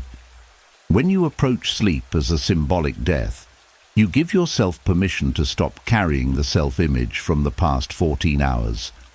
Another powerful dimension involves releasing attachments as preparation. Before symbolic death, you loosen your hold on everything: achievements, failures, opinions, frictions, hopes, worries. You tell yourself silently, none of this comes with me into the night. This is not denial. It is a psychological unburdening. You recognize that the emotional weight of today cannot help you in the world of night, and so you set it down. A deeper Stoic insight arises when you contemplate the impermanence embedded within sleep. Every night demonstrates the truth the ego tries to deny. You are not in complete control, and you don't have to be. This loosens the emotional rigidity that forms around fear and hyper-responsibility. The nervous system calms because the pressure to hold everything together becomes irrelevant. In symbolic death, the world continues without your effort. This realization softens anxiety and restores perspective. Another layer of this practice involves gratitude. Not the loud gratitude of lists, but a quiet appreciation for the simple fact that you were alive today, that you had breath, that you moved through experiences, however imperfect, that you learned, struggled, survived. When sleep is viewed as symbolic death, gratitude arises naturally, and gratitude neutralizes emotional heaviness faster than analysis ever could. As you deepen into this practice, symbolic death becomes a psychological closing ritual. You mentally acknowledge, this day is complete. This version of me is complete. Nothing more is required. This clean ending is something most minds never experience. Without it, emotional residue accumulates. But with intentional closure, the mind unclenches, the breath softens, and sleep begins to flow inward. Another profound layer appears when you embrace the freedom symbolic death offers. For a moment, you are free from roles, from timelines, from comparisons, from identity. You are allowed to exist without the weight of being someone. This freedom is deeply restorative. The emotional system rests because the ego rests. This perspective also transforms fear of insomnia. If sleep is symbolic death, then wakefulness is simply the space before rebirth. There is nothing to fight, nothing to fear. You are merely in transition. This takes the emotional charge out of sleeplessness and prevents spiraling. The final layer is the rebirth embedded in waking. When you see sleep as symbolic death, morning becomes symbolic resurrection. You rise renewed, cleansed of the emotional build-up of yesterday. You meet the new day as a new self, not bound to the old storyline, not chained to the previous version of you. Through this practice, sleep becomes sacred, not an escape, but a surrender, not a struggle, but a release. You enter the night not as someone clinging to the day, but as someone letting it end, fully, peacefully, willingly. And in that surrender, emotional freedom begins. As you begin approaching sleep as a symbolic ending to the day, loosening identity, releasing expectations, dissolving pressure, something deeper begins to open beneath the surface. Beyond the drifting thoughts, beyond the emotional processing of dreams, beyond even the threshold of hypnagogic awareness, the night holds a space far quieter and more profound than most people ever consciously experience, a space the Stoics would have revered if they had the language for it. A space where the mind stops speaking, the ego stops constructing, and the emotional system stops rehearsing. This is the territory of deep sleep. And far from being an empty void, deep sleep becomes a training ground for tranquility. The Stoics believed tranquility wasn't the absence of difficulty, it was the presence of stability. A mind so grounded that nothing external could shake it, and nothing internal could overwhelm it. In waking life, this stability can feel hard to cultivate because the mind is constantly reacting. But in deep sleep, your consciousness enters a state of pure neutrality. No narrative, no self-image, no emotional attachment, no fear, no striving. This state becomes a nightly rehearsal of tranquility, a biological and spiritual reset that trains you far more deeply than conscious effort alone. The first layer of this practice is recognizing that deep sleep is the only time your inner world is truly silent, not numb, not suppressed silent. The brain's emotional centers go offline, the ego dissolves, the defensive system rests. The Stoics longed for this inner quiet, a mind unburdened by irrational judgments, and deep sleep gives it to you effortlessly. By honoring deep sleep as a Stoic practice, you begin seeing it not as lost time, but as the purest form of inner clarity your mind experiences each day.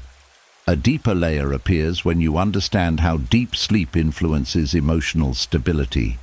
During these phases, the brain reorganizes emotional circuits, separating memories from emotional charge. This is tranquility in action. Deep sleep removes unnecessary emotional residue from the previous day, dissolves exaggerated reactions, and restores your capacity for rational perspective. This is the subconscious practicing what the Stoics taught consciously, letting go of what does not serve your peace. Another powerful dimension emerges when you prepare your mind to enter deep sleep in a Stoic state. When you approach the night with acceptance rather than tension, with release rather than pressure, with neutrality rather than spiraling thought, you guide your nervous system smoothly into the deep cycles. The easier your descent, the more restorative the deep sleep becomes. Stoic surrender isn't just philosophy, it's physiology. A deeper practice unfolds when you begin seeing deep sleep as a rehearsal for tranquility in waking life. In deep sleep, the mind experiences non-reactivity. It practices non-attachment to thought. It rests in a state of radical calm. And when you awaken, these qualities subtly influence your consciousness.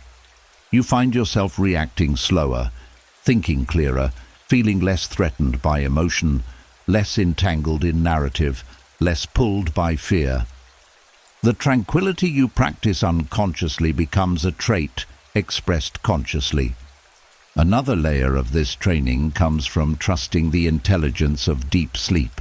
Many people fear what the night may bring: restlessness, anxiety, dreams.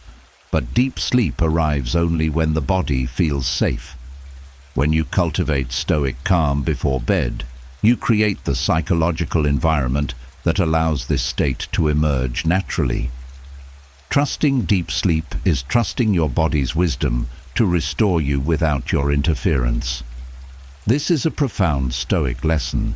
Tranquility comes not from forcing, but from allowing. As you continue this practice, you start noticing something subtle. Deep sleep leaves a signature on your waking mind. A softness, a steadiness, a sense of inner space.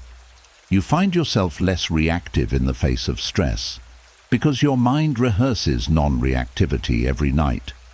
You find it easier to pause before responding, because your nervous system experiences real rest instead of stored tension.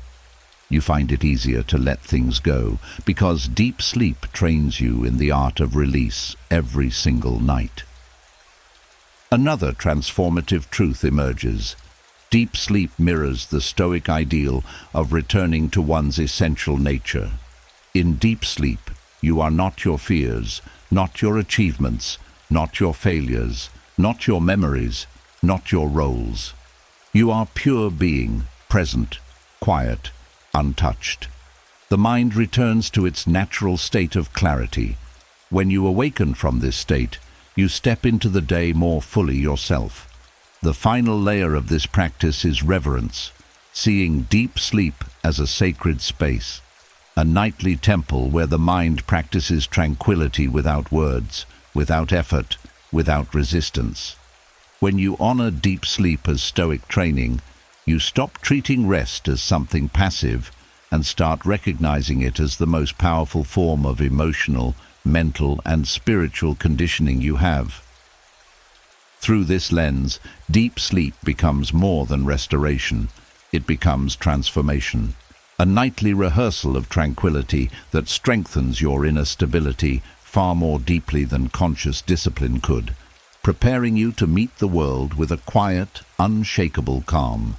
As deep sleep begins shaping your inner world with its quiet, wordless lessons in tranquility, another truth slowly rises to the surface. Something softer, older, and woven into the structure of every emotional struggle you've ever carried: emotional attachments. Not the healthy bonds you form with people you love, but the inner hooks you form with ideas, memories, fears, expectations, and identities you've outgrown. These attachments grip you not because they serve you, but because the mind fears letting go, and so night becomes heavy. Thoughts cling, feelings hold on, sleep feels delayed or shallow or restless. Yet the Stoics knew something powerful. What clings causes suffering, what moves causes freedom. And the most gentle way to help the mind release its grip is this next practice: dissolving emotional attachments through impermanence meditation. Impermanence meditation is not about rejecting the things you care about. It is about loosening the emotional chains tied to things your mind mistakenly believes must stay the same. It is a soft, steady reminder that life moves, feelings shift, thoughts fade, situations evolve, and every attachment that causes you pain is rooted in the illusion that something should stay fixed. The Stoics saw impermanence not as a threat, but as a teacher, a liberator, a guide toward inner peace. The first layer of this practice is acknowledging how attachments form. The mind clings to what once felt safe: old identities, familiar emotions, predictable routines, past versions of yourself. It clings to what it fears losing: approval, certainty, comfort, control. And it clings even to the negative: old resentments, outdated narratives, long-gone wounds, because familiarity feels safer than change. These attachments become emotional knots. Impermanence meditation loosens them. You begin by holding a simple truth gently in your mind. Everything shifts, not as a threat, but as a natural law. Every feeling you've ever had eventually faded. Every thought you once obsessed over eventually quieted. Every situation you once feared eventually changed. When you sit with this quiet truth before sleep, your attachments begin to soften. You stop gripping emotional states as if they define you. A deeper layer appears when you examine the specific attachments that still drain you. Maybe it's the belief that you must always be strong. Maybe it's the hope that someone from your past will validate you. Maybe it's the fear of losing something you love. Maybe it's an identity you've long outgrown. Instead of wrestling with these attachments, you simply recognize them. Naming them weakens their grip. The emotion loosens because you stop pretending it is invisible. Another powerful dimension emerges when you allow yourself to feel the natural fading of things. You recall a moment of happiness that once felt eternal and recognize it past. You recall a moment of pain that felt unbearable and recognize it past. You recall a fear that once consumed you and recognize it past. Impermanence is not cruel. It is mercy. It means you never stay trapped in any emotional state forever. The next layer involves gently connecting this truth to the attachment that troubles you. You tell yourself, not with force, but with clarity. This too will shift this tension, this fear, this longing, this story, this weight, this resistance. It is not forever. Nothing has ever lasted unchanged. The moment the mind accepts this even slightly, the emotional system relaxes. There is nothing left to defend. A deeper Stoic insight appears when you see impermanence as liberation, not loss. Attachments feel heavy because the mind believes letting go means losing part of itself. But when you let go, you make space. Space for growth, space for new perspectives, space for peace, space for rest. Impermanence meditation reminds you that change doesn't empty you, it frees you. Another layer of this practice involves releasing the illusion of ownership. The Stoics saw everything as borrowed: moments, opportunities, even the people in our lives. When you approach life this way, emotional clinging turns into appreciation. Instead of grasping, you experience gratitude. Instead of fear, you experience presence. Gratitude, and presence dissolve attachment far more effectively than force. As you deepen into the meditation, you let the truth sink into your emotional body, not just your intellect. You feel the gentle loosening in your chest, the softening of your breath, the slow melting of internal tension. Attachment makes the body rigid, impermanence opens it. The final layer is letting your mind drift into sleep with the quiet understanding that nothing needs to be held tonight. You don't have to cling to who you were today. You don't have to protect old narratives. You don't have to guard your fears.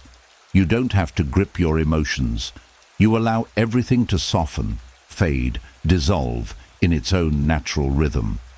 Through impermanence meditation, the emotional chains loosen one by one. What once felt permanent becomes fluid. What once felt defining becomes temporary. What once felt heavy becomes movable. And sleep arrives not as an escape, but as a natural continuation of letting go, deep, unburdened, and free. As impermanence softens your emotional grip, and the attachments that once weighed you down begin dissolving into something lighter and more breathable, the inner landscape shifts again. What once felt rigid becomes fluid. What once felt permanent becomes temporary. And in this softened inner space, something unexpected begins to emerge, an opening not just for clarity or strength, but for compassion, not sentimental compassion, not forced kindness, but a quiet understanding of the human condition. The Stoics saw compassion not as weakness, but as wisdom, the recognition that all beings struggle, all beings stumble, all beings carry invisible burdens. And one of the most surprising places to strengthen this virtue is through dream play. Dream play is the natural, spontaneous, symbolic way your subconscious explores situations, relationships, emotions, and parts of yourself that remain unresolved during the day. Most people treat dreams as random nonsense or sources of fear, but the Stoic perspective offers something different. Dreams are safe arenas where you can rehearse compassion toward yourself and others without consequence or judgment. This is where the next practice unfolds: Stoic compassion training in dream play. The first layer of this practice is understanding what dream play actually gives you. Dreams are emotional simulations. They allow you to interact with exaggerated versions of your fears, your conflicts, your insecurities, your hopes. When you meet these dream characters, whether versions of yourself or others, with fear or judgment, the emotional system remains tight.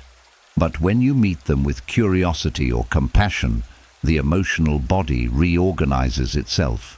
It learns softness without fragility, strength without harshness. A deeper layer appears when you recognize that every figure in your dreams represents a part of you, even the frightening ones, even the critical ones, even the ones that seem unkind or unpredictable. These dream characters are mirrors of emotions, memories, wounds, or behaviors your waking mind hasn't integrated yet. When you practice compassion toward them, even silently, even subtly, you are practicing compassion toward the parts of yourself you normally reject. Another powerful dimension is noticing your reactions within dreams. At first, your dream self may respond automatically: fear, frustration, avoidance. But over time, and with intention before sleep, your dream self can begin responding differently. When panic arises, you respond with steadiness. When a difficult character approaches, you respond with gentle understanding. When a part of you lashes out, you respond with patience. These moments of dream play rehearse emotional responses that later emerge naturally in waking life. The next layer involves setting a compassionate intention before sleep, not controlling the dream, but priming your emotional posture. A simple inner message like, "Whatever arises tonight, I will meet it gently," creates a subconscious invitation. The dream world becomes a place for soft integration rather than emotional chaos. Your mind begins presenting you with scenarios where compassion, not avoidance, is the solution. As compassion becomes part of your dream posture, the emotional energy within the dream begins to shift. Conflicts become conversations, threats lose shape, harsh characters soften. Even your own inner critic begins appearing less as an enemy and more as a wounded part of you asking to be understood. This shift is not fantasy, it is emotional healing expressed symbolically. A deeper Stoic truth emerges here. Compassion is clarity. When you see another being, whether in dreams or waking life, as someone with their own fears, memories, and unconscious patterns, your emotional intensity decreases. The dream world teaches you this without words. Through symbolic play, you learn to stop personalizing what is not personal. Another layer involves encountering versions of yourself in dreams. Perhaps you meet the younger you, fearful, confused, or hurting. Instead of pushing that version away, you offer understanding. You become your own inner elder, your own inner teacher. The subconscious absorbs this compassion deeply because it is authentic and unforced. Healing occurs not through rewriting the past, but through offering kindness to the parts of yourself that still live inside you. This dream-based compassion also extends to real people in your waking life. Dream play often includes individuals you have conflict with, parents, partners, friends, co-workers. When you encounter them in the dream realm and respond with empathy rather than friction, your emotional relationship to them shifts when you wake. Not because they changed, but because your inner world relating to them did. Another dimension of this practice is recognizing that compassion in dreams is effortless. You do not consciously plan it. You simply set the emotional tone before sleep, and the subconscious carries it into symbolic interactions. Over time, compassion becomes your default emotional baseline rather than a conscious effort. The nervous system adopts this gentler posture automatically. The final layer of Stoic compassion training in dream play is integration upon waking. You acknowledge the moments where compassion appeared. No matter how small, you allow the emotional wisdom of the dream to settle into your waking consciousness. You step into the day with a softer heart, not weakened but strengthened by understanding. Compassion becomes a form of tranquility, a form of inner spaciousness, a form of emotional intelligence that grows quietly each night. Through dream play, compassion stops being an ideal and becomes a lived inner reality, gently reshaping your emotional landscape and deepening your ability to meet yourself and others with steady, grounded humanity. As compassion begins taking root in your dreams, softening edges you once sharpened against yourself and others, another quiet shift begins to unfold, one that the Stoics considered essential for emotional freedom. Compassion doesn't stop with your personal wounds or the symbolic characters that rise from your subconscious. It widens, it expands, it reaches outward into something far larger, the understanding that you are part of a shared human experience, a thread in a vast tapestry of living, breathing souls, each carrying their own struggles, fears, hopes, and hidden battles. And night, with its stillness and distance from the noise of the day, becomes the perfect setting for this next practice, internalizing universal brotherhood through nocturnal reflection. The Stoics believed all humans share a common nature, different lives, different histories, different circumstances, but the same emotional architecture. Everyone knows fear. Everyone knows longing.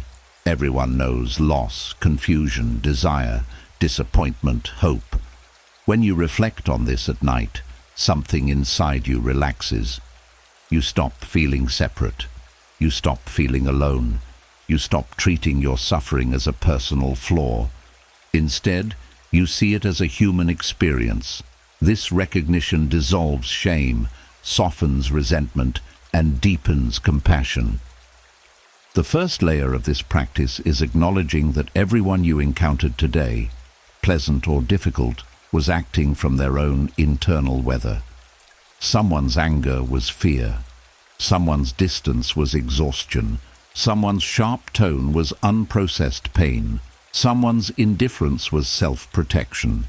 When you reflect on this in the quiet of night, your emotional reactions lose their intensity because you stop interpreting others' behavior as an attack on you.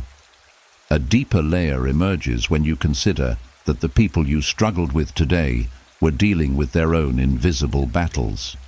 Just as you move through moments of confusion or insecurity, so do they. This realization softens the emotional sting of misunderstandings. You stop taking things personally. Your heart opens, not because others deserve it, but because you recognize shared humanity. Another powerful dimension of this practice is noticing how universal your own emotional experiences are. That worry you felt, that fear you carried, that moment of sadness. The Stoics would remind you, millions of people felt something similar today. Not to diminish your pain, but to connect you to something larger. When you realize your emotions are part of the human condition, not a personal defect, the emotional weight lightens. This reflection also deepens acceptance. When you internalize universal brotherhood, you stop expecting perfection from others or from yourself. You understand that even the people who disappointed you are navigating their own challenges. This doesn't excuse behavior, it explains it. And understanding dissolves unnecessary emotional suffering. A deeper layer unfolds when you extend this reflection to strangers, the person you passed on the street, the voice you heard behind you in a shop, the driver who rushed, the child who cried. Every one of them is carrying a story you know nothing about. Nighttime is where you remember that your life intersects briefly with countless others, each living out their own inner dramas. This widens your sense of belonging. Another dimension of this practice involves recognizing that all humans, regardless of personality, belief, or background, want the same essential things: to feel safe, to be loved, to avoid pain, to find meaning. When you reflect on this at night, grudges soften. Emotional rigidity dissolves. The heart becomes more spacious because it recognizes itself in everyone else. A powerful shift occurs when you apply this reflection to people who hurt you. The Stoics taught that wrongdoing often comes from ignorance or inner turmoil. When you reflect on someone's harmful behavior through the lens of universal brotherhood, you stop feeding emotional resentment. You don't justify the action, but you release the emotional burden. You make space inside yourself where pain once lived. This nocturnal reflection also fosters inner stability. When you understand the emotional universality of human experience, you stop seeing yourself as uniquely flawed or uniquely burdened. Shame weakens. Isolation fades. You feel less defensive, less reactive, less overwhelmed. The emotional system settles into a calmer baseline because belonging replaces separation. Another subtle benefit is gratitude. When you reflect on the shared humanity of people who supported you today, through kindness, patience, or simple presence, you feel more connected. Gratitude arises not from obligation, but from recognition. These small moments of connection become emotional nourishment. The final layer of this practice is integration. As you lie in the dark, breathing softly, you let the truth settle into your emotional body. You are part of something vast and interconnected. You are not alone in your struggles, nor isolated in your hopes. Everyone you meet is walking through their own internal landscapes, just as you are. This truth dissolves emotional tension and creates a quiet, grounded openness that invites deep rest. Through nocturnal reflection on universal brotherhood, the heart softens, the mind widens, and emotional suffering loses its sharpness. You fall asleep not as a separate self-fighting private battles, but as a human among humans, held within the shared fabric of existence. And now, as this journey through the night gently comes to an end, let your mind settle into the quiet truth beneath everything you've learned. You are not meant to carry your days like a weight. You are meant to live them, release them, learn from them, and rest. The night is not your enemy. It is your reset, your doorway back into clarity, your silent teacher. Every breath you've taken here, every shift in awareness, every layer of release has been rebuilding you from the inside out, not through force, not through pressure, but through presence, softness, and the kind of wisdom that grows only in the dark. As you rise from this meditation, whether into sleep or into stillness, carry this with you. You are allowed to begin again. You are allowed to feel lighter. You are allowed to rest without earning it. You are allowed to step into tomorrow renewed, restored, and quietly stronger. Thank you for sharing this time, this stillness, this transformation. May your night be deep. May your sleep be peaceful, and may your heart wake tomorrow just a little freer than it was today. Rest well,